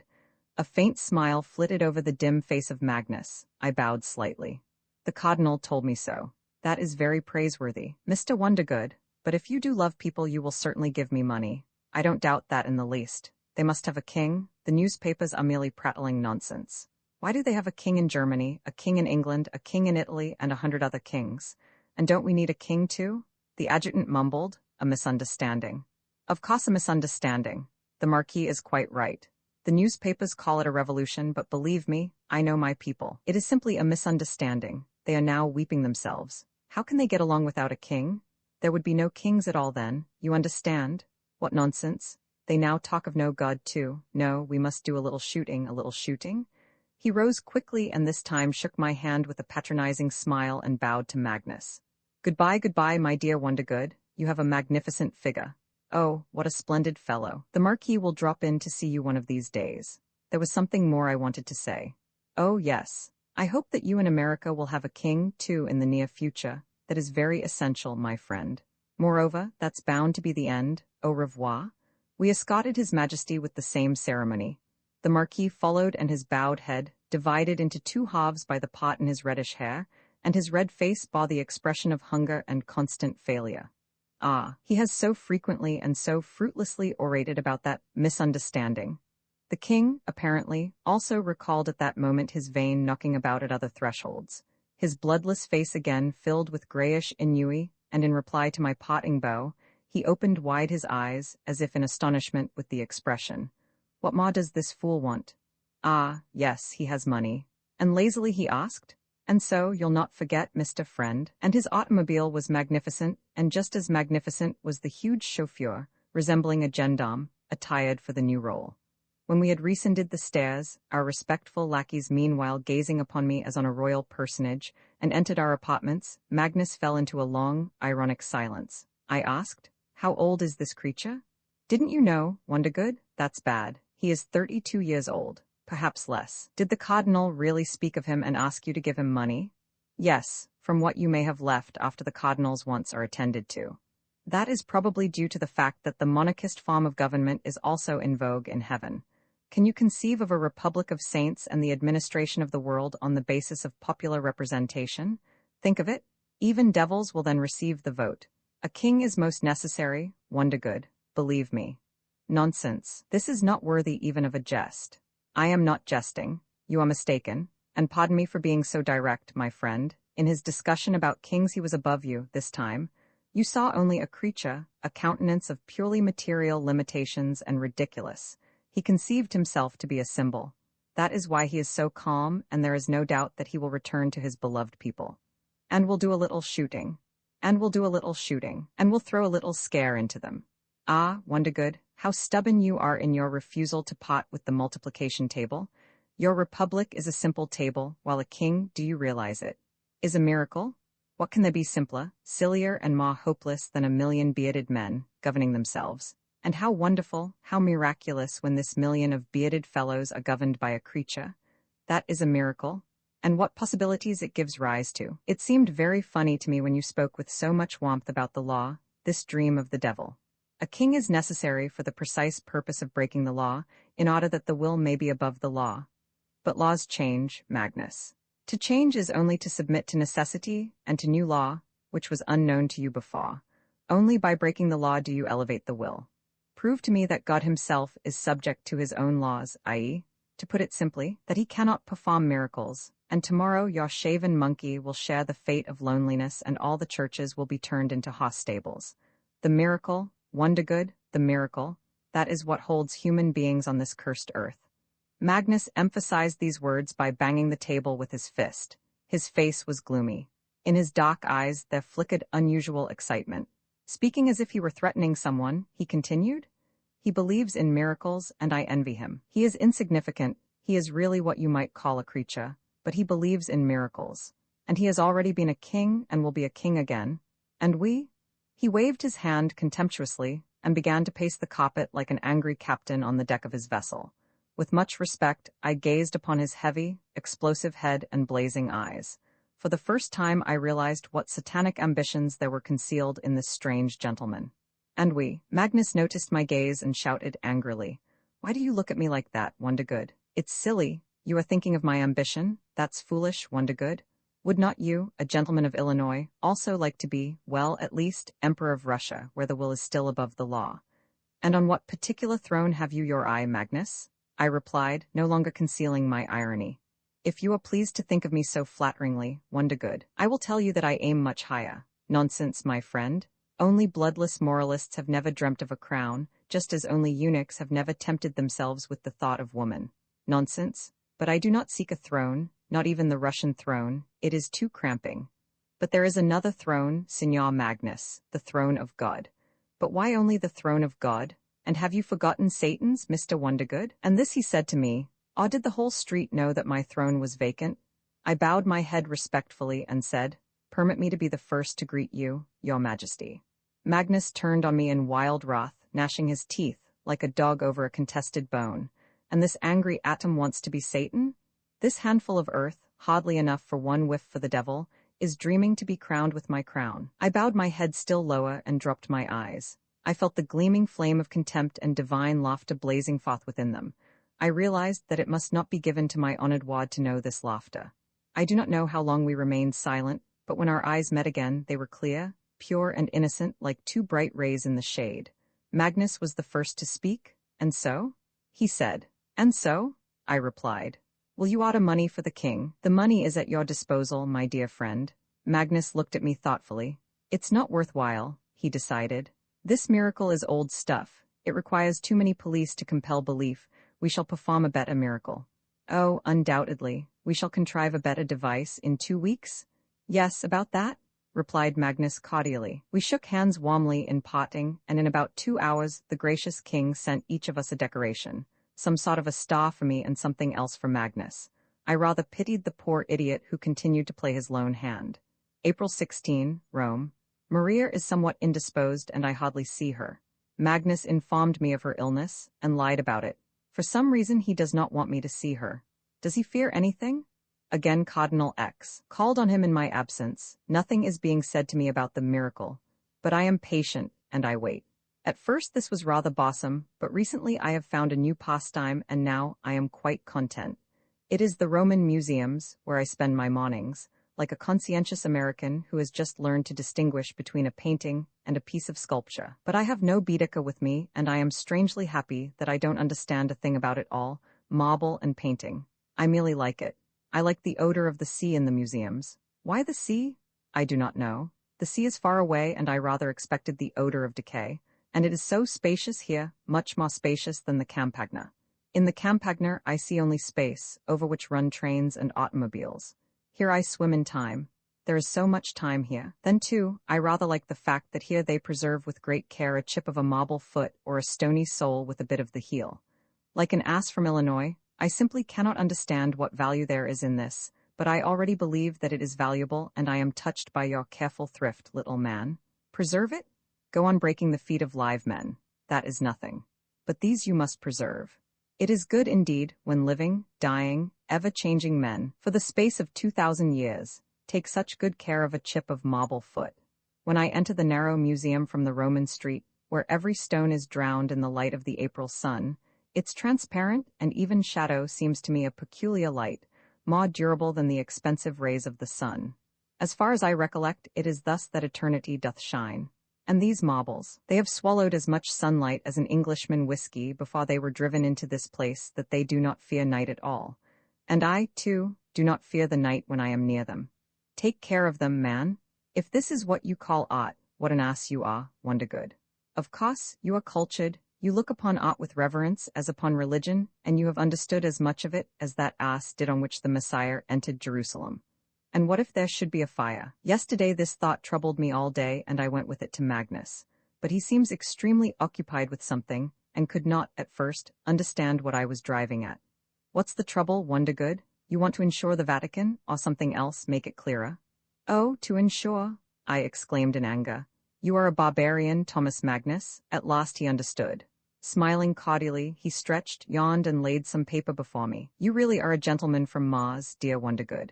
Don't contradict and sign this paper. It is the last one. I will sign, but under one condition. Your explosion must not touch the Vatican. He laughed again. Would you be sorry? Then you had better not sign. In general, if you are sorry about anything at all, it would be better for us to part before it is too late. There is no room for pity in my game, and my play is not for sentimental American girls. If you please, I signed the paper and threw it aside. But it seems as if you have earnestly entered upon the duties of Satan, dear Magnus. And does Satan have duties? Poor Satan? Then I don't want to be Satan. Neither duties nor obligations. Neither duties nor obligations. And what then? He glanced at me quickly with his gleaming eyes and replied with one short word, which cut the air before my face. Will. And the current of high pressure. Magnus smiled patronizingly. I am very glad that you remember my words so well, Wondergood. They may be of use to you some day. Cursed dog. I felt so much like striking him that I bowed particularly low and politely, but he restrained me with a gracious gesture, pointing to a chair. Where are you going, Wondergood? sit down. We have seen so little of each other of late. How is your health? Fine, thank you. And how is the health of Signorina Maria? Not particularly good, but it's a trifle. A few more days of waiting and you. So you like the museums, Wondergood? There was a time when I, too, gave them much time and feeling. Yes, I remember. Don't you find, Wondergood, that man in mass is a repulsive being? I raised my eyes in astonishment. I do not quite understand this change of subject, Magnus. On the contrary, the museums have revealed to me a new and more attractive side of man. He laughed. Love for mankind? Well, do not take offense at the jest, Wondergood. You see, everything that man does in crayon is wonderful, but repulsive in painting. Take the sketch of Christianity with its Sermon on the Mount, its lilies and its ears of corn, how marvelous it is. And how ugly is its picture with its sextons, its funeral pyres and its cardinal X. A genius begins the work and an idiot, an animal, completes it. The pure and fresh wave of the ocean tide strikes the dirty shore, and returns dirty, bearing back with it cocks and shells.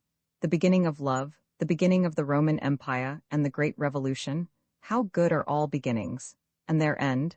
And even if a man here and there has managed to die as beautifully as he was born, the masses, Wondergood, invariably end the liturgy in shamelessness. Oh, but what about the causes, Magnus?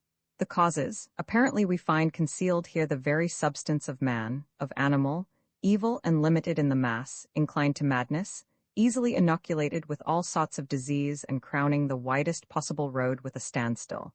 And that is why art is so much above man. I do not understand.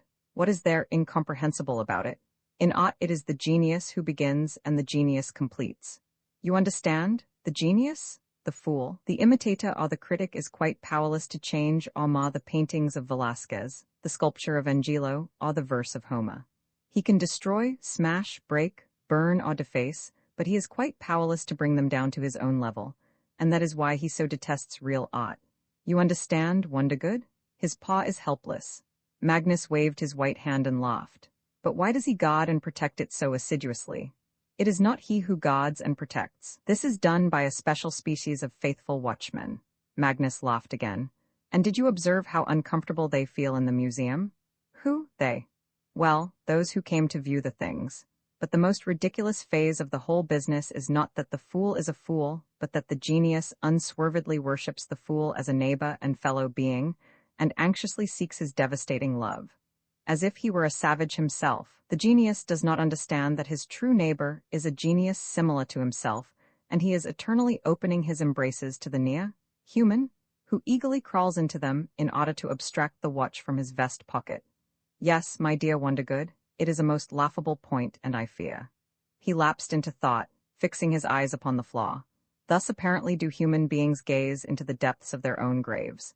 And I understood just what this genius feared. And once again, I bowed before the satanic mind which in all the world recognized only itself and its own will. Here was a god who would not share his power with Olympus, and what a contempt for mankind, and what open contempt for me. Here was a grain of earth that could make the devil himself sneeze, and do you know how I concluded that evening? I took my pious Toppy by the neck and threatened to shoot him if he did not get drunk with me. And drunk we did get. We began in some dirty little café, and continued in some night taverns where I generously filled some black-eyed bandits with liquor, mandolin players and singers, who sang to me of Maria. I drank like a farm hand who had just arrived in the city after a year of sober labor. Away with the museums? I remember that I shouted much and waved my hands, but never did I love my Maria so tenderly, so sweetly and so painfully as in that smoke of drink, permeated with the odor of wine, oranges, and some burning fat, in this wide circle of black-bearded stealthy faces and rapaciously gleaming eyes, amid the melodious strains of mandolins, which opened for me the very vestibules of heaven and hell. I vaguely remember some very accommodating but pompous murderers, whom I kissed and forgave in the name of Maria. I remember that I proposed that all of us go to drink in the Colosseum, in the very place where martyrs used to die, but I do not know why we did not do it. I believe there were technical difficulties, and how splendid Toppy was. At first he drank long and silently, like an archbishop. Then he suddenly began to perform interesting feats. He put a bottle of Chianti on his nose, the wine running all over him. He tried to perform some tricks with cards, but was immediately caught by the affable bandits, who brilliantly repeated the same trick. He walked on all fours and sang some religious verses through his nose. He cried and suddenly announced frankly that he was a devil. We walked home staggering along the street, bumping into walls and lampposts, and hilariously enjoying ourselves like two students. Toppy tried to pick a quarrel with some policemen, but, touched by their politeness, he ended by conferring his stern blessing upon them, saying gloomily, "Go, and sin no more." Then he confessed with tears that he was in love with a certain signorina, that his love was requited, and that he must therefore resign his spiritual calling. Saying this, he lay down upon a stony threshold and fell into a stubborn sleep. And thus I left him. Maria, Maria, how you tempt me! Not once have I touched your lips. Yesterday I kissed only red wine, but whence come these burning traces on my lips? But yesterday I stood upon my knees, Madonna, and covered you with flowers. But yesterday I timidly laid hands upon the hem of your garment, and today you are only a woman and I want you. My hands are trembling. The obstacles, the halls, the paces, and the thresholds separating us drive me mad. I want you? I did not recognize my own eyes in the mirror. There is a thick shadow upon them. I breathe heavily and irregularly, and all day long my thoughts are wandering lustfully about your naked breast. I have forgotten everything. In whose power am I? It bends me like soft, heated iron. I am deafened, I am blinded by my own heat and sparks. What do you do, man, when that happens to you? Do you simply go and take the woman? Do you violate her? Think, it is night now and Maria is so close by. I can approach her room without a sound, and I want to hear her cries. But suppose Magnus bars the road for me? I will kill Magnus. Nonsense. No, tell me, in whose power am I? You ought to know that, man. Today, just before evening, as I was seeking to escape from myself and Maria, I wandered about the streets, but it was worse there. Everywhere I saw men and women, as if I had never seen them before. They all appeared naked to me. I stood long at Monte Pisio and tried to grasp what a sunset was, but could not. Before me, there passed by in endless procession those men and women, gazing into each other's eyes. Tell me, what is woman? I saw one very beautiful in an automobile. The sunset threw a rosy glow upon her pale face, and in her ears there glistened 2 diamond sparks. She gazed upon the sunset, and the sunset gazed on her, but I could not endure it. Sorrow and love gripped my heart as if I were dying. There behind her were trees green, almost black. Maria? Maria? April 19, Isle of Capri.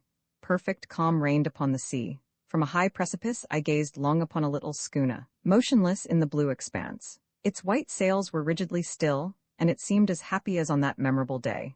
And again, great calm descended upon me, while the holy name of Maria resounded purely and peacefully, like the Sabbath bells on the distant shore. There I lay upon the grass, my face toward the sky. The good earth warmed my back, while my eyes were pierced with warm light, as if I had thrust my face into the sun. Not more than 3 paces away there lay an abyss, a steep precipice, a dizzying wall, and it was delightful to imbibe the odor of grass and the spring flowers of Capri. There was also the odor of Toppy, who was lying beside me. When he is heated by the sun, he emits the smell of fur. He was all sunburned, just as if he had been smeared with coal. In general, he is a very amiable old devil. The place where we lay is called Anacapri, and constitutes the elevated part of the island. The sun had already set when we began our trip downward, and a half-moon had risen in the sky. But there was the same quiet and warmth, and from somewhere came the strains of mandolins in love, calling to Maria. Maria everywhere, but my love breathed with great calm, bathed in the pure moonlight rays, like the little white houses below. In such a house at one time did Maria live, and into just such a house I will take her in about 4 days. A high wall along which the road ran concealed the moon from us, and here we beheld the statue of an old Madonna, standing in a niche, high above the road and the surrounding bushes. Before her burned with a weak flame the light of an image lamp, and she seemed so alive in her watchful silence that my heart grew cold with sweet terror.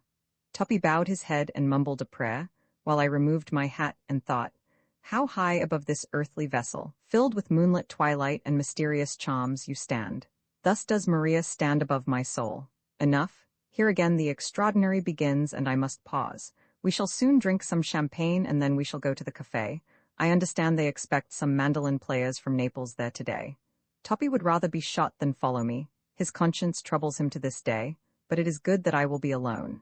April 23, Rome, Palazzo Orsini. Night. My palace is dead and silent, as if it were one of the ruins of ancient Rome. Beyond the lodge window lies the garden. It is transparent and white with the rays of the moon, and the vaporous pole of the fountain resembles a headless vision in a silver veil. Its splash is scarcely heard through the thick windowpane, as if it were the sleepy mumbling of the night god. Yes, this is all beautiful, and how do you put it? It breathes with love. Of course, it would be good to walk beside Maria over the blue sand of the garden path and to trample upon her shadow. But I am disturbed, and my disquiet is wider than love. In my attempts to walk lightly, I wander about the room, lean against the wall, recline in silence in the corners, and all the time I seem to hear something. Something far away, 1,000 kilometers from here. Or is this all lodged in my memory, that which I strain my ear to catch? And the 1,000 kilometers, are they the 1,000 years of my life? You would be astonished if you saw how I was dressed. My fine American costume had suddenly become unbearably heavy, so I put on my bathing suit. This made me appear thin, tall, and wiry. I tried to test my nimbleness by crawling about the floor, suddenly changing the direction, like a noiseless bat. But it is not I who am restless. It is my muscles that are filled with this unrest, and I know not what they want. Then I began to feel cold. I dressed and sat down to write. I drank some wine and drew down the curtains to shut the white garden from my eyes. Then I examined and fixed my Browning. I intend to take it with me tomorrow for a friendly chat with Magnus. You see, Thomas Magnus has some collaborators. That is what he calls those gentlemen unknown to me who respectfully get out of my way when we meet, but never greet me, as if we were meeting in the street and not in my house. There were 2 of them when I went to Capri. Now they are 6, according to what Toppy tells me, and they live here. Toppy does not like them. Neither do I. They seem to have no faces. I could not see them. I happened to think of that just now when I tried to recall them. These are my assistants, Magnus told me today without trying in the least to conceal his ridicule. Well, I must say, Magnus, they have had bad training. They never greet me when we meet. On the contrary, dear Wondergood, they are very well-mannered. They simply cannot bring themselves to greet you without a proper introduction. They are extremely correct people. However, you will learn all tomorrow. Don't frown. Be patient, Wondergood. Just one more night. How is Signorina Maria's health? Tomorrow she will be well. He placed his hand upon my shoulder and brought his dark, evil, brazen eyes closer to my face. The passion of love, eh? I shook off his hand and shouted, Signor Magnus, you? He frowned at me and calmly turned his back upon me. Till tomorrow, Mr. Wondergood. That is why I loaded my revolver. In the evening I was handed a letter from Magnus. He begged my pardon, said his conduct was due to unusual excitement, and he sincerely sought my friendship and confidence. He also agreed that his collaborators are really ill-mannered folk. I gazed long upon these hasty illegible lines and felt like taking with me, not my revolver, but a cannon. One more night, but how long it is. There is danger facing me. I feel it and my muscles know it too. Do you think that I am merely afraid? I swear by eternal salvation, no. I know not where my fear has disappeared, but only a short while ago I was afraid of everything, of darkness, death, and the most inconsequential pain. And now I fear nothing. I only feel strange. Is that how you put it? Strange? Here I am on your earth, man, and I am thinking of another person who is dangerous to me, and I myself am, man. And there is the moon and the fountain, and there is Maria, whom I love. And here is a glass and wine, and this is my and your life. Or did I simply imagine that I was Satan once? I see it is all an invention, the fountain and Maria, and my very thoughts on the man Magnus, but the real my mind can neither unravel nor understand. I assiduously examine my memory, and it is silent, like a closed book, and I have no power to open this enchanted volume, concealing the whole past of my being. Straining my eyesight, I gaze into the bright and distant depth from which I came upon this pasteboard earth, but I see nothing in the painful ebb and flow of the boundless fog. There, behind the fog, is my country, but it seems I have quite forgotten the road. I have again returned to Wondergood's bad habit of getting drunk alone, and I am slightly drunk now. No matter, it is the last time. I have just seen something after which I wish to see nothing else. I felt like taking a look at the white garden, and to imagine how it would feel to walk beside Maria over the path of blue sand. I turned off the light in the room and opened wide the draperies, and the white garden arose before me like a dream, and think of it! Over the path of blue sand there walked a man and a woman, and the woman was Maria. They walked quietly, trampling upon their own shadows, and the man embraced her. The little counting machine in my breast beat madly, fell to the floor and broke when finally I recognized the man. It was Magnus, only Magnus, dear Magnus, the father. May he be cursed with his fatherly embraces. Ah, how my love for Maria surged up again within me. I fell on my knees before the window and stretched out my hands to her. To be sure, I had already seen something of that kind in the theater, but it's all the same to me. I stretched out my hands. Was I not alone and drunk? Why should I not do what I want to do? Madonna. Then I suddenly drew down the curtain. Quietly, like a web, like a handful of moonlight, I will take this vision and weave it into night dreams. Quietly, quietly. Roman Fa, May 25, 1914. Italy. Had I at my disposal, not the pitiful word but a strong orchestra, I would compel all the brass trumpets to roar. I would raise their blazing mouths to the sky, and would compel them to rave incessantly, in a blazon, screeching voice, which would make one's hair stand on end and scatter the clouds in terror. I do not want the lying violins. Hateful to me is the gentle murmur of false strings beneath the fingers of liars and scoundrels. Breath, breath, my gullet is like a brass horn. My breath, a hurricane, driving forward into every narrow cleft, and all of me rings, kicks, and grates like a heap of iron in the face of the wind. Oh, it is not always the mighty, wrathful roar of brass trumpets. Frequently, very frequently, it is the pitiful wail of burned, rusty iron, crawling along lonely, like the winter, the whistle of bent twigs, which drives thought cold and fills the heart with the rust of gloom and homelessness. Everything that fire can touch has burned up within me. Was it I who wanted to play? Was it I who yearned for the game? Then, look upon this monstrous ruin of the theatre wrecked by the flames. All the actors, too, have lost their lives therein. Ah, all the actors, too, have perished, and brazen truth peers now through the beggarly holes of its empty windows. By my throne, what was that love I prattled of when I donned this human form? To whom was it that I opened my embraces? Was it you, comrade, by my throne? If I was love but for a single moment, henceforth I am hate, and eternally thus I remain. Let us halt at this point today, dear comrade. It has been quite some time since I moved my pen upon this paper, and I must now grow accustomed anew to your dull and shallow face, smeared all with the red of your cheeks. I seem to have forgotten how to speak the language of respectable people who have just received a trouncing. Get thee hence, my friend. Today I am a brass trumpet.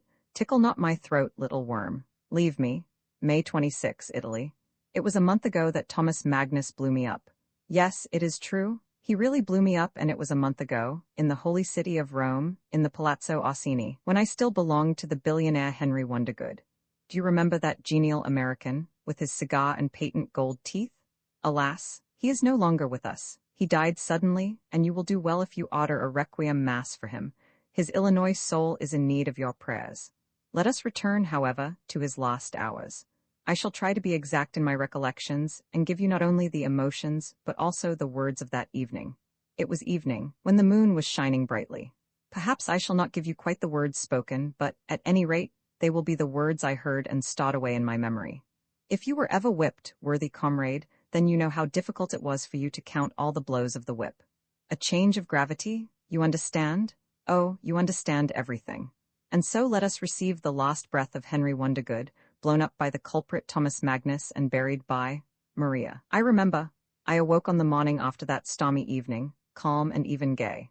Apparently it was the effect of the sun, shining into that same broad window through which, at night, there streamed that unwelcome and too highly significant moonlight. You understand? Now the moon and now the sun? Oh, you understand everything. It is probably for the very same reason I acquired my touching faith in the integrity of Magnus and awaited toward evening that cloudless bliss. This expectation was all the greater because his collaborators, you remember his collaborators, had begun to greet and bow to me. What is a greeting? Ah, how much it means to the faith of man. You know my good manners and therefore will believe me when I say that I was cold and restrained like a gentleman who has just received a legacy. But if you had put your ear to my belly, you would have heard violins playing within. Something about love, you understand.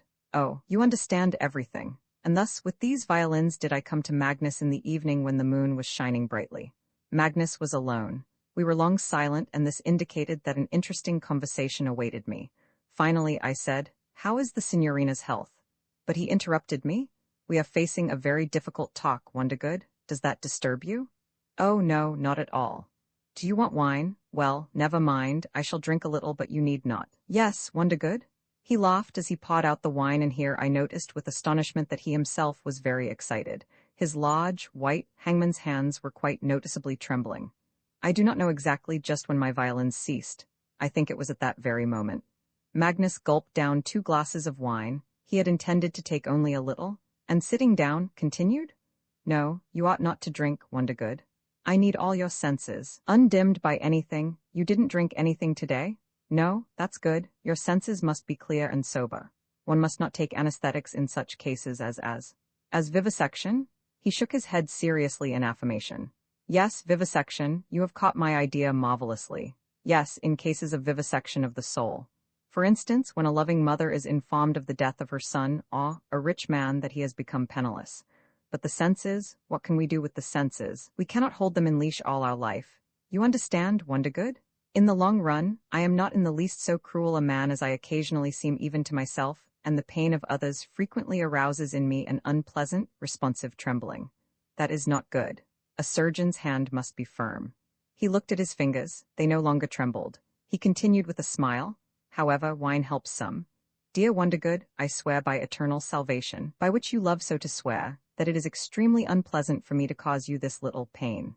Keep your senses, Wondergood, your senses, your hand, my friend."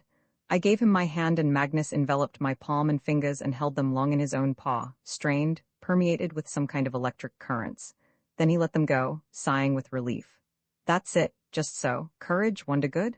I shrugged my shoulders, lit a cigar, and asked, "Your illustration of the very wealthy man who has suddenly become a beggar, does that concern me? Am I penniless?" Magnus answered slowly as he gazed straight into my eyes, "If you wish to put it that way, yes, you have nothing left. Absolutely nothing.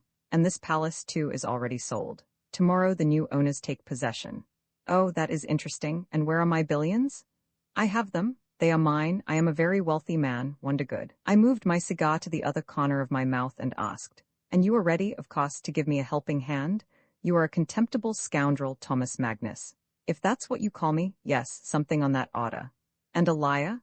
Perhaps, in general, dear Wondergood, it is very necessary for you to change your outlook on life and man. You are too much of an idealist. And you," I rose from my chair, "for you it is necessary to change your fellow conversationalist. Permit me to bid you goodbye and to send a police commissary in my place." Magnus laughed. "Nonsense, Wondergood. Everything has been done within the law. You yourself have handed over everything to me. This will surprise no one with your love for humanity. Of course you can proclaim yourself insane. You understand? And then, perhaps I may get to the penitentiary, but you will land in an insane asylum. You would hardly like that, dear friend. Police? Well, go on talking. It will relieve the first effects of the blow." I think it was really difficult for me to conceal my excitement. I hurled my cigar angrily into the fireplace, while my eye carefully measured both the window and Magnus. No, this carcass was too big to play ball with. At that moment, the loss of my wealth had not yet fully impressed itself upon my mind, and it was that which maddened me as much as the brazen tone of Magnus and the patronizing manner of the old scoundrel. In addition, I dimly sensed something portentous of evil and sorrow, like a threat, as if some real danger were lurking not in front of me but behind my back. "What is this all about?" I shouted, stamping my foot. "What is this all about?" replied Magnus like an echo. "Yes, I really cannot understand why you are so excited, Wondergood. You have so frequently offered me this money and even forced it upon me, and now, when the money is in my hands, you want to call the police." "Of course," Magnus smiled. "There is a slight distinction here. In placing your money so magnanimously at my disposal, you still remained its master and the master of the situation, while now, you understand, old friend, now I can simply drive you out of this house." I looked at Magnus significantly. He replied with no less a significant shrug of the shoulders and cried angrily, "Stop your nonsense. I am stronger than you are. Do not try to be more of a fool than is absolutely necessitated by the situation. You are an unusually brazen scoundrel, Signor Magnus." Again, how these sentimental souls do seek consolation in words. Take a cigar and listen to me. I have long needed money, a great deal of money. In my past, which I need not disclose to you, I have suffered certain failures. They irritated me considerably. Fools and sentimental souls, you understand. My energy was imprisoned under lock and key, like a bird in a cage. For 3 years I sat in this cursed cage, awaiting my chance. And all that, in the beautiful Campagna? Yes, in the beautiful Campagna, and I had already begun to lose hope when you appeared. I find it difficult to express myself at this point. Be as direct as you can. Have no compunctions. You seemed very strange with all this love of yours for men and your play, as you finally termed it, and, my friend, for a long time I had grave doubts as to what you really were. An extraordinary fool or just a scoundrel like myself. You see, such extraordinary asses appear so seldom that even I had my doubts. You are not angry? Oh, not at all. You forced money upon me and I thought, a trap. However, you made your moves quickly and certain precautions on my part. Pardon me for interrupting. So those books of yours, your solitary contemplation of life, that little White House and everything was all a lie. And murder, do you remember all that drivel about hands steeped in blood? Yes, I did kill. That is true, and I have pondered much upon life while awaiting you, but the rest, of course, was falsehood. Very base falsehood, but you were so credulous. And Maria? I confess that I had hardly uttered this name when I felt something clutching at my throat. Magnus looked at me sharply and said gloomily, "We will discuss Maria, too. But how excited you are. Even your nails have turned blue. Perhaps you'll have some wine. Well, never mind. Have patience. I shall continue. When you began your affair with Maria, of course with my slight assistance, I finally concluded that you were an extraordinary ass." Magnus raised his hand in a consoling gesture. "Oh no, you seemed to me to be that at the beginning. I will tell you quite truthfully, as I do everything I am telling you now. You are not a fool at all, Wondergood. I have grown to know you more intimately. It doesn't matter that you have so naively surrendered your billions to me. Many wise men have been fooled before by clever scoundrels. Your misfortune is quite another thing. I had the strength to smile. My love for human beings? No, my friend, your contempt for human beings. Your contempt and at the same time your naive faith in them arising from it. You regard human beings so far below you. You are so convinced of their fatal powerlessness that you do not fear them at all, and are quite ready to pat the rattlesnake's head. Such a nice little rattlesnake. One should fear people, comrade. I know your game, but at times you were quite sincere in your prattle about man. You even pitied him, but from an elevation or from a sidetrack. I know not which. Oh, if you could only hate people, I would take you along with me with pleasure. But you are an egotist, a terrible egotist, Wondergood, and I am even beginning to shed my regrets for having robbed you when I think of that. Whence comes this base contempt of yours? I am still only learning to be a man. Well, go on learning. But why do you call your professor a scoundrel? For I am your professor, Wondergood? To the devil with this prattle. So you do not intend to take me along with you? No, my friend, I do not. So, only my billions, very well. But what about your plan? To blow up the earth or something of that kind? Or did you lie on this point too? I cannot believe that you simply intend to open a money changes bureau or become some ragged king. Magnus looked at me gloomily. There was even a gleam of sympathy in his eyes as he replied slowly. No, on that point I did not lie. But you won't do for me. You would always be hanging on to my coat-tails. Just now you shouted, "Liar, scoundrel, thief." It's strange, but you are yet only learning to be a man and you have already imbibed so much pettiness. When I shall raise my hand to strike someone, your contempt will begin to whine. Don't strike, leave him alone, have pity. Oh, if you could only hate. No, you are a terrible egotist, old man. I shouted? The devil take you with your hopping on this egotism. I am not in the least more stupid than you beast, and I cannot understand what you find so saintly in hatred. Magnus frowned. First of all, don't shout or I'll throw you out. Do you hear? Yes, perhaps you are no more stupid than I am, but man's business is not your business. Do you realize that, you beast? In blowing up things, I only intend to do business and you want to be the ruler of another's plant. Let them steal and break down the machinery and you will be concerned only about your salary and the respect due you? And I won't stand that, all this. He swept the room with a broad gesture. Is my plant mine, do you hear? And it is I who will be robbed. I will be robbed and injured. And I hate those who rob me. What would you have done, in the long run, with your billions, if I had not taken them from you? Built conservatories and raised heirs, for the perpetuation of your kind, private yachts and diamonds for your wife, and give me all the gold on earth and I will throw it all into the flames of my hatred. And all because I have been insulted. When you see a hunchback, you throw him a liar. So that he may continue to bear his hump, yes, and I want to destroy him, to kill him, to burn him like a crooked log. To whom do you appeal when you are fooled or when a dog bites your finger? To your wife, the police, public opinion. But suppose the wife, with the aid of your butler, plants horns on your head or public opinion fails to understand you and instead of pitying you prefers to give you a thrashing. Then do you make your appeal to God? But I go to no one. I plead before no one, but neither do I forgive. You understand? I do not forgive? Only egotists forgive. I consider myself personally insulted. I heard him in silence.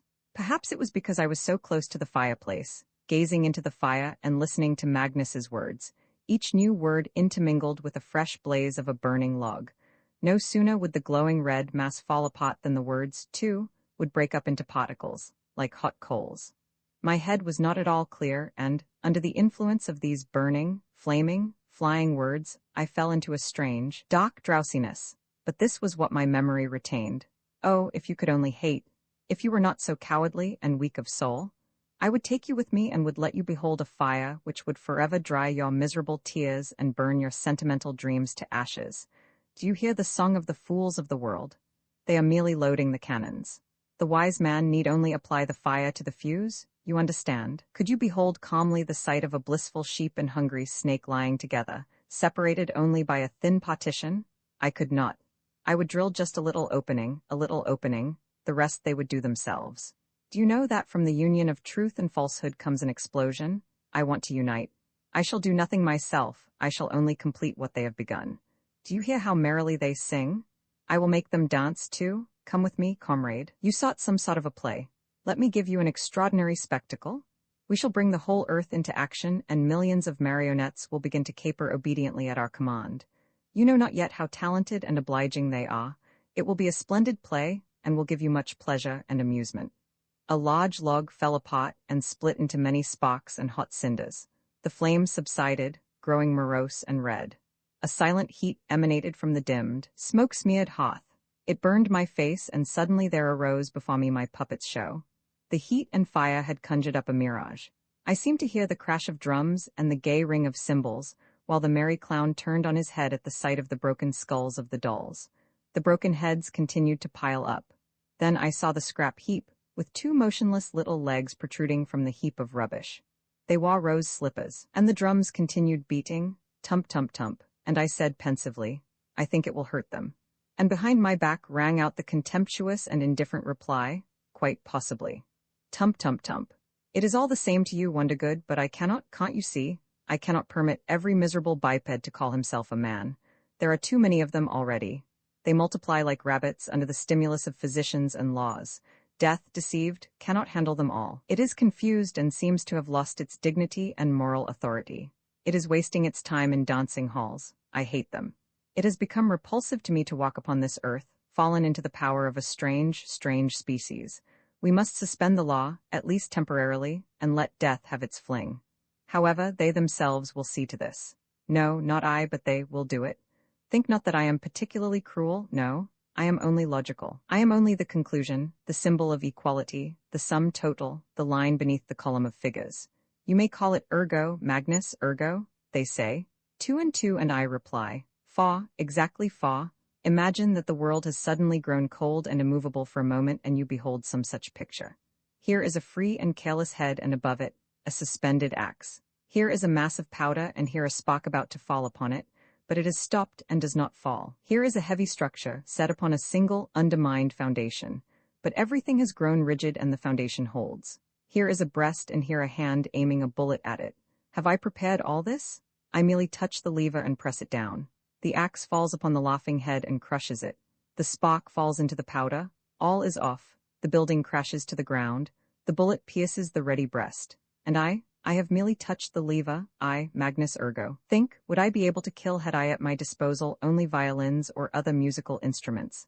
I laughed, only violins. Magnus replied with laughter. His voice was hoarse and heavy, but they have other instruments too. And I will use these instruments. See how simple and interesting all this is. And what further, Magnus ergo? How do I know what's to follow?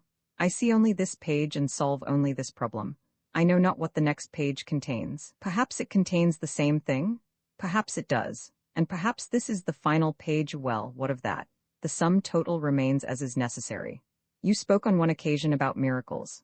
Yes, that is my lever. You remember what I told you about my explosive? I promise rabbits to make lions of them. You see, a rabbit cannot stand brains. Give a rabbit brains and he will hang himself. Melancholy will drive him to suicide. Brains implies logic, and what can logic promise to a rabbit? Nothing but a sorry fate on a restaurant menu.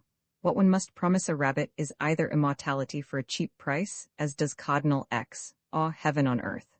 You will see what energy, what daring, etc. my rabbit will develop when I paint before him on the wall heavenly powers and gardens of Eden. On the wall? Yes, on a stone wall.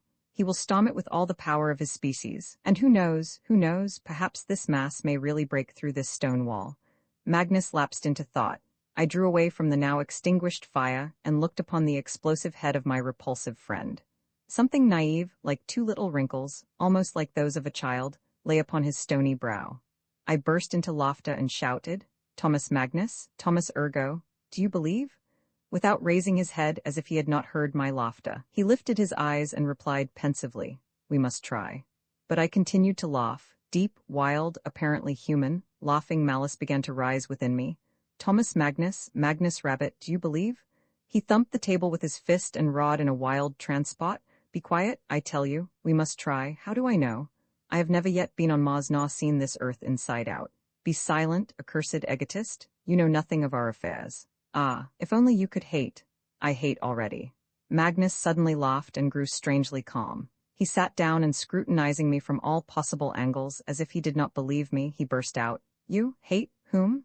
You. He looked me over as carefully again and shook his head in doubt. Is that true, Wondergood? If they are rabbits, you are the most repulsive of them all, because you are a mixture of rabbit and Satan. You are a coward. The fact that you are a crook, a thief, a liar, a murderer is not important, but you are a coward? That is important. I expected something more of you. I hoped your mind would lift you above the greatest crime, but you lift crime itself into some base philanthropy. You are as much of a lackey as the others. The only difference between you and them is that you have a perverted idea of service? Magnus sighed. No, that's not it. You understand nothing, Wondergood. And what you lack is daring, my friend. If you are Magnus Ergo, what audacity, Magnus Ergo, then why don't you go the limit? Then I too would follow you, perhaps. Will you really come?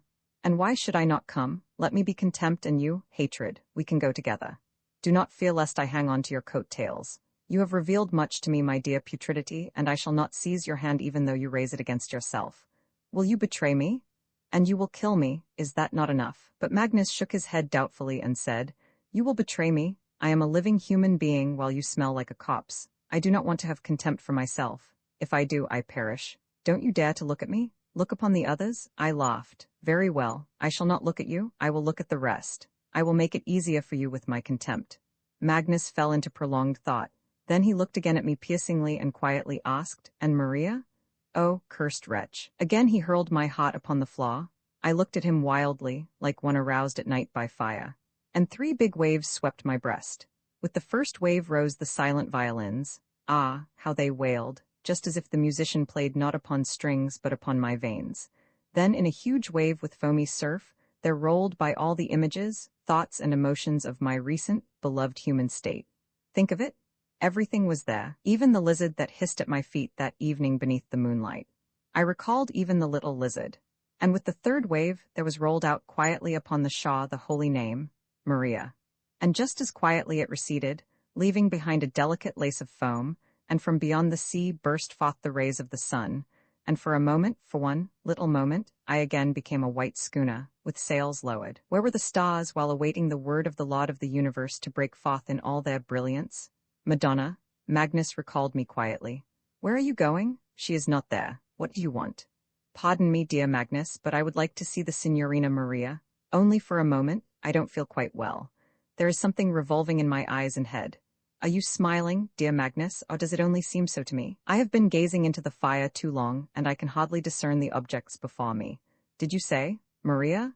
Yes, I would like to see her. Then we shall continue our interesting conversation. You will remind me just where we stopped, but meanwhile, I would be extremely obliged to you if we were to take a little drive into the Campagna. It is so sweet there. And Signorina Maria? Sit down. You will see her presently. But I continued to weave my nonsense. What in the devil had happened to my head? I prattled on for a considerable period, and now the whole thing seems so ridiculous. Once or twice I pressed the heavy, motionless hand of Thomas Magnus. Apparently he must have looked like my father at that moment. Finally, I subsided, partially regained my senses, but, in obedience to Magnus' command, remained in my chair and prepared to listen. Can you listen now? You are quite excited. Old man, remember the senses, the senses? Yes, now I can go on. I remember everything. Continue, old friend, I am all attention. Yes, I recollected everything, but it was quite immaterial to me just what Magnus said or what he might say. I was awaiting Maria. That is how strong my love was. Turning aside for some reason and beating time with his fingers on the table, Magnus said slowly and rather reluctantly, "Listen, Wondergood. In reality, it would be much more convenient for me to throw you out into the street, you and your idiotic Toppy. You wanted to experience all human life, and I would have viewed with pleasure any efforts on your part to earn your own bread. You are apparently no longer used to this. It would also have been very interesting to know what would become of your grandiose contempt when. But I am not angry. Strange to say, I even nurse a feeling of thankfulness for your billions, and I am rather hopeful. Yes, I still have a little hope that someday you may really grow to be a man, and while this may prove an impediment to me, I am ready to take you with me, but only after a certain test. Are you still anxious to have Maria?" "Yes, very well." Magnus rose with effort and moved toward the door, but he halted for a moment and turned toward me and, surprising as it was on the part of this scoundrel, he kissed my brow. "Sit down, old man. I will call her immediately. The servants are all out today." He uttered the last sentence as he knocked feebly at the door. The head of one of his aides appeared for a moment and immediately withdrew. With apparently the same effort, Magnus returned to his place and said with a sigh, "She will be here at once." We were silent. I fixed my eyes upon the tall door and it opened wide. Maria entered. With a quick step, I moved to greet her and bowed low. Magnus shouted, "Don't kiss that hand." May 27. I could not continue these notes yesterday. Do not laugh. This mere combination of words, "do not kiss that hand," seemed to me the most terrible utterance the human tongue was capable of. It acted upon me like a magic curse. When I recall those words now, they interrupt everything I do and befog my whole being, transporting me into a new state. If I happen to be speaking, I grow silent, as if suddenly stricken dumb. If I happen to be walking, I halt. If standing, I run. If I happen to be asleep, no matter how deep my slumber, I awake and cannot fall asleep again. Very simple, extremely simple words. Do not kiss that hand, and now listen to what happened further. And so, I bowed over Maria's hand, but so strange and sudden was Magnus' cry, so great was the command in his hoarse voice, that it was impossible to disobey.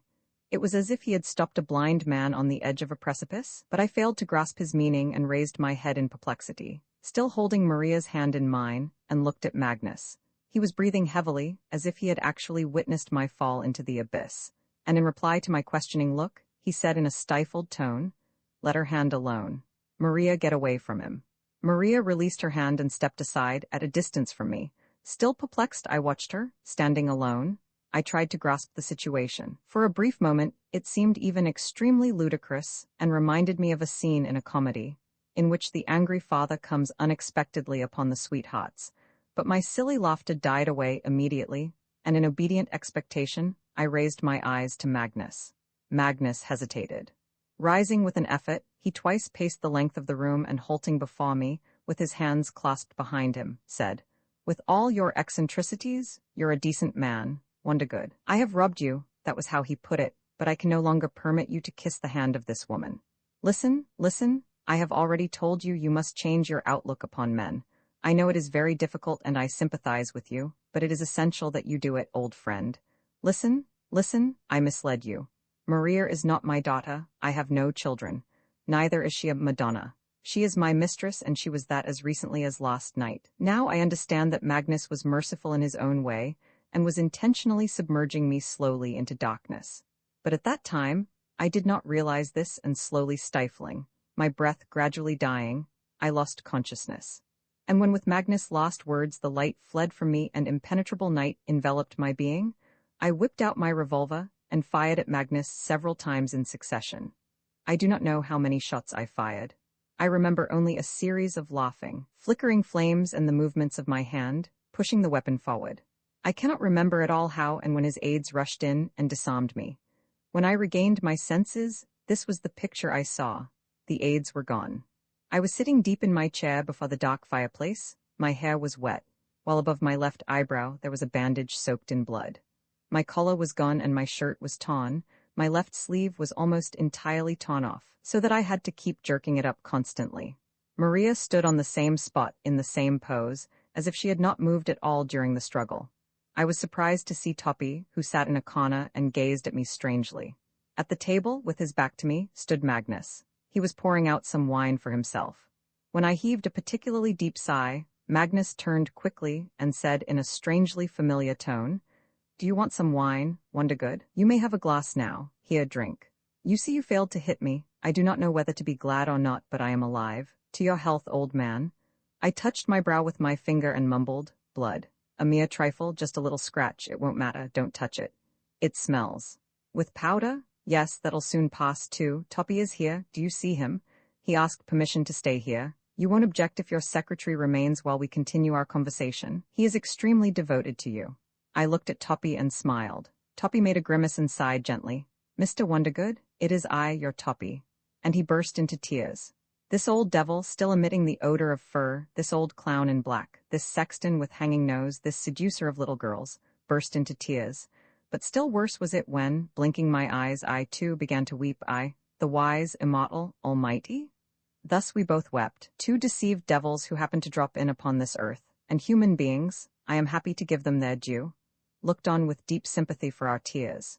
Weeping and laughing at the same time, I asked, "It's difficult to be a man, Toppy?" And Toppy, sobbing, replied obediently, "Very difficult, Mr. Wondergood." But here I happened to look at Maria, and my sentimental tears immediately dried.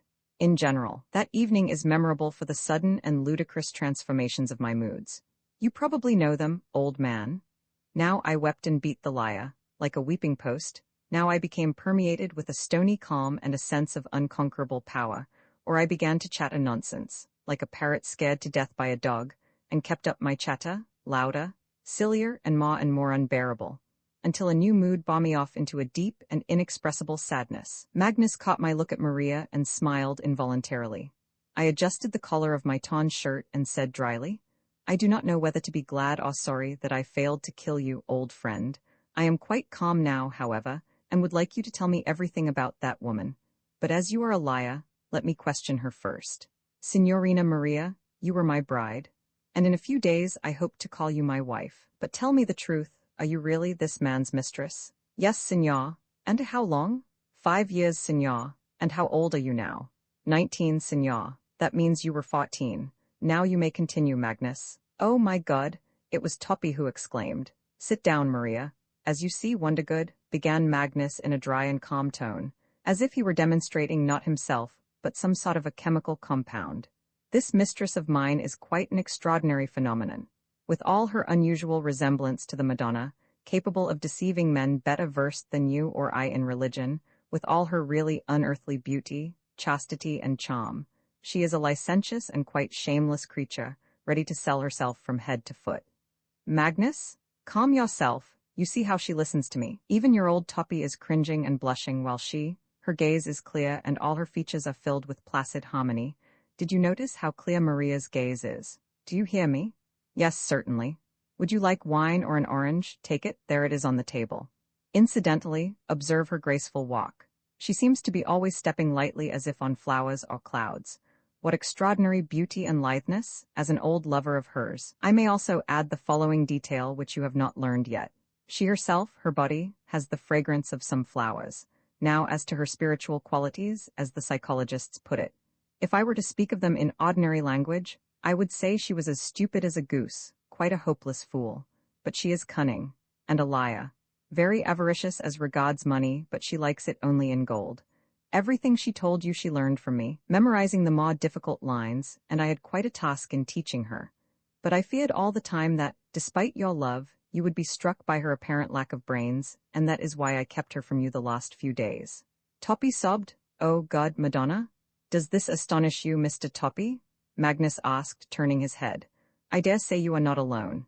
Do you remember, Wondergood, what I told you about Maria's fatal resemblance, which drove one young man to suicide? I did not lie to you altogether. The youth actually did kill himself when he realized who Maria really was. He was pure of soul. He loved as you do, and as you he could not bear, how do you put it, the wreck of his ideal." Magnus laughed. "Do you remember Giovanni, Maria?" "Slightly." "Do you hear, Wondergood?" asked Magnus, laughing. "That is exactly the tone in which she would have spoken of me a week hence if you had killed me today. Have another orange, Maria. But if I were to speak of Maria in extraordinary language, she is not at all stupid. She simply doesn't happen to have what is called a soul.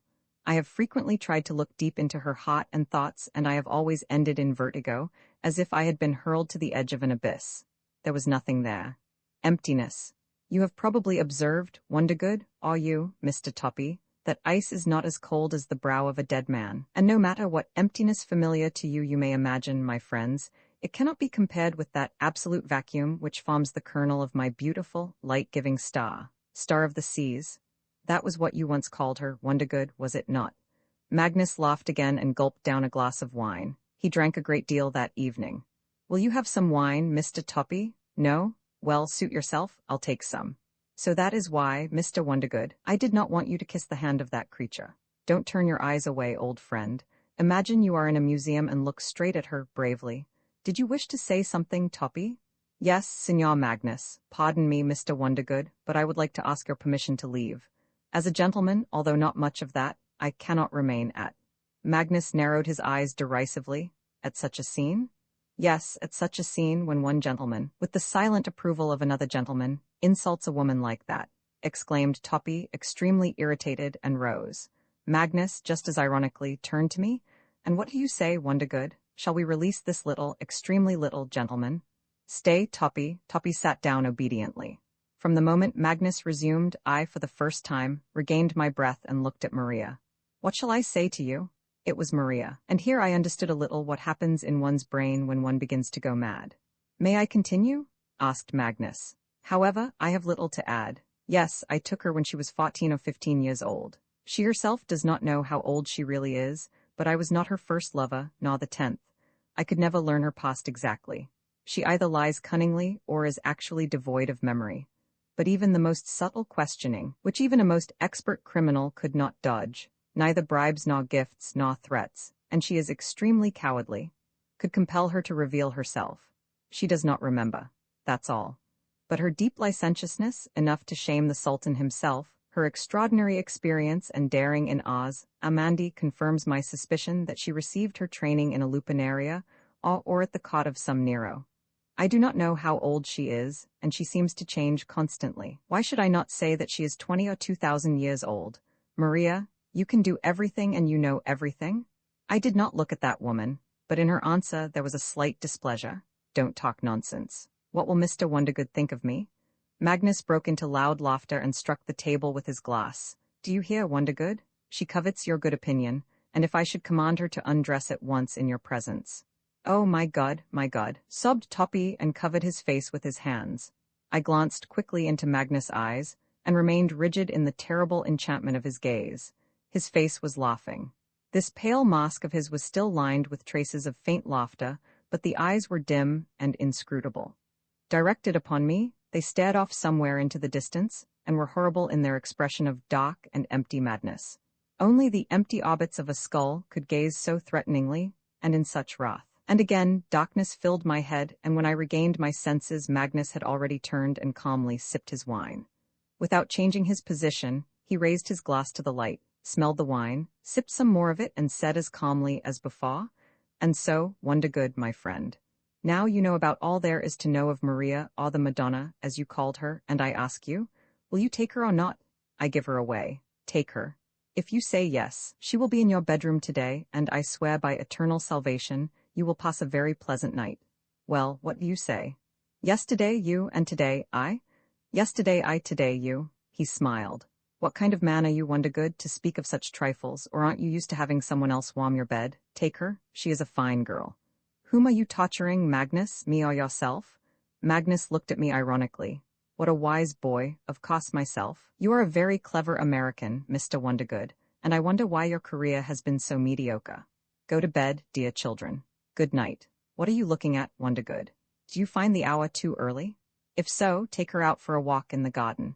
When you see Maria beneath the moonlight, 3,000 Magnuses will be unable to prove that this heavenly maiden is the same creature who—" I flared up. "You are a disgusting scoundrel and liar, Thomas Magnus. If she has received her training in a lupinaria, then you, my worthy signor, must have received your higher education in the penitentiary. Whence comes that aroma which permeates so thoroughly your gentlemanly jokes and witticisms?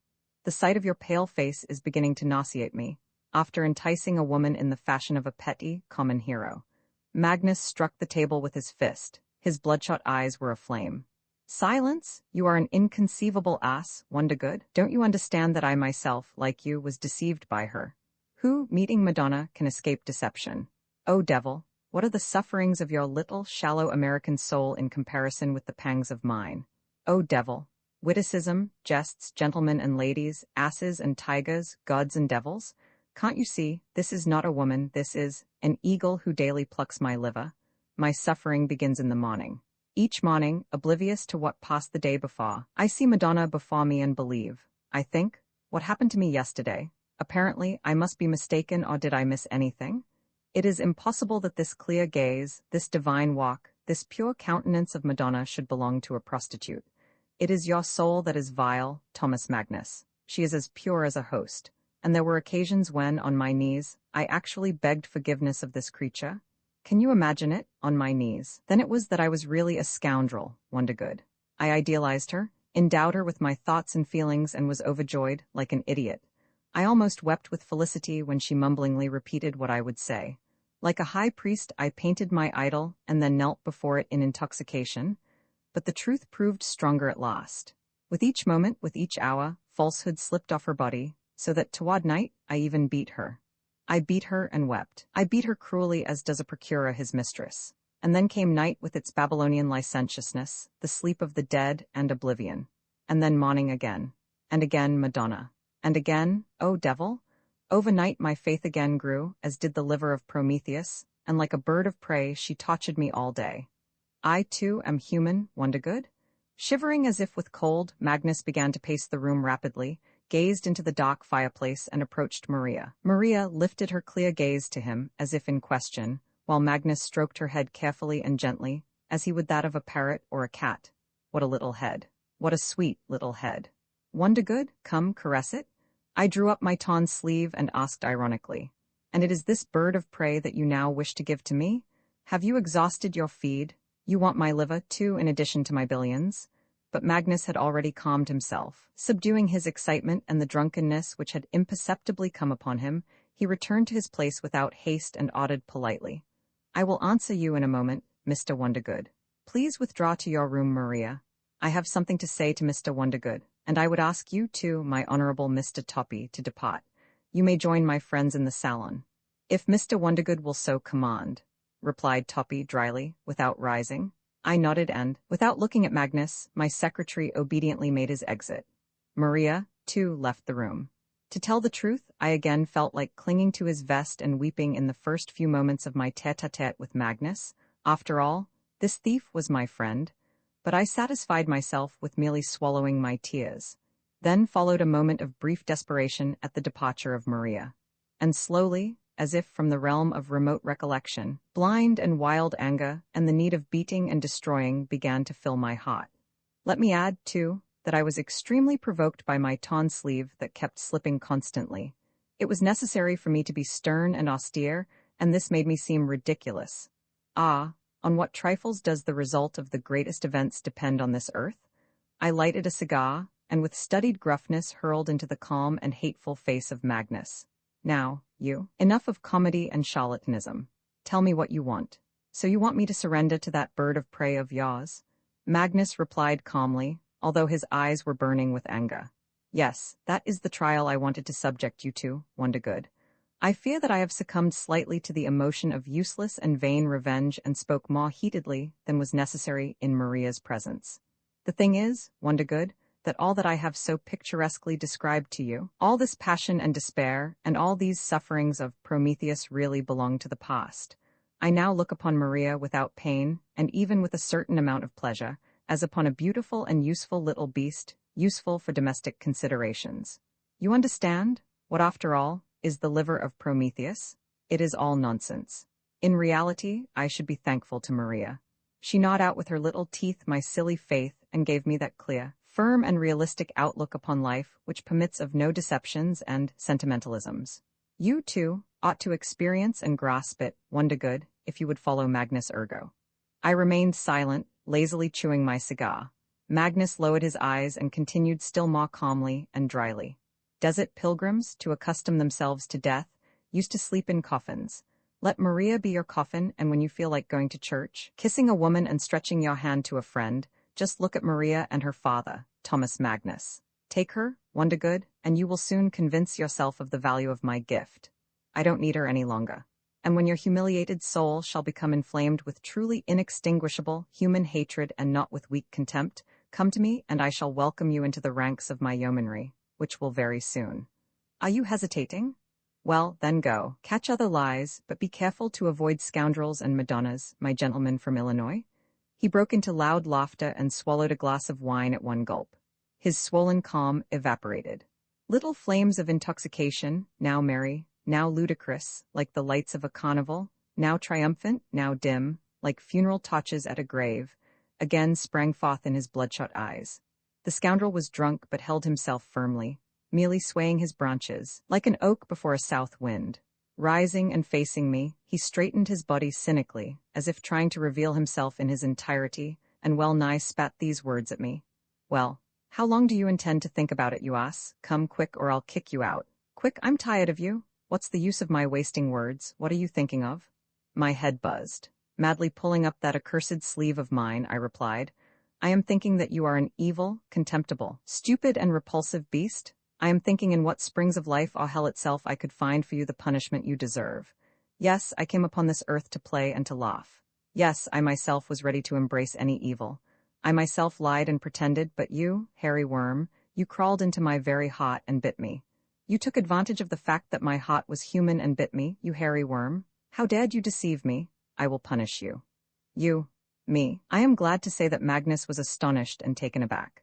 His eyes widened and grew round, and his open mouth naively displayed a set of white teeth. Breathing with difficulty, he repeated, You, me? Yes, you. Police? You are not afraid of it? Very well. Let all your cots be powerless, remain unpunished on this earth, you evil, conscienceless creature. The day will come when the sea of falsehood, which constitutes your life, will part, and all your falsehood, too, will give way and disappear. Let there be no foot upon this earth to crush you, hairy worm. I, too, am powerless here, but the day will come when you will depart from this earth, and when you come to me and fall under the shadow of my kingdom. Your kingdom? Hold on, Wondergood. Who are you then? And right at this point there occurred the most shameful event of my entire earthly life. Tell me, is it not ridiculously funny when Satan, even in human form, bends his knee in prayer to a prostitute, and is stripped naked by the very first man he meets? Yes, this is extremely ridiculous and shameful of Satan, who bears with him the breath of eternity. But what would you say of Satan when he turned into a powerless and pitiful liar, and pasted upon his head with a great flourish the paper crown of a theatrical czar? I am ashamed, old man. Give me one of your blows, the kind on which you feed your friends and hired clowns. Or has this torn sleeve brought me to this senseless, pitiful wrath? Or was this the last act of my human masquerade, when man's spirit descends to the mire and sweeps the dust and dirt with its breath? Or has the ruin of Madonna, which I witnessed, dragged Satan, too, into the same abyss? But this was, think of it, this was what I answered Magnus, thrusting out my chest, barely covered with my torn shirt, stealthily pulling up my sleeve, so that it might not slip off entirely, and looking sternly and angrily directly into the stupid, and as they seemed to me, frightened eyes of the scoundrel Magnus, I replied triumphantly, I am Satan? Magnus was silent for a moment, and then broke out into all the laughter that a drunken, repulsive, human belly can contain. Of course you, old man, expected that, but I did not. I swear by eternal salvation, I did not. I shouted something, but the brazen laughter of this beast drowned my voice. Finally, taking advantage of a moment's interval between his thundering peals of laughter, I exclaimed quickly and modestly, like a footnote at the bottom of a page, like a commentary of a publisher. Don't you understand? I am Satan. I have done the human form. I have done the human form. He heard me with his eyes bulging, and with fresh thunderous roars of laughter, the outbursts shaking his entire frame, he moved toward the door, flung it open, and shouted, Here, come here, here is Satan, in human garb. And he disappeared behind the door. Oh, if I could only have fallen through the flaw, disappeared or flown away, like a real devil, on wings, in that endless moment, during which he was gathering the public for an extraordinary spectacle. And now they came, all of them, damn them.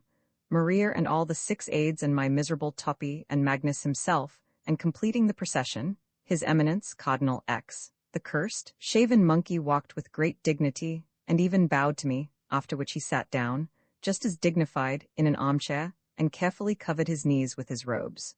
All were wondering, not knowing yet what it was all about, and glanced now at me and now at Magnus, who tried hard to look serious. "What's the trouble, Signor Magnus?" asked the cardinal in a benevolent tone. "Permit me to report the following. Your Eminence, Mr. Henry Wondergood has just informed me that he is Satan. Yes, Satan, and that he has merely donned the human form, and thus our assumption that he is an American from Illinois falls.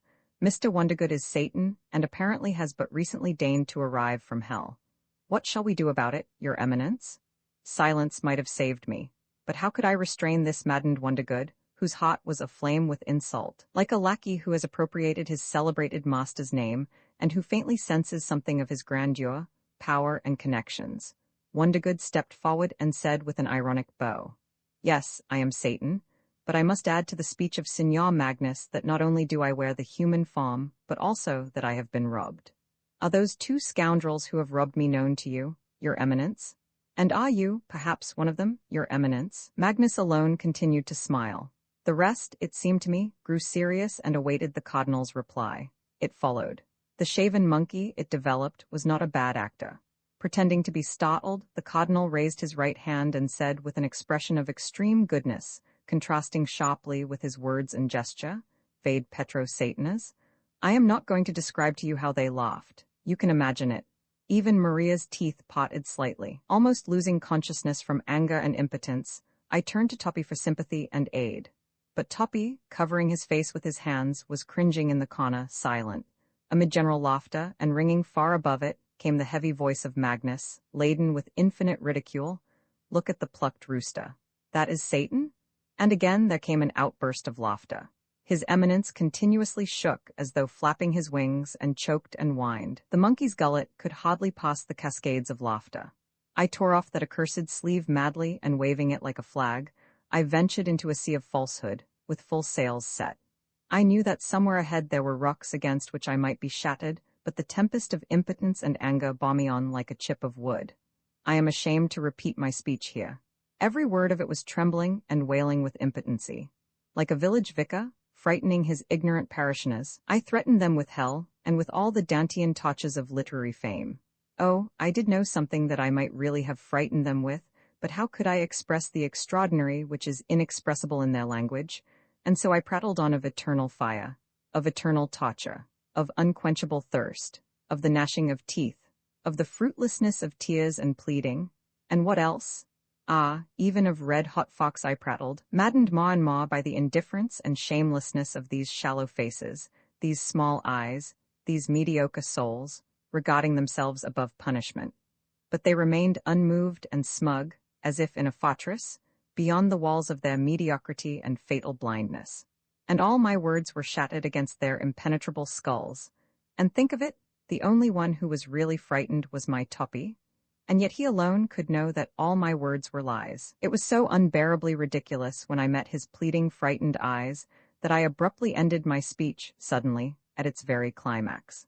Silently, I waved my torn sleeve, which served me as a standard once or twice, and hurled it into the corner.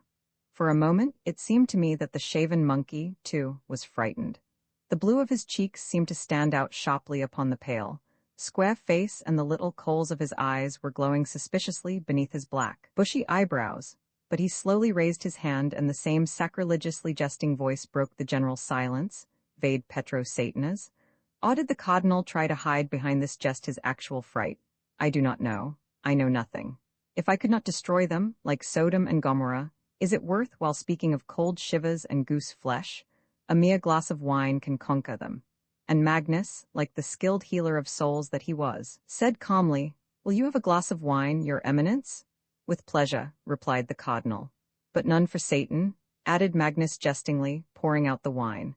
But he could speak and do anything he pleased now.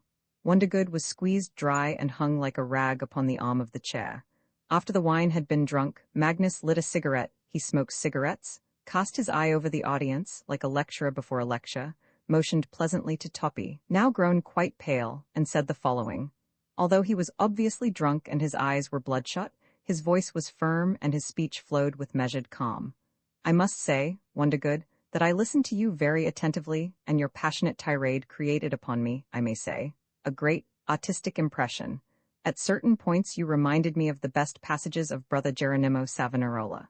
Don't you also find the same striking resemblance, Your Eminence? But alas, you are slightly behind the times. Those threats of hell and eternal torture with which you might have driven the beautiful and merry Florence to panic ring extremely unconvincing in the atmosphere of contemporary Rome. The sinners have long since departed from the earth, Mr. Wondergood. Have not you noticed that? And as for criminals, and, as you have expressed it, scoundrels, a plain commissary of police is much more alarming to them than Beelzebub himself with his whole staff of devils. I must also confess that your reference to the cod of history and posterity was rather strange when contrasted with the picture you painted of the torches of hell and your reference to eternity. But here, too, you failed to rise to the height of contemporary thought. Every fool nowadays knows that history records with equal impartiality both the names of saints and of rogues. The whole point, Mr. Wondergood, which you, as an American, should be particularly familiar with, is in the scope with which history treats its respective subjects and heroes. The lashings history administers to its great criminals differ but little from her laurels, when viewed at a distance, and this little distinction eventually becomes quite invisible, I assure you, Wondergood. In fact, it disappears entirely, and in so far as the biped strives to find a place in history, and we are all animated by this desire, Mr. Wondergood, it need not be particular through which door it enters. I beg the indulgence of His Eminence, but no prostitute received a new guest with greater welcome than does history a new hero. I fear, Wondergood, that your references to hell as well as those to history have fallen flat. Ah, I fear your hope in the police will prove equally ill-founded. I have failed to tell you that His Eminence has received a certain share of those billions which you have transferred to me in such a perfectly legal manner, while his connections, you understand? Poor Toppy, all he could do was to keep on blinking. The aides broke into loud laughter, but the cardinal mumbled angrily, casting upon me the burning little coals of his eyes. He is indeed a brazen fellow. He said he is Satan. Throw him out, Signor Magnus, this is sacrilege. Is that so? Smiled Magnus politely. I did not know that Satan, too, belonged to the heavenly chair. Satan is a fallen angel, said the cardinal in an instructive tone. And as such he is in your service, I understand. Magnus bowed his head politely in acceptance of this truth and turned smilingly to me. Do you hear, Wondergood? His Eminence is irritated by your audacity. I was silent. Magnus winked at me slyly, and continued with an air of artificial importance. I believe, Your Eminence, that there must be some sort of misunderstanding here. I know the modesty and well-informed mind of Mr. Wondergood, and I suppose that he utilized the name of Satan merely as an artistic gesture. Does Satan ever threaten people with the police? But my unfortunate friend did. And in general, has anybody ever seen such a Satan? He stretched his hand out to me in an effective gesture, and the reply to this was another outburst of laughter. The cardinal, too, laughed, and Toppy alone shook his wise head, as if to say, idiots? I think Magnus must have noticed that, or else he fell into intoxication. Or was it because that spirit of murder with which his soul was aflame could not remain passive and was tearing at the leash? He threateningly shook his heavy, explosive head and shouted, Enough of this laughter. It is silly. Why are you so sure of yourselves? It is stupid, I tell you. I believe in nothing, and that is why I admit everything. Press my hand, Wondergood. They are all fools, and I am quite ready to admit that you are Satan. Only you have fallen into a bad mess, friend Satan. Because it will not save you, I will soon throw you out anyhow. Do you hear, devil? He shook his finger at me threateningly and then lapsed into thought, dropping his head low and heavily, with his red eyes ablaze, like those of a bull, ready to hurl himself upon his enemy. The aides and the insulted cardinal were silent with confusion. Magnus again shook his finger at me significantly and said, If you are Satan, then you've come here too late. Do you understand? What did you come here for anyway? To play, you say? To tempt, to laugh at us human beings? To invent some sort of a new, evil game, to make us dance to your tune? Well, you're too late. You should have come earlier, for the earth is grown now and no longer needs your talents. I speak not of myself, who deceived you so easily and took away your money. I, Thomas Ergo. I speak not of Maria. But look at these modest little friends of mine. Where in your hell will you find such charming, fearless devils, ready for any task? And yet they are so small, they will not even find a place in history. It was after this that Thomas Magnus blew me up, in the holy city of Rome, in the Palazzo Orsini, when I still belonged to the American billionaire, Henry Wondergood. Do you remember that genial American with his cigar and patent gold teeth? Alas, he is no longer with us. He died suddenly, and you will do well if you order a requiem mass for him. His Illinois soul is in need of your prayers. Let us receive the last breath of Henry Wondergood, blown up by the culprit Thomas Magnus, and buried by Maria in the evening, when the moon was shining brightly.